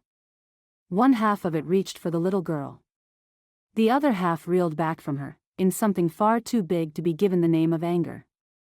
For it was not the child's fault. That was the unbearable part of it. A lonely little girl had wanted her mother back and could not have her and had wanted a new one badly enough to make her up out of ink. There was no sin in a child's longing. The sin, if sin there was, belonged to. She heard the outer door. She heard Ransom's boot on the sill. He came in easy, saying something about the wagons, shaking the wet off his hat. Then he stopped, for he had seen their 2 faces, and he had seen the loose papers in Tamsin's lap and the tears on his daughter's cheeks. He went still in the doorway the way a man goes still at the very edge of a drop. "Ransom," Tamsin said. "Did you know?" His eyes went from her face to the papers to Bertie and back again, and she watched him begin to understand, and she watched the blood go out of his weathered face. "Know what?" he said. But it was not truly a question. His voice had gone to ash in his mouth. "That she wrote them." Tamsin lifted the papers. Her hand was shaking now, past hiding it. "That your daughter wrote me these letters. That I crossed the whole country, and was robbed on the road, and married a man I'd known a week because a child sat down with a pen and made him up out of nothing. Did you know that?" "No." It came out of him hoarse. "No, not that. Not the letters. I never saw the letters. I swear it to you before God, I never." He looked at Bertie as though he had never in his life laid eyes on her. "I knew she'd rode off somewhere. Last fall, when the writer came with word you'd been robbed at the wayside, and you lying hurt down at Toll's, that's when it come out. That Bertie had sent away for a wife, in my name, behind my back. I knew that much, and God forgive me I never told you, because I didn't know how, and the wedding was on us before I'd found the words. His hands opened and closed at his sides. But I never knew what she'd wrote. I never knew there were more letters, nor what was in them, nor that you thought. That I thought they were yours, Tamsin said. That I married a man because I believed he had written me the only tender words that anyone ever wrote me in all my life. Ransom said nothing to that. There was nothing in the world he could say. It was every word of it true. And there it all lay, laid out plain between the three of them in the thawing afternoon light. It was the true shape of the thing she had been living inside all these months without once knowing its real dimensions. A child's fantasy. A grieving man's silence. A marriage built up on letters that no grown soul had ever meant to send. Every person under this roof had known some piece of it. Bertie had known the whole. Ransom had known the half. And she who had staked her entire life upon it, had been the only living soul in the dark. She had thought herself the clear-eyed one. The practical one. The one that pretty words on paper could not fool. And she had been the most thoroughly fooled of the whole sorry lot of them. She stood up. The papers slid from her lap and scattered across the floorboards, all those blotted, broken drafts, and she did not stoop to gather them. Bertie made a small, wretched sound. Ransom took one step toward her and stopped himself. "Don't," Tamsin said. To which of them she spoke, she could not have told. "Don't. I can't, I have to." She did not finish it. She could not stay in that room one moment longer, between the child she loved and the man she had wed and the wreckage of the single dream she had ever let herself hold. She walked out past Ransom, who did not try a second time to stop her, past Bertie, whose weeping followed her down the length of the house, and out through the door into the raw bright afternoon. She kept walking, past the barn and the henyard to the cold far edge of the field, and there she stopped, with her arms wrapped hard around herself and the meltwater running everywhere about her boots. She tried to understand how a body could be heartsick and homesick to the bone for a man who had never, not once, existed at all. Behind her, the house held its breath. Before her, the mountains stood up white and indifferent against the sky. And for the first time since she had come to this hard and beautiful country, Tamsin Boyce, who had always had a plan, did not have the least idea in the world what she was going to do. Chapter 15. Tamsin stood in the field until the cold drove her in. She did not know how long it was. Long enough that the wet came up through her boots. Long enough that the first raw shock of it wore off and left behind a thing that was harder and colder and would last a great deal longer. By the time she turned back toward the house, she had made herself a promise. She would not cry. She had cried once already, out here where no one could see, 3 or 4 tears wrung out of her before she caught them. That was the whole of what she meant to allow. Tamsin Boyce did not weep where folk could watch. She never had. She was not going to begin now, over a man who had never written her a line and a dream she ought to have known better than to hold. The strange part was how calm she felt. Not peaceful, as there was no peace anywhere in it, level, emptied out, the way the world goes very quiet and very clear just after a bad fall, in the moment before the pain comes up. She had spent the whole winter bracing against a hurt she thought would come at her from the outside, the camp scorn, a hard season, a husband's temper. She had never once braced against this. She had never thought to guard the single soft place she had let herself keep. And now the hurt had come from the letters, from the tenderness, from the one thing in all her life she had believed was truly hers. It had been the loveliest thing anyone ever gave her. It had turned in her hand like a knife. She went back in. The house had the awful stillness of a place where something had broken. Bertie was gone. She had fled to the barn, or the loft, or wherever a shamed child goes to be sick with herself. Ransom stood by the cold stove exactly where she had left him, turning his hat in his big hands. He looked up when she came in with such naked hope and such naked fear that she had to look away from it. She did not speak to him. She could not yet. She hung up her wet shawl. She took up the torn shirt she had left on the table an hour and a lifetime ago, and she threaded a needle with gray thread, for the blue was the very thing that had started it all. She sat down and began, with perfectly steady hands, to sew. It was the only thing she knew to do with a heart broken to pieces. Work. Keep the hands moving. Let the rest of you go off somewhere far and quiet, where it could not be reached. She had learned it at 9 years old, in another kitchen, and it had never once failed her. She had learned a great many things at 9 years old. How to keep a house. How to quiet a baby. How to swallow a hurt so smoothly that not even Letha, watching for it, could catch it going down. She had built her whole self out of those hard early lessons, brick laid on brick, until she was a woman that nothing could get inside of. She had let one small crack open this winter, in one high window. She saw now what came of that. She would not make the mistake twice. So, she took the crack and she mortared it over, there at the table, stitch by steady stitch. It hurt worse than she would have believed a thing could hurt. She did not let it show in so much as the tremble of a thread. Ransom watched her sew a while. Then he said, "Lo, Tamsin. The children will want their supper," she said, not looking up. "It's getting on." "Tamsin, there's cold ham, and I'll do potatoes." He was quiet a moment.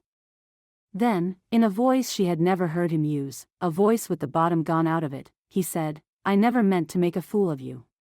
The needle stopped. She sat very still, looking down at the small, neat stitches she had made. She chose her words the way a body chooses its footing on ice. "I know that," she said. "I don't believe you meant anything at all, Ransom. That's rather the trouble of it.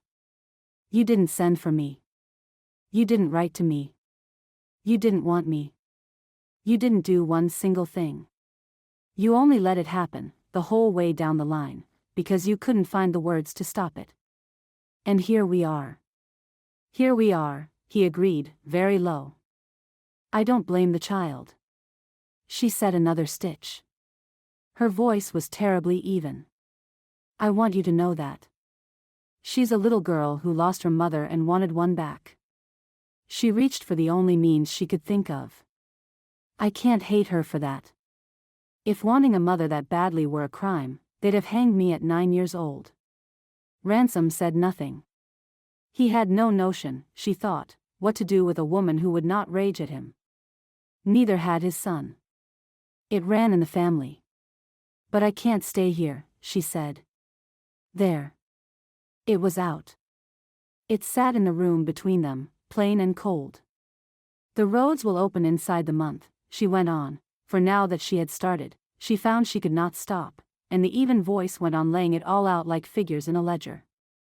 "You've your hauling contract. You'll be gone a good deal, and the children are past the worst of the winter. I'll stay until you're sure of your season and can hire a girl from the camp to do for you. I'll not leave you in the lurch. But when the stages are running safe, I'll take one. I've the fare put by. I've had it put by a good while." "Is that what you want?" he said. His voice was wretched. "It's what's sensible. That ain't what I asked you." And that one shrewd thrust from a man she had thought too slow and too sad to make one nearly undid her. Because of course it was not what she wanted. What she wanted was the thing she had held for one single week, the lamp and the ledger and the 7 places at the table and the warm, dangerous feeling of belonging somewhere at last. But that was a thing that had never been real. And Tamsin Boyce had promised herself, long ago, that whatever else her life came to, it would at least be real. She would not be tolerated. She would not be a habit a person kept because turning her out was more bother than keeping her. She had had a bellyful of that in Letha's house, and she would not sign on for a lifetime more of it. "It's what's sensible," she said again. "Leave it, Ransom." For a moment he stood there, and she could feel him reaching for the word, the argument, the thing some other man would have found and said. She could feel how badly he wanted it. She almost, God help her, wanted to put it into his hand herself.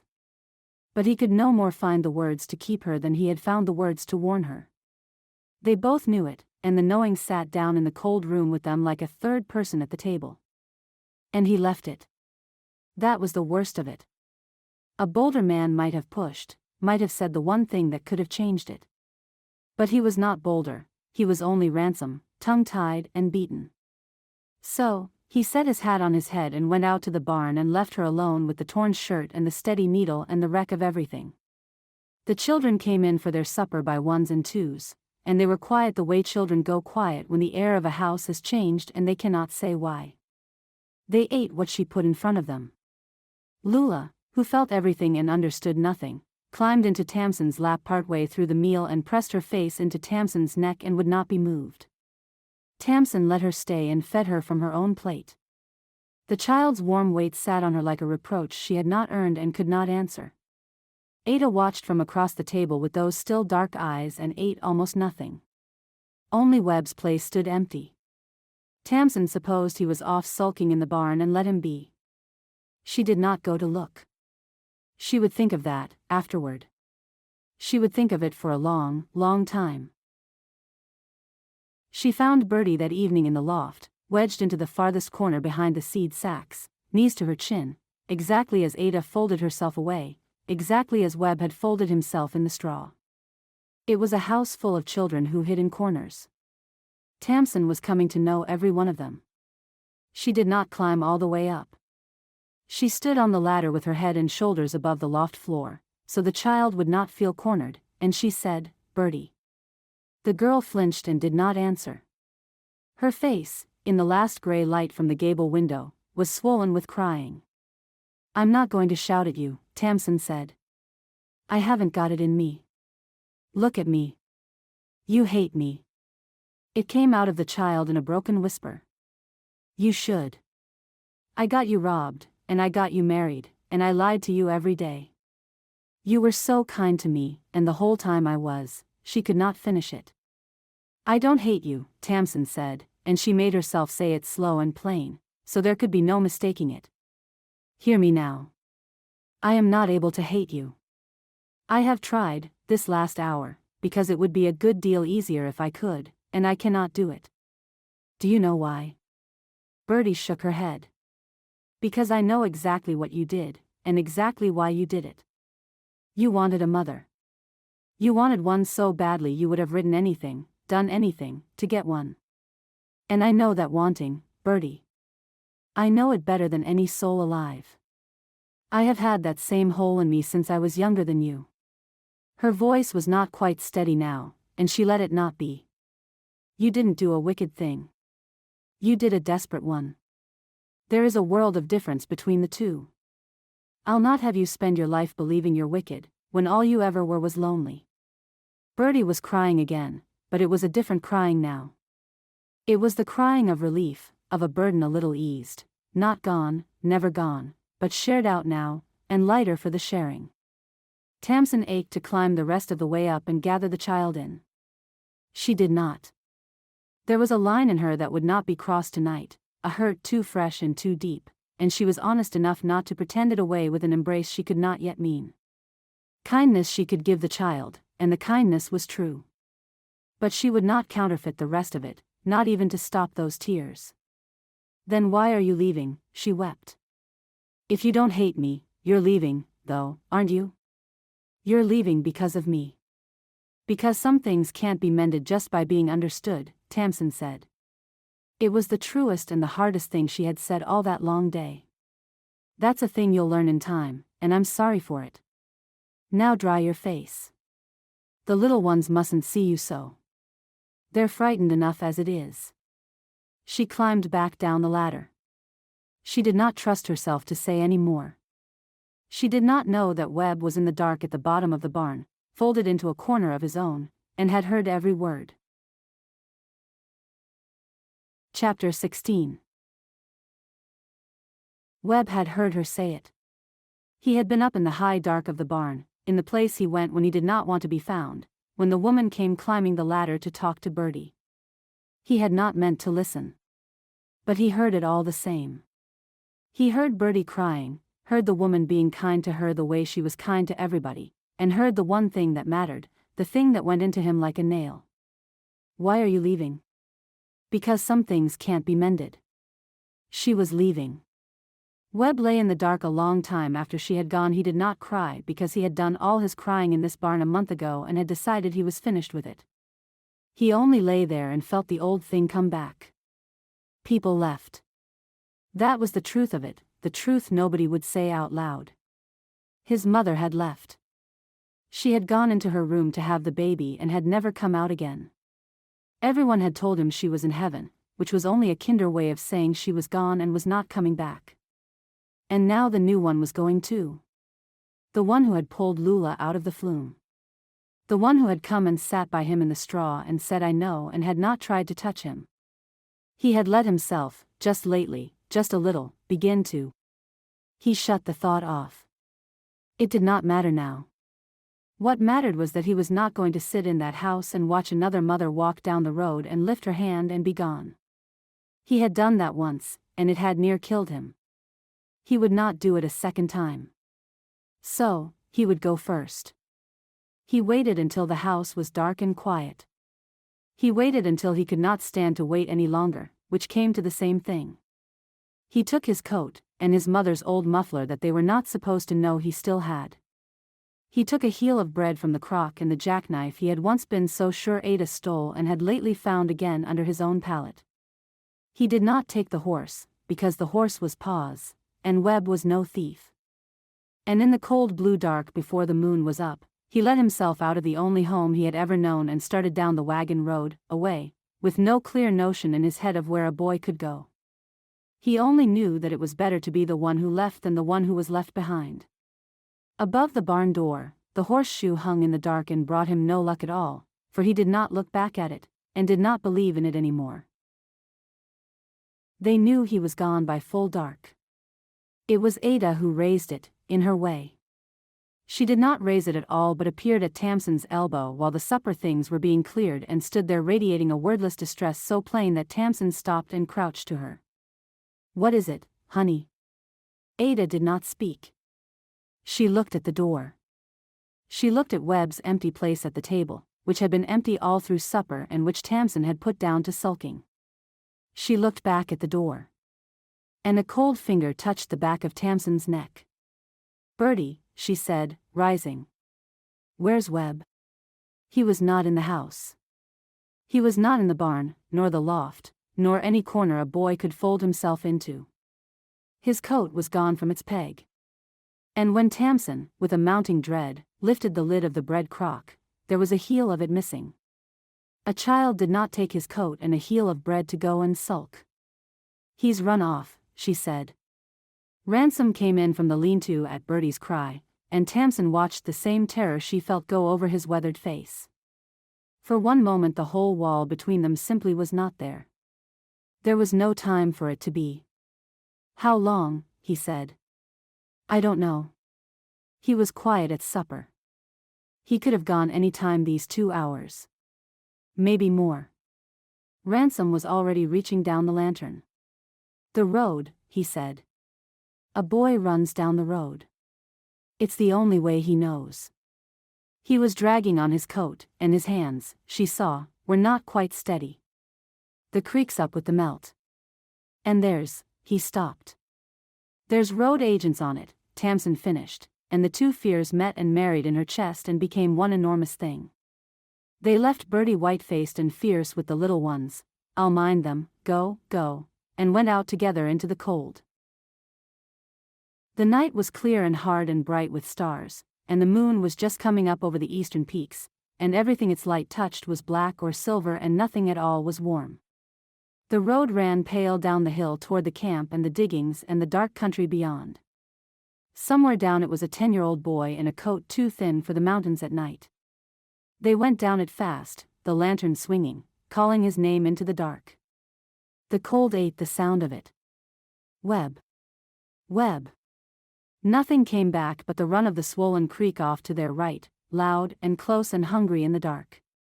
Twice Tamsin's mind threw up the other fear, the one she had named that afternoon and wished she had not.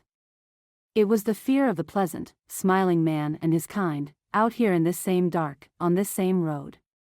She put it down each time. There was no room for it. There was room in her for one terror only, and it wore a 10-year-old's face. It was somewhere ahead of them in the cold, and every minute they did not find it was a minute the mountains were given to do their patient, killing work. It was Ransom who found the tracks, at the place where the road bends in close to the water. He went down on one knee with the lantern, and Tamsin saw them too.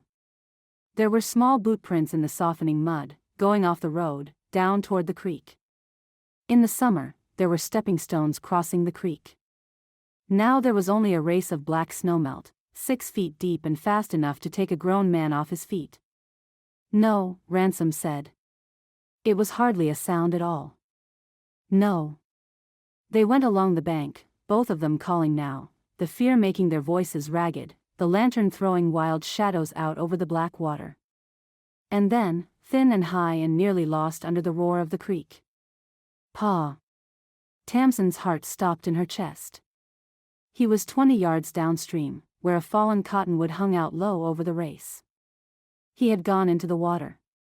He must have tried to cross it, or he slipped into it. It made no difference which.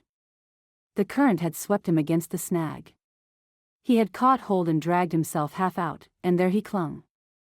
He was soaked through in the killing cold, too spent and too frozen to haul himself the rest of the way up the slick black bank. His face was a small white smudge in the dark. Tamsin knew, with the clean hard knowledge of a woman who had seen the cold kill, that he did not have long. He did not have long at all. What came next came fast. Ransom thrust the lantern into her hands and went down the bank and into the water without a word, gasping as the cold closed over him, wading and then half swimming the few black yards to the snag. He got one great arm around his son and dragged him off the log and fought his way back with the boy clutched hard to his chest. Tamsin went flat in the freezing mud at the water's edge and reached down and got a fistful of Webb's collar, and then his arm. Between the two of them they hauled him up out of the creek and onto the bank. Ransom came up streaming and shaking after him. And then they were all three of them down in the mud together in the dark, and alive. Webb was crying, the deep helpless crying of a child at the very end of himself, shaking so hard with cold and fright that his words came out in broken pieces. "You're leaving," he sobbed. "I heard you. You're leaving, like Ma. Everybody leaves, so I thought I'd go first, so I wouldn't have to." And there it was. The whole of it, laid bare. The reason a 10-year-old boy had walked down into a freezing river in the dark, so that he would never again have to stand in the yard and watch a mother go. Tamsin got her arms around the wet, frozen, shuddering, furious, heartbroken little body. She held him so hard it must have hurt, and she did not care. Something in her that had been holding out since the first day she came to that house simply broke, and let go, and gave up the long fight. "I'm not leaving," she said, into his wet hair, fierce, past all sense, past every careful figure she had cast at the field's edge that same afternoon. "Do you hear me, Webb Vane? I am not leaving. I'm not going anywhere at all. I'm staying right here." She heard herself say it, and she knew, even as it left her, that it was true. It had come true somewhere in the last hour, or the last month, or in the moment a small boot print turned off the road toward the water. She could argue with a marriage. She could argue with a man's long silence and a child's lie and a dream that was never real. She had been arguing with the whole of it since noon. But she could not argue with this. She could not kneel at the edge of a black river holding a freezing child who would sooner die than watch her leave, and then leave. There was not that much coldness in the whole world, and there never had been in her, whatever Letha had said. These were her children. They had been her children since the first night she walked one of them through the dark. The letters had been a lie. This was no lie. This was the truest thing she had. "We have to get him warm," Ransom said, hoarsely. He was right, and there was no more time for anything else. Whatever lay unmended between her and Ransom would keep. Tonight, there was a child to save. The letters and the lie and the long silence would all still be there in the cold light of morning. But not tonight. He gathered his son up against his soaked chest. Webb clung to him, and they went up the hill fast, half running, Tamsin lighting the way. The road home had never seemed so long. Behind them the creek ran on, black and indifferent.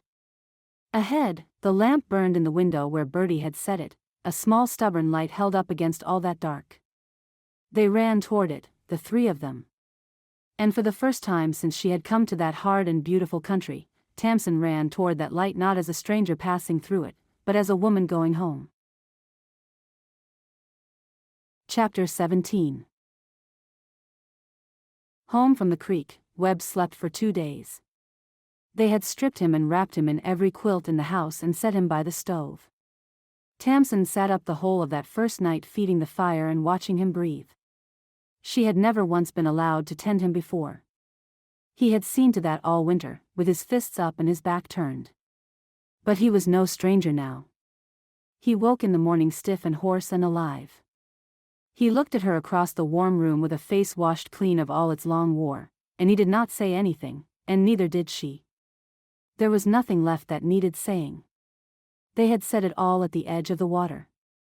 Something shifted in the house in the days that followed. It was quiet, and it was deep, and it changed everything. Webb, who had fought her a whole season, now followed her about with a wordless doggedness, doing small unasked-for chores, keeping her in his sight as though he needed to be sure she was still there. Bertie breathed easier. Lula sang. Even Ransom. But she would not think about Ransom. That was a thing with no bottom to it, and she had a house to run. There was only Ada. Ada alone had not thawed. She had been the one to raise the alarm the night Webb ran. She had stood at Tamsin's elbow and made her wordless terror known. It had saved the boy's life as surely as Ransom's arm had. Tamsin had not forgotten it.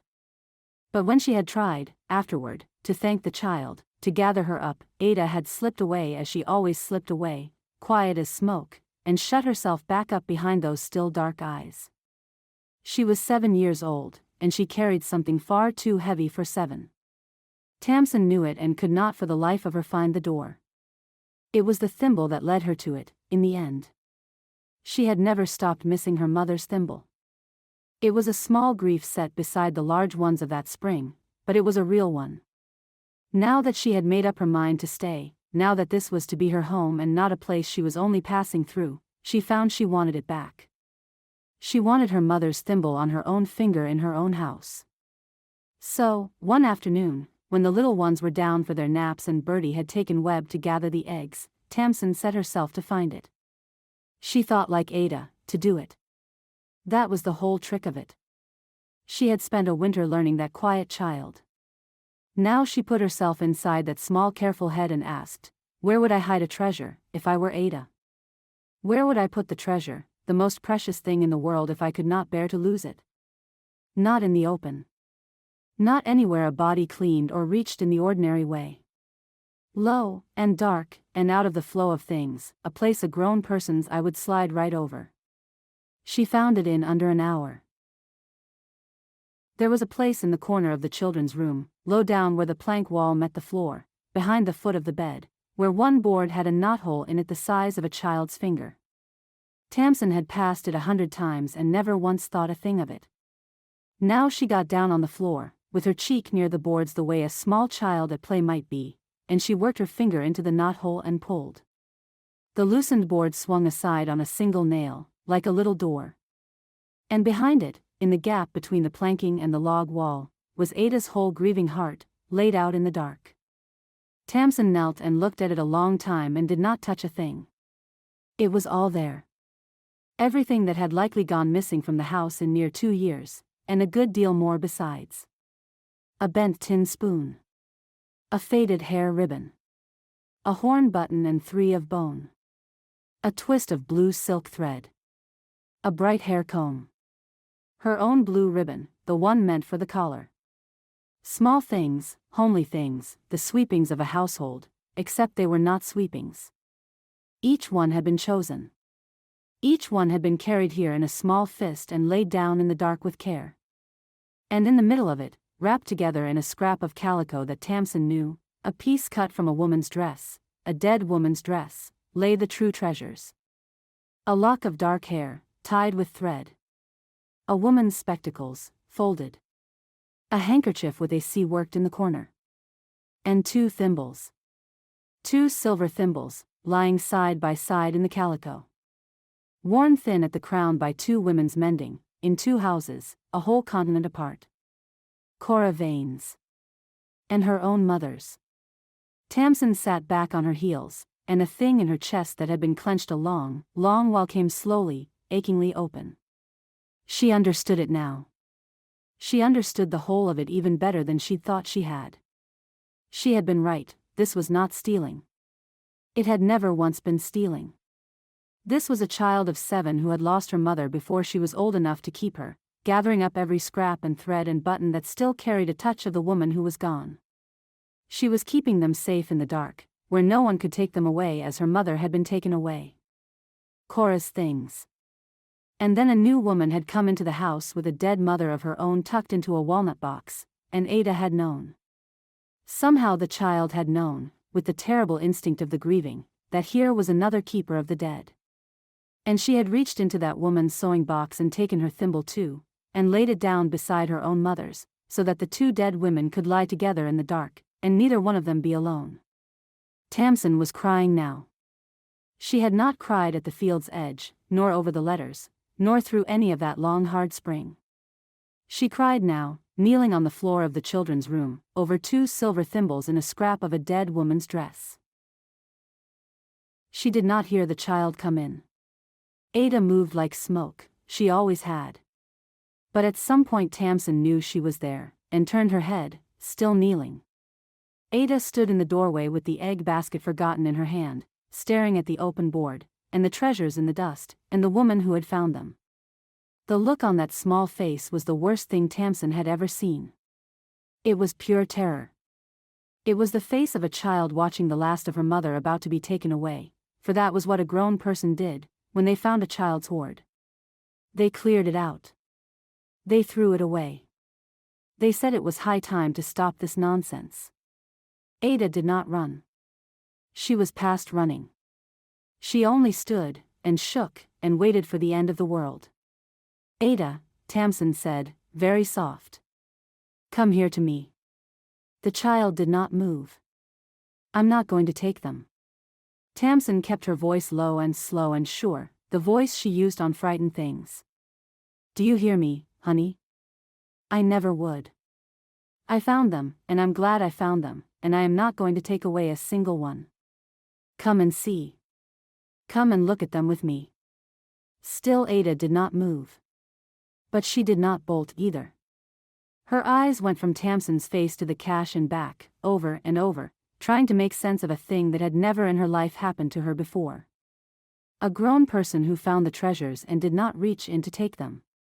Tamsin reached into the gap, slowly, so the child could watch her hands, and lifted out the 2 thimbles in their scrap of calico and held them in her open palm. This one's your mother's, she said. Isn't it? The one she wore. And this one, her voice went, and she let it go, this one is my mother's. Did you know that? My mother's dead too, Ada. She died when I was small, littler than Bertie. And this thimble is near all I have left of her in this world. She looked up at the frozen child. You took it, and you kept it safe for me, and you laid it right here beside your mama's. And I think that is about the kindest thing anybody has done for me in a long, long while. Because a body oughtn't to be alone in the dark. Not even a memory. Not even a thimble. You knew that.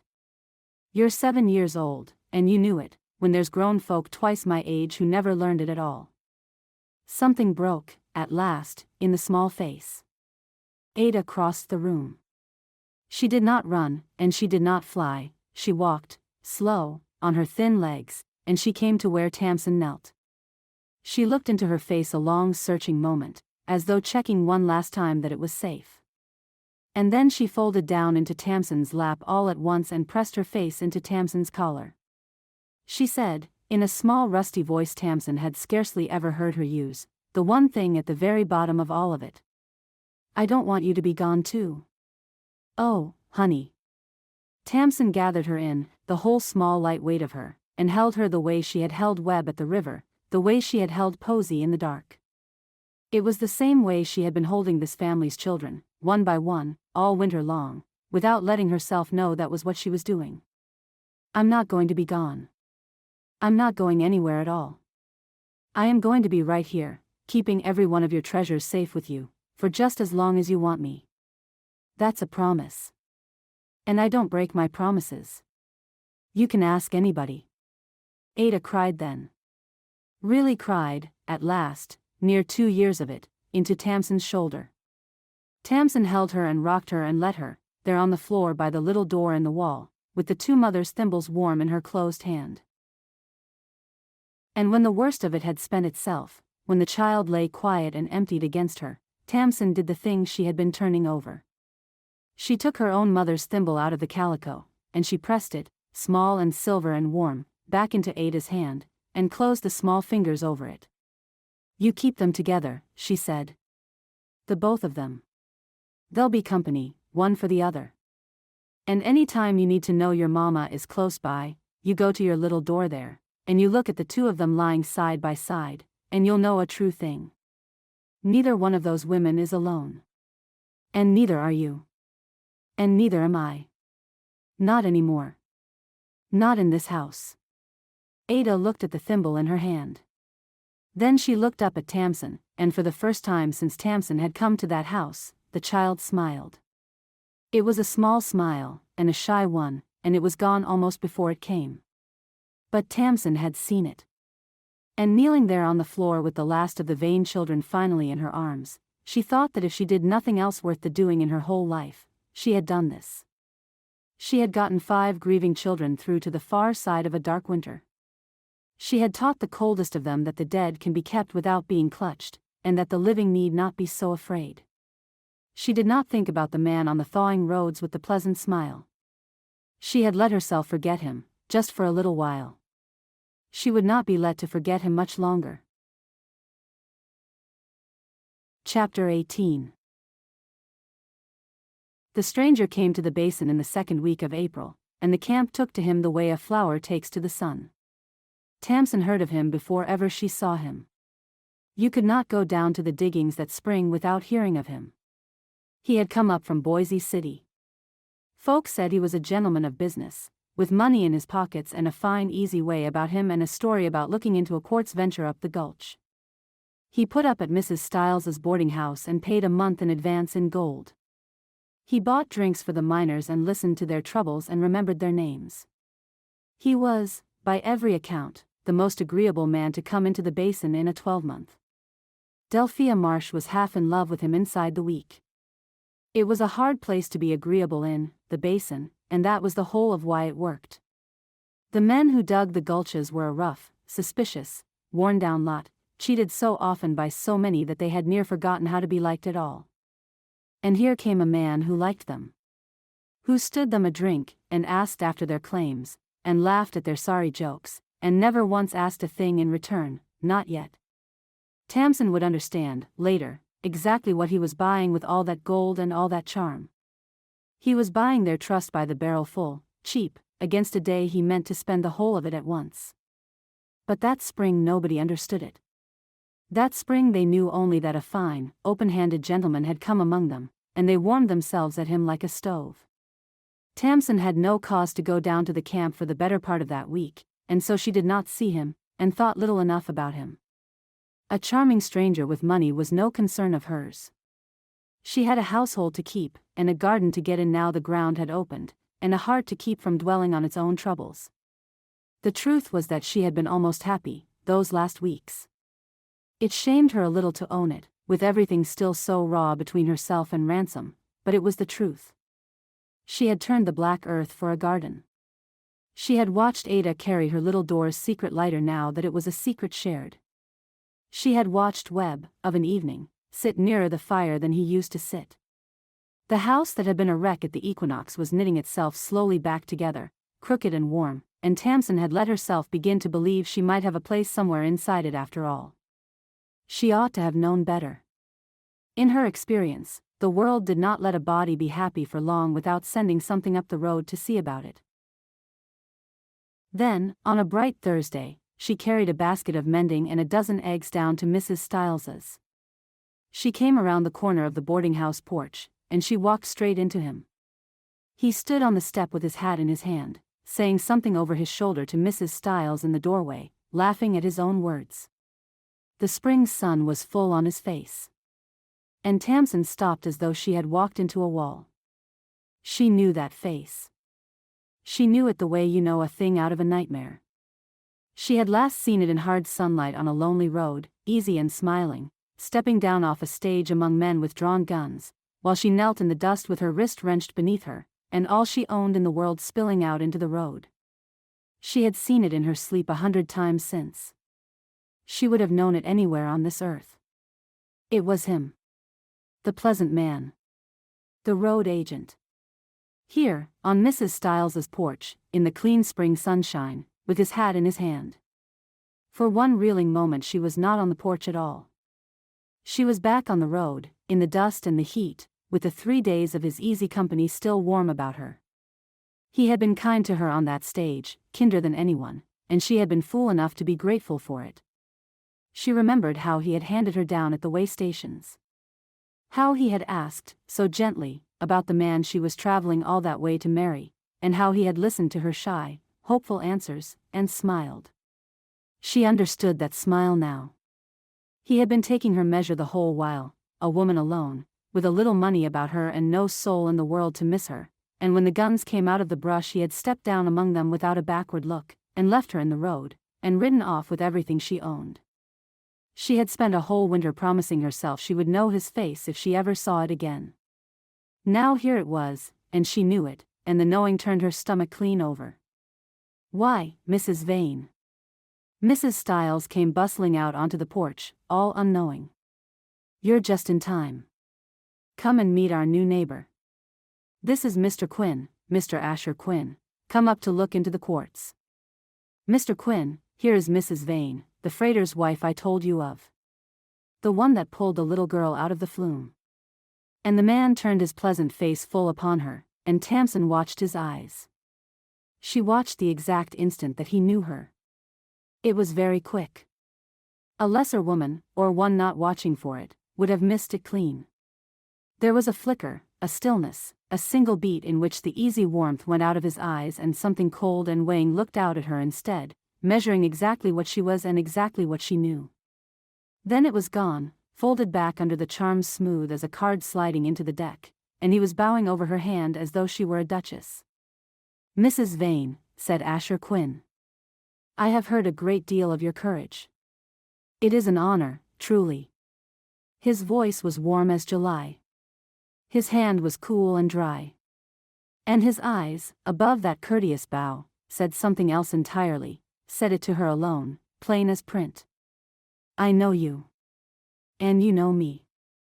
And now we shall have to see what is to be done about that." "Mr. Quinn," she managed.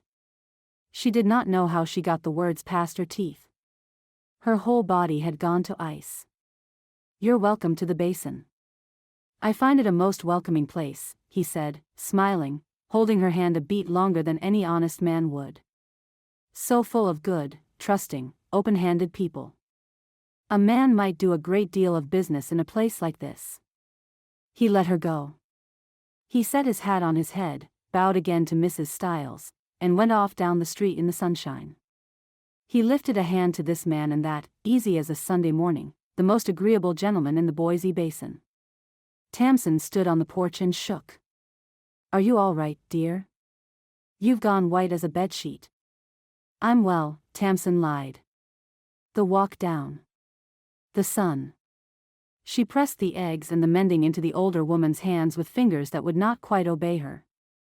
"Mrs. Stiles. That man. What do you truly know of him?" "Mr. Quinn? Why, he's a perfect gentleman." Mrs. Stiles said it with all the fond certainty of a landlady paid a month ahead in gold. "A Boise family, I understand. Quartz money. A touch lonely, I think, no wife. Why ever do you ask? Has he given you offense?"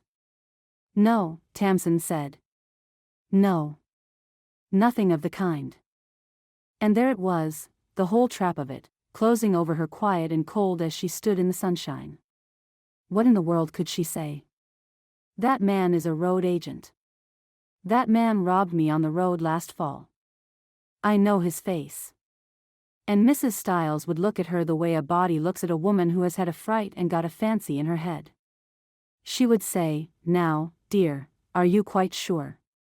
And she would mean, "Of course, you are not sure, it was months ago, and you were hurt and frightened, and one hard man looks much like another." And by nightfall it would be over the camp that the freighter's wife had taken a strange turn. And by morning it would reach the ears of Mr. Asher Quinn, Quartz gentleman, who paid his rent in gold and stood the miners their drinks. He now knew, for a dead certainty, that there was one soul in the whole Boise basin who could fit a rope to his neck. She had no proof. She had only her word, and her word against his was no contest at all. He was charming, and he was rich, and he was a man. She was a mail-order bride with a shady start and a scandal not 6 months behind her. There was not one soul in the territory to speak for her but a barely lettered freighter she was scarcely on speaking terms with. She thought, wildly, of the law, but there was no law worth the name down in Idaho City. There was only a fat deputy who owed money all over the camp and would sooner jail a complaining woman than a gentleman who bought the rounds. She thought of writing to Boise. But writing took time, and proof, and a name to set behind it, and she had none of the three. The plain and ugly truth of it was that Asher Quinn had chosen his ground the way he chose everything, with care, and well. He had walked into a place with no law to speak of, made himself beloved of every soul in it inside a fortnight, and left the one person who could name him for what he was unable to open her mouth without being taken for mad, or spiteful, or both. He had thought the whole of it through. She could see that he had. It was there in the leisured way he had held her hand, in no hurry at all. He knew he held every card in the deck. And Ransom was going out on the roads. That thought reached her through the cold, and it was worse than all the rest of it together. Ransom had his hauling contract. In a matter of days he would be loading his wagons and driving them down the very roads these men worked, alone, or near enough to alone, carrying goods worth the taking. He would have no notion, none in the world, that the most dangerous man in the territory had just strolled into the basin behind a Sunday smile. And he knew where she lived. That was the thought that walked up the hill at her shoulder the whole way home. He knew her name now, and her face. And by nightfall, for the camp would tell him everything, gladly, he would know the rest. He would know she was the freighter's wife up the gulch with the 5 children. He would know she was a woman who had crossed half a continent on the strength of a lie and had every reason under heaven to keep her head down and her mouth shut. He had taken her measure once already, on a dusty road, and been right about her. She wondered, climbing, what measure he was taking of her now. She had to tell Ransom. Whatever lay unmended and unspoken between them, she had to tell him this. There was no choosing in it. A woman did not let a man drive into a robber's guns to spare herself a hard conversation, however deep the hurt beneath it ran. She started up the hill toward home, fast, the empty basket knocking at her knee, working out how she would begin. And she found, climbing, that she was very nearly more afraid of the telling, of breaking a month's silence, of standing before Ransom vain and needing him again, than she was of Asher Quinn himself. That was a foolishness she would have to get past. She got past a good many foolish things, walking up that long hill in the April light. Chapter 19. She found him in the barn. She had not spoken more than 10 needful words to Ransom Vane in a month. She had schooled herself not to look at him across the supper table, not to feel the shape of him in a room, not to want one single thing from him ever again. And now she needed him, his strength, his standing, his cool head, and the needing was its own kind of terror, worse in its way than Quinn himself. Quinn could only kill her. Needing Ransom again could undo the whole careful month of armor she had built up to keep herself safe. She had rehearsed it the whole way up the hill, and none of the rehearsing was the least use. When she came in and saw him there, mending harness in the last of the light, his big shoulders bent, the man she had not been speaking to for a month, every careful word went straight out of her head. What came out instead was the plain truth, fast and bald. Ransom. The man that robbed me on the road last fall is down at Stiles's boarding house, and the whole camp thinks he's a gentleman, and you cannot make that haul. He looked up. She braced herself for it. For the frown, the slow careful question, the now, are you quite sure she had imagined coming in Mrs. Styles's kind, doubting face all that afternoon. She braced to fight for it, to be disbelieved, to be handled. It did not come. Ransom set down the harness. He got to his feet. And he said, "You're certain it's him?" "I am. The one off the stage. That you told me of once. The pleasant one." "Yes. His name is Quinn. Asher Quinn. He's taken a room at Styles's, and he's bought half the camp with Quart's money. I walked straight into him on the porch this afternoon, and he knew me, Ransom. He knew me the same second I knew him. I'd know him in my grave. And he knows I can hang him." Ransom nodded, slow. And she saw that he believed her flat out, without one shred of proof, on nothing in this world but her word. Something in her chest that had been braced so hard for so long simply gave way beneath her. "You believe me," she said. It did not come out quite steady. He looked at her as though she had said something strange. "Course I believe you. The whole camp wouldn't. Mrs. Styles would think I've taken a fancy. If I stood up in the street and named him, they'd say I'd had a turn. A woman's word, against a rich man's smile." "You ain't a woman's word to me," Ransom said. "You're my wife. And you don't say things you don't mean, and you'd not mistake the face of the man who put you in the dirt. You say it's him, it's him. That's the end of it." Tamsin stood in the barn in the failing light and looked at this slow, plain, tongue-tied man who had never once in his life managed to say the right thing. He had just, without trying, without even knowing he had done it, said the only thing in the whole world she needed to hear. For a month she had told herself that nothing between them had ever been real. That she was a fool who had been sold a dream. That the tenderness had all been a child's invention, and there was nothing underneath it but a stranger's silence. But this was not silence. And it was not a child's. This was Ransom Vane, taking her word over the word of the entire world, because it was hers. There was nothing false in it anywhere. It was the truest thing anyone had handed her since she came to that hard country, and it had not one pretty word in it, and it undid her worse than all the letters ever had. Because the letters had been beautiful and false. This was plain and true. She had spent a whole life being told, in 100 quiet ways, that her word was worth less than other folks. She'd been told that she was a girl to be doubted, a woman to be handled, a no good to be humored along. Letha had taught her that, year on year. The camp had taught it to her fresh not 2 hours since, on Mrs. Styles's sunny porch.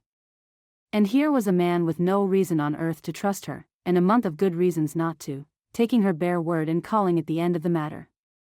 It was a small thing. It was the largest thing anyone had ever done for her. She did not let it show. There was no time. But she felt the month of ice in her go over, all at once, into running water. "All right," she said, and her voice was nearly her own again. "All right. Then we have to think. Because believing me is one thing, and proving him is another, and right now I have got nothing in the world but my own 2 eyes." They talked it out there in the barn, and then in the house over the cold supper, long after the children were down. It was the first real talking they had done in a month, and it was strange and stiff at the start, and then, in the heat of the trouble, not stiff at all. They were 2 heads bent over the one problem, the way they had bent together over the freight ledgers on the good nights, before everything broke. The trouble was proof. Tamsin's word alone would not do it, and they both saw that plain. The camp loved Quinn. And the camp had no law worth the name, only rough men and rougher justice. Rough justice would want a great deal more than a bride's bad dream before it moved against a gentleman who bought the drinks. They needed Quinn caught. Caught in the act, with the goods on him, and honest men on hand to see it. It was a dreadful thing to propose, and Tamsin knew it even as the words came out of her. She was talking about setting her own husband out on a lonely road as bait for a man who could kill without a flicker. She was talking about gunfire, and men hid in the rocks, and every last thing that could go wrong going wrong. She had crossed a whole continent to get out from under the mercy of other people, and here she sat, of her own free will, laying a plan to walk straight back toward them. But there was no other road that led anywhere except her own kitchen, waiting, with the door barred and the children inside and Asher Quinn out in the dark somewhere, taking his time, choosing his moment. She would not live like that. She had done enough waiting to be left in her life. She was finished being the one that things were done to. And Ransom had the bait. He had the haul. "He'll hit it," Ransom said slowly, turning his coffee cup in his big hands. "Won't he? He spent these weeks learning who's got what, and who ships when. He'll know I'm to carry the mercantile's goods down to the city Saturday. Strongbox on the wagon. It's the fattest freight to move out of this camp all spring." He looked at her. "If he's what you say, he can't let it by." "Then we let him take it," Tamsin said. And she felt the plan come together in her the way a seam comes together under a good needle. "We let him think it's easy. A lone freighter, a fat strongbox, a lonely stretch of road. Only it isn't lone, and it isn't easy. You go out like a lamb, Ransom, and you've got men in the wagon, and men in the rocks, and the whole of it is a trap. And when he steps down among his guns, the way he stepped down among mine, honest men rise up out of the ground all around him and take him red-handed. And I name him. To their faces. So, there is no walking it back." Ransom was quiet a moment. Then a thing happened to his weathered face that she had not seen happen before. He smiled. It was not a big smile, and there was not much sweetness in it.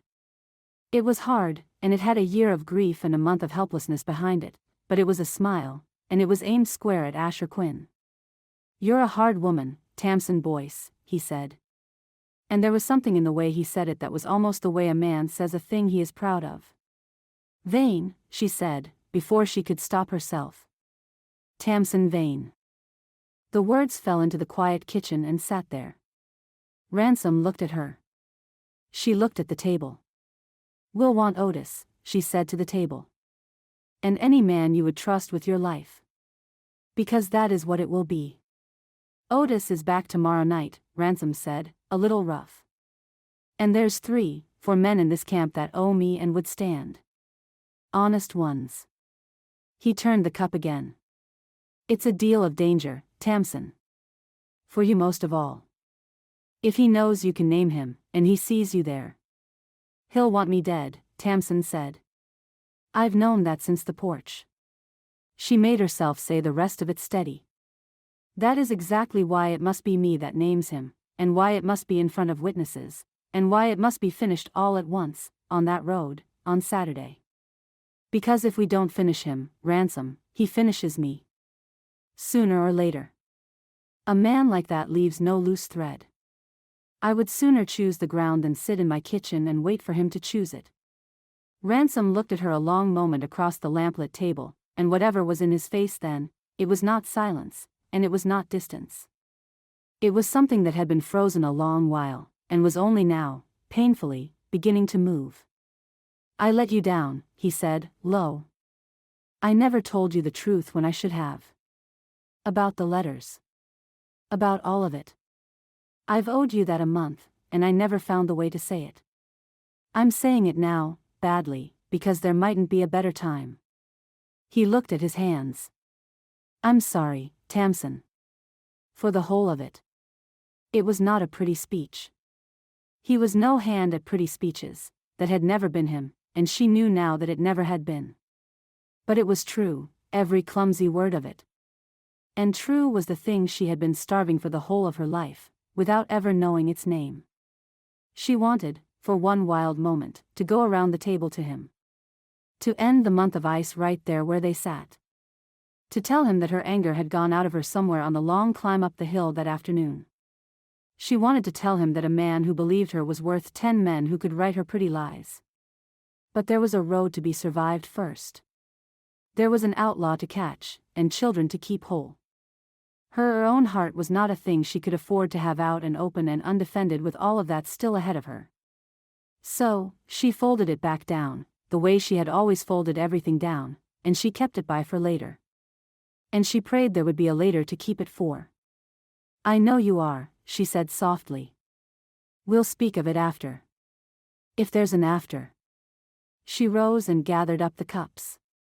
Get your men, Ransom. I'll see to the children. And God help Mr. Asher Quinn, for I have had about enough of being the one that gets left in the road. Chapter 20. Saturday came up clear and cold, the peaks still white and the valley greening below. It was one of those high bright mountain mornings that look too clean to hold any harm in them at all. They had it arranged as well as men can arrange such a thing. Otis Hale had come in the night before, and Ransom had put it to him plain. Otis was a lean, quiet, gray-eyed man who had freighted these roads 20 years and hated the road agents with a cold 20-year hate. He had heard him out and spat and said only, about time somebody did. He brought 2 men Tamsin did not know, and one she did, a big Cornish miner named Pascoe, who owed ransom for a winter's grubstake. They were hard men all, and they came armed. The plan was Tamsin's, and they followed it because it was a good one. Ransom would drive the wagon down toward the city with the strongbox plane on the seat beside him, a lone freighter, easy meat. Otis and Pascoe and the 2 others would ride hidden under the tarp among the freight, and more would trail at a distance through the timber. And at the narrows below Tolls, the same lonely bend where a stage had been stopped a month before, the natural place, the place a hunting man would choose, they would spring it. Tamsin was to be nowhere near it. That had been Ransom's one hard condition, the single thing he would not bend on. They had fought it low and fierce in the dark of the barn until a bargain was struck. She would ride out with the timber men and wait above the narrows on the bluff, well back and well hidden, with Pascoe's own rifle across her knees and orders to keep it by her and shoot at nobody. She would see it all from there. And when it was done, when the trap was sprung and the men taken, and it was safe, she would come down and put the name to his bare face in front of all of them. The thing would be nailed shut and could never again be pried open. That was the plan. It was a good plan. Tamsin had made it herself, and she believed in it, and she went out that morning with her stomach full of ice all the same. She had made enough plans in her life to know that the road does what it likes with them. The children were down at Mrs. Stiles's, left there the evening before with a story about a lying-in she was needed for. Bertie had not been fooled for a moment. She had gripped Tamsin's hand at the parting and said, low and fierce, "You come back. Both of you. You come back, or I will never forgive you." And Tamsin had promised, and meant it, and known she had no right to promise any such thing. They went down in the cold bright morning. Tamsin rode up onto the bluff with the timber men and got down among the rocks and the new spring fern, where she could see the whole pale ribbon of the road below, the narrows, the bend, the long drop to the creek. And she waited. Ransom came down the road alone. She could see him small below her, upright on the seat, the strongbox beside him catching the sun, the 4 hidden men invisible under the tarp at his back. He looked, from up on the bluff, exactly like what they meant him to look like, a lone man with a fat box and no notion in the world of what waited for him. Tamsin's heart went down the road with every turn of the wheels. She had put him there. Whatever came now, she had put him there, on that seat, in that sun, and if it went wrong. It began almost gently. That was the thing she had not looked for. There was no roar, no charge. There was only, at the narrows, 3 men stepping out of the rocks into the road as easy as if they had come to pass the time of day. Bandanas up over their faces, rifles up and level. The wagon drew to a halt. And one of the 3 said something she could not hear, pleasant and unhurried, and lifted a gloved hand toward the box. And she knew the set of him. Even masked, even at that distance, she knew him, the ease of him, the unhurry of him. It was Quinn. What happened after happened all at once, and took perhaps a minute, and seemed to her to take an hour. Ransom lifted his hands slow from the reins, the way a frightened freighter would. And then he dropped them, and that was the signal, and the tarp came back off the wagon bed and Otis and Pascoe and the 2 others rose up with their guns already speaking. The narrows went to noise and smoke. One masked man went down in the road and did not move again. Another got off 2 wild shots and broke for the rocks, and Pascoe's men went after him. Horses screamed. Off in the timber the trailing men came crashing down the slope to close the trap from behind. And in the middle of it, Asher Quinn did the one thing Tamsin had not planned for. He did not run, and he did not fight. He was far too clever for either. In the first half-second, while the others were still bringing their guns to bear, he saw the whole shape of it, saw that he was trapped, saw that he was finished. He looked, not at the men with the guns, but up. Up at the bluff. Straight at the rocks where Tamsin crouched, as though he had known the whole while exactly where she would be. As though the strongbox had never once been the prize. And he came for her. He came off his horse and up the slope through the smoke faster than a man his size had any right to move, a pistol in his hand, his mask torn half away. The face beneath it was not pleasant now. It was the true face, the one she had seen for half a second on a road last fall as the guns came out of the brush. Cold, and empty, and wholly without mercy. And it was fixed on her. Tamsin did not scream. She would think on that afterward, with a kind of grim small pride, that she had not screamed. She had Pascoe's rifle across her knees, and she brought it up.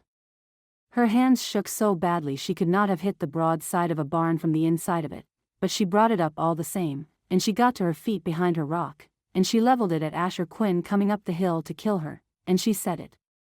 Loud, and clear, so that it carried down the whole length of the Narrows to every man fighting there.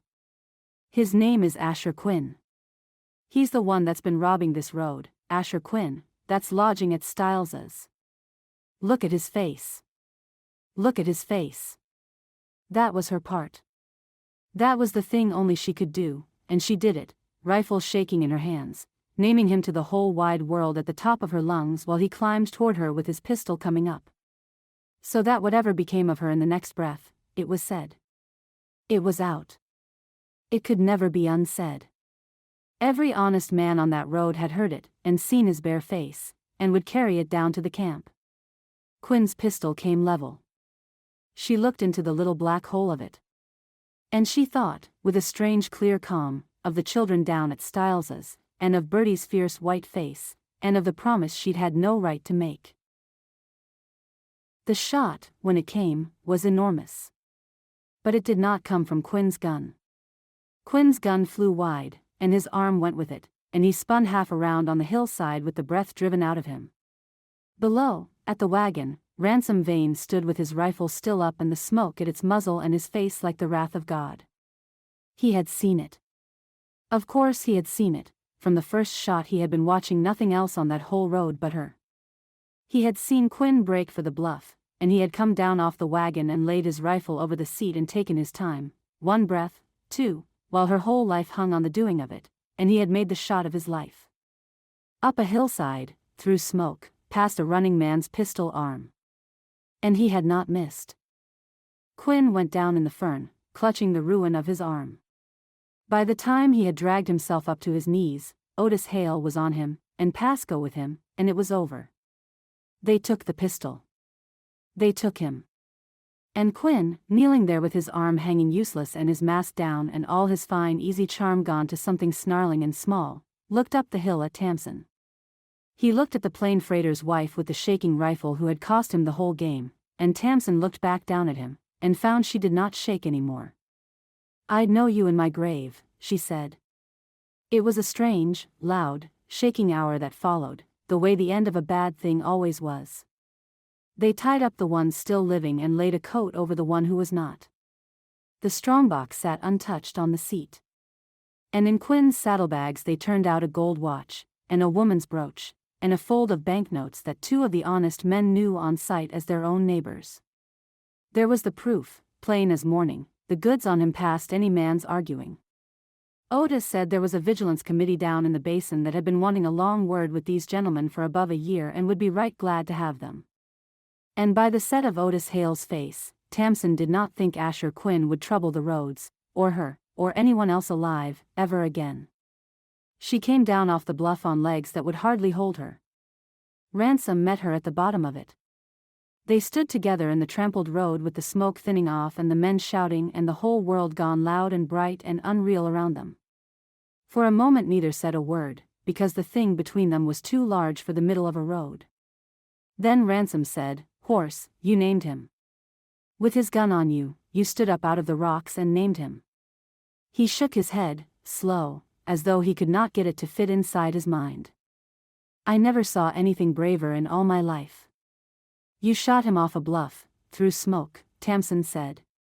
"I'd call the two of us square." She meant it lightly, to steady herself. But it came out with a shake all through it, and the next thing she knew she had crossed the little space between them and put her face against his broad chest. His arms had come around her, careful at first and then not careful at all, and they stood there in the bloody road holding on to one another like the last two souls left in the world.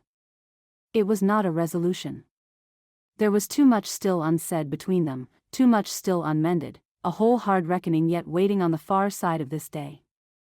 But it was not nothing, either. It was two people who had very nearly lost each other before they had rightly understood they had a thing worth losing.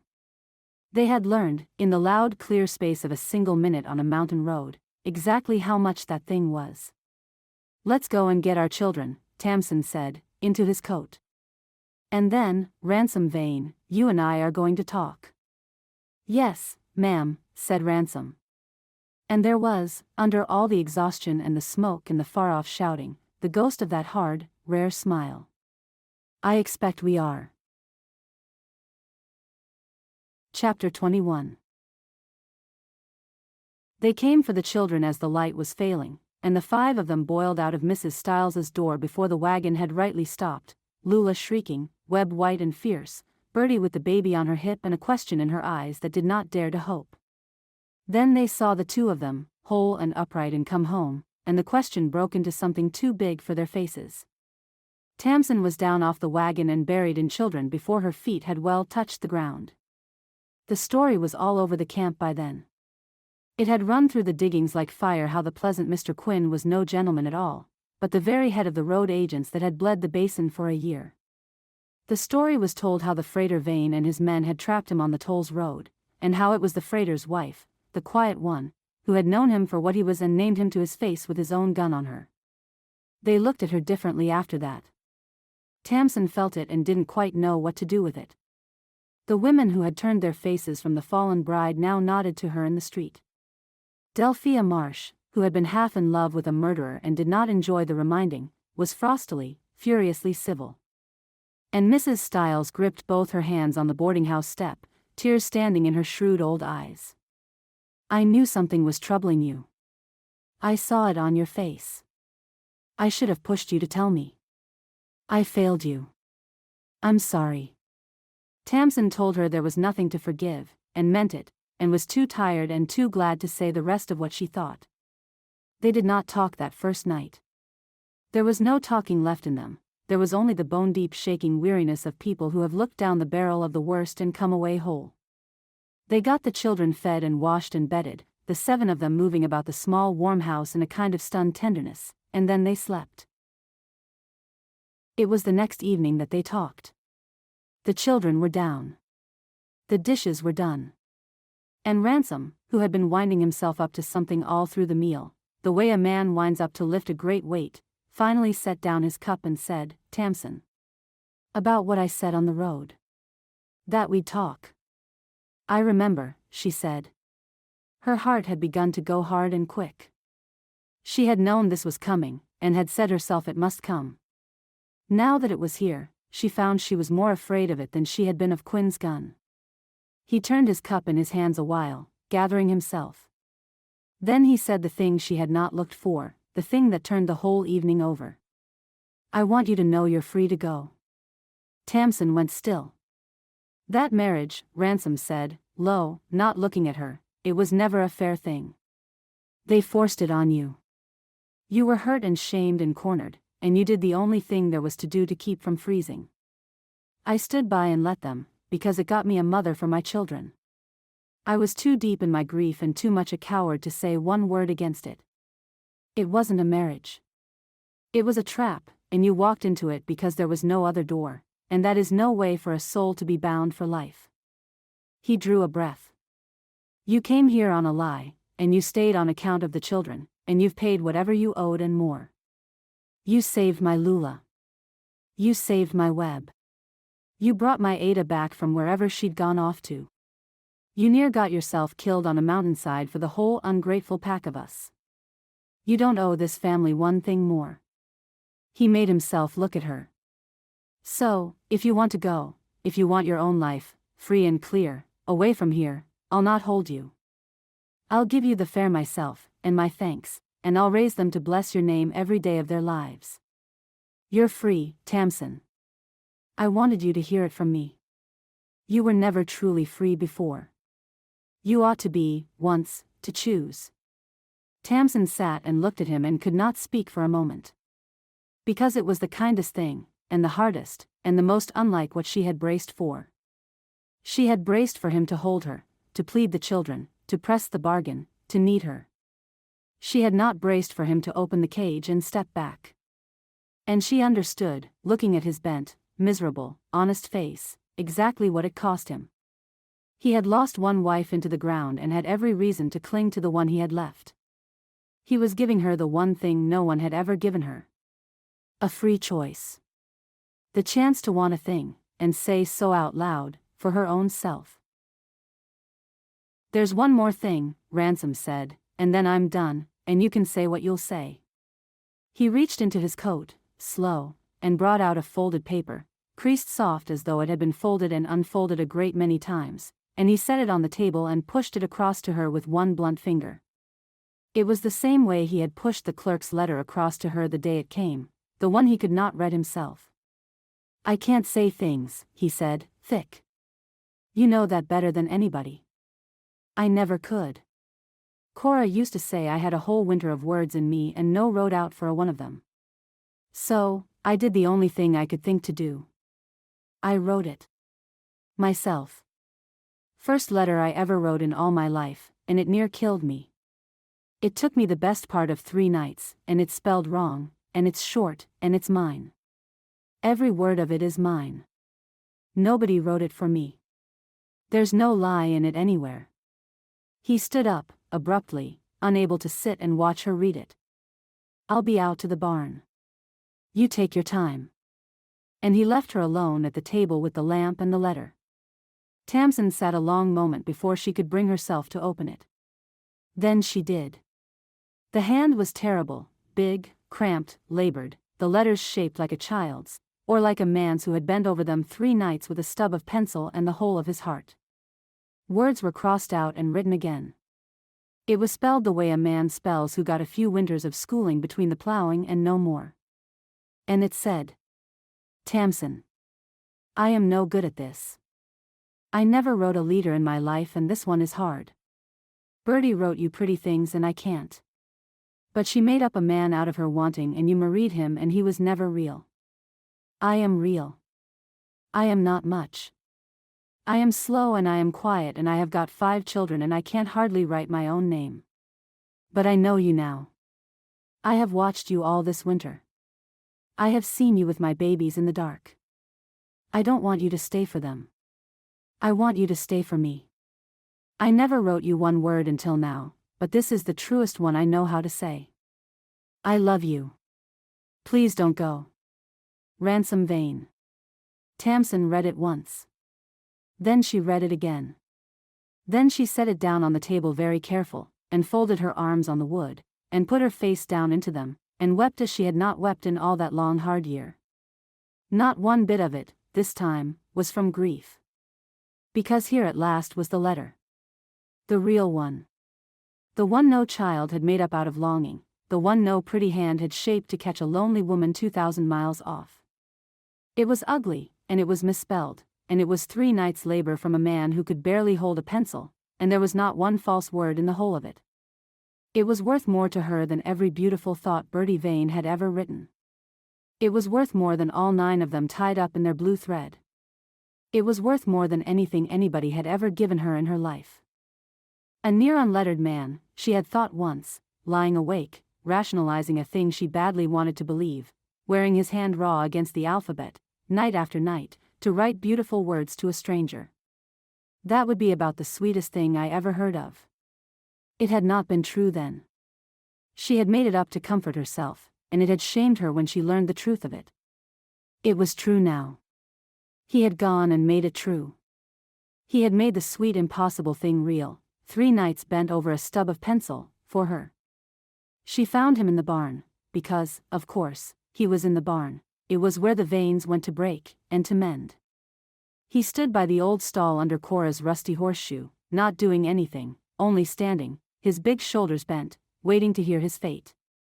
He turned when he heard her, and she watched him look at her wet face and brace himself, misreading it the way he misread most things, for a no. "You spelled real wrong," Tamsin said. "Both times." Ransom blinked. "And letter. And right dot." She came across the barn to him, the letter in her hand, her heart too full to hold in her chest. "It is the worst spelled thing I have ever read in my life, Ransom Vane.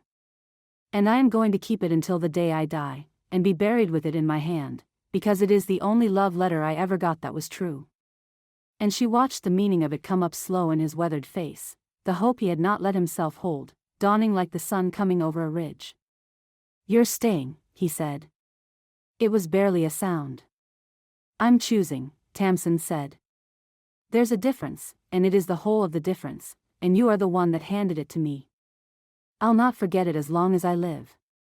I'm not staying for the children, though God knows I love them past sense. I'm not staying because I'm bound, for you've just this minute told me I'm free.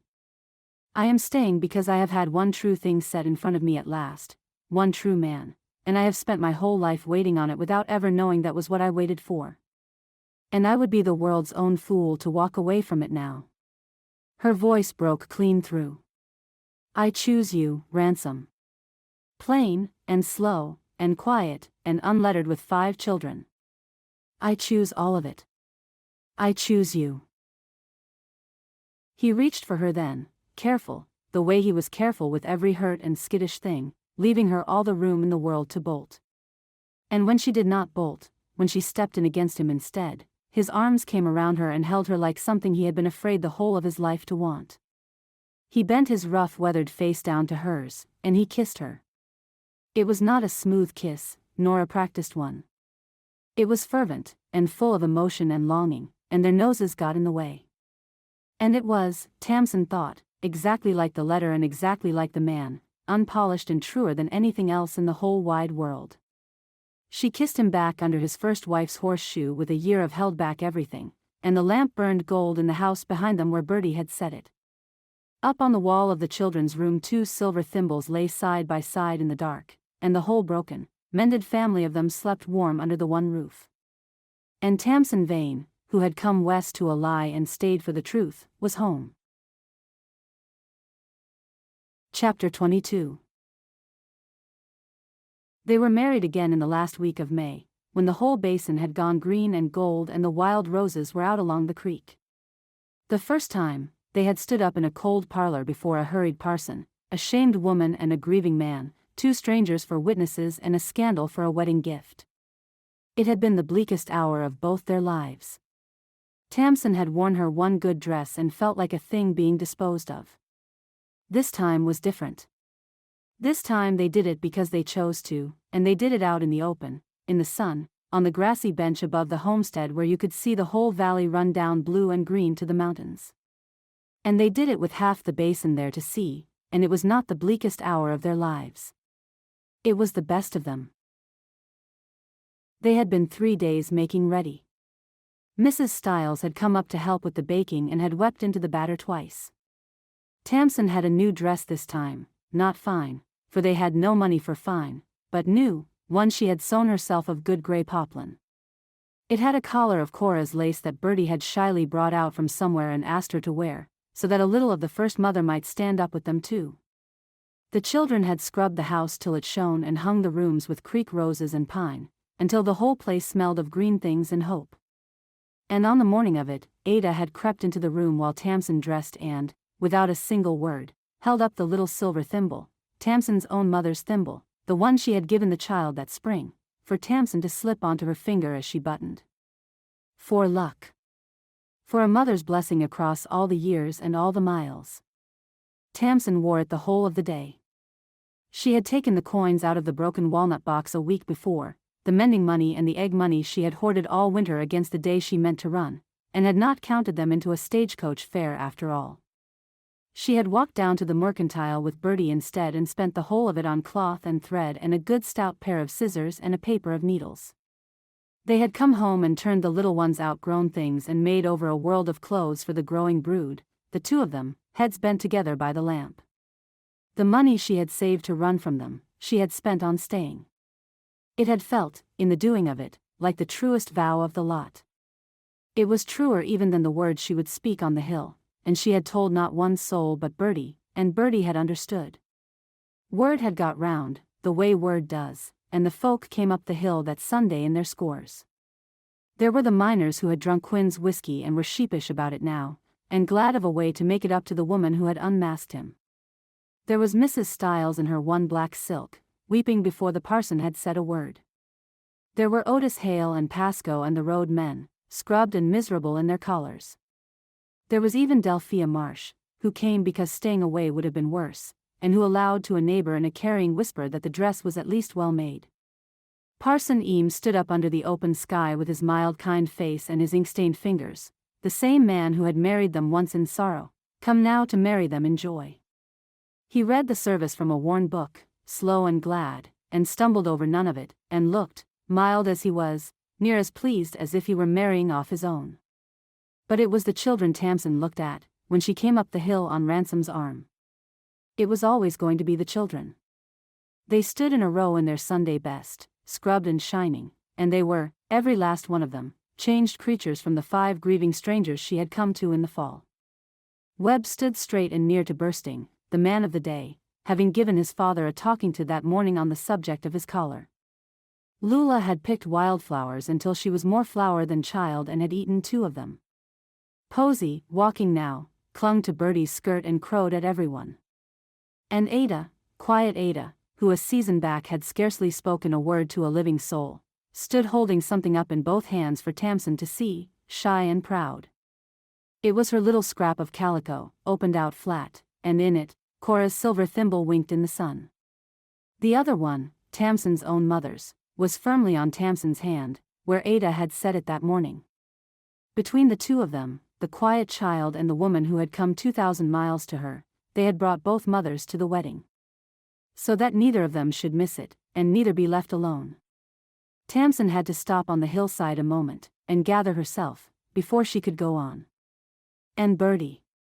Bertie stood a little apart, the way she still sometimes did, as though not quite certain of her welcome even now, 12 years old and carrying a thing far too heavy for 12.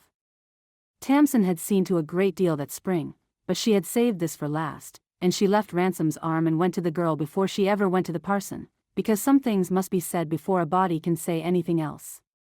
"I've a thing to tell you," Tamsin said, low, taking the girl's thin hands, "and I want you to hear it on this day of all days, and carry it the rest of your life. You wrote me those letters out of wanting a mother. And they weren't true, and they caused a world of grief, and we have both of us wept over them. But Bertie," she waited until the child looked up, "look where they brought me. Look at this hill. Look at these children and you are all mine now. Look at that great slow good man waiting on me down there, that I love better than my own life. You did that. You reached out into the dark 2,000 miles when you were no bigger than a minute, and you pulled a mother clear across a continent. You pulled her to a family that needed her, and a woman who needed them. It went crooked. The best things often do. But you were the beginning of every bit of it, and I will not have you spend one more day of your life believing you did a wicked thing. You did a brave thing. The bravest I ever heard of. And it worked. Do you hear me, child? It worked." And Bertie, who had carried her guilt like a stone in her chest since the fall, put her face against Tamsin the way Ada did now, the way they all did now, and let the stone go, at last. Then Tamsin dried the girl's face, and her own, and took Ransom's arm again, and they stood up together before Parson Eames in the sweet spring wind. The vows were the same words as the first time. That was the strange wonder of it, the very same words, love and honor and keep, in sickness and in health, till death should part them. The first time, they had been a sentence passed on 2 trapped strangers. This time they were a promise two people had made with their eyes wide open. They were two people who had chosen, knowing to the last penny what they were and were not, what they cost and what they were worth. Ransom said his part low and sure, no dead in it now, and when he came to Iwell he looked at her and said it like a man laying down the truest thing he owned. And Tamsin said hers back, clear, in a voice that did not shake, before God and the children and the whole gossiping camp. And this time, when the parson said that he might, Ransom Vane kissed his wife in the sunlight, in front of everybody, sweet and overlong and true, and the children cheered, and Lula felt sick from the wildflowers, and it was perfect. There was cake after, and lemonade, and a great deal of food the neighbor women had carried up the hill in covered dishes, apology and celebration in the one basket. Somebody had brought a fiddle, and somebody else a mouth organ, and the grassy bench turned into a dance floor in the long gold light. Otis Hale, stiff and formal, claimed Tamsin for the first dance and steered her about the grass like a man driving a green and nervous team, and told her gruffly that Ransom was a lucky man and had better know it, and that if he did not, Otis would be pleased to tell him. Pascoe danced with Mrs. Stiles, who was half his size and twice as fierce. Webb danced with Bertie, both of them solemn as circuit judges. And the little ones ran shrieking underfoot through the whole of it. Nobody minded a bit, because it was that kind of a day where the shrieking of happy children is the very music you climbed the hill to hear. Late in the afternoon Ransom found her at the edge of the crowd, and stood beside her a while without saying anything. The two of them watched their children wear themselves out playing in the grass. Then he took her hand, his big rough hand, still shy of hers even now, and turned it over, and touched the little silver thimble she wore yet on her finger, and the plain new band beside it. "You wore them both," he said. "I did." He nodded, slow, as though that meant a great deal to him. "Which it did." "Cora'd have liked you," he said, low. "I've thought it 100 times and never once said it." "She would have. She'd have liked you fine." It was, from Ransom Vane, a whole cathedral of a speech, and Tamsin understood every unspoken stone of it. He was not asking her to be Cora, nor to forget her, but making room in the one house for both of them, the living and the dead, the way Ada made room in her scrap of calico. Tasman leaned her head against his arm, and did not trust herself to answer, and found she did not need to. And Tamsin Vane stood in the middle of the golden afternoon with a baby on her hip and a ring on her finger and a whole family swirling loud and alive around her. She thought of the woman who had stepped down off a stage in the fall. Cold, they had called that woman. No kind of a mother. A thing that nobody wanted, come west on the strength of a lie to a life she meant to be quit of by spring. She had quit nothing. She had stayed, and chosen, and been chosen. She had come for a marriage and found a family. She had come on account of a lie and stayed on account of the truth. She had been told the whole of her life that there was no love in her, and she had turned out to hold enough of it to mother 5 motherless children, and mend one broken man, and face down a killer on a mountain road, with plenty over. More every day. A well that did not run dry. They had been so very wrong. Down the hill the freighting roads ran safe now in the sun, and up on the bench the fiddles sawed and the children danced, and Ransom Vane came across the grass to his wife with 2 cups in his hands and that hard rare smile gone soft at last. And Tamsin Boyce Vane, mother of 5 by her own choosing, wife of 1 by her own free will, home at last at the far green edge of the world, turned to meet him. The end. Thank you for listening to Mail Order Mother by Annie Clayton. You can be assured that all her books are clean and wholesome. To find other clean romances, please visit www.tikahousepublishing.com.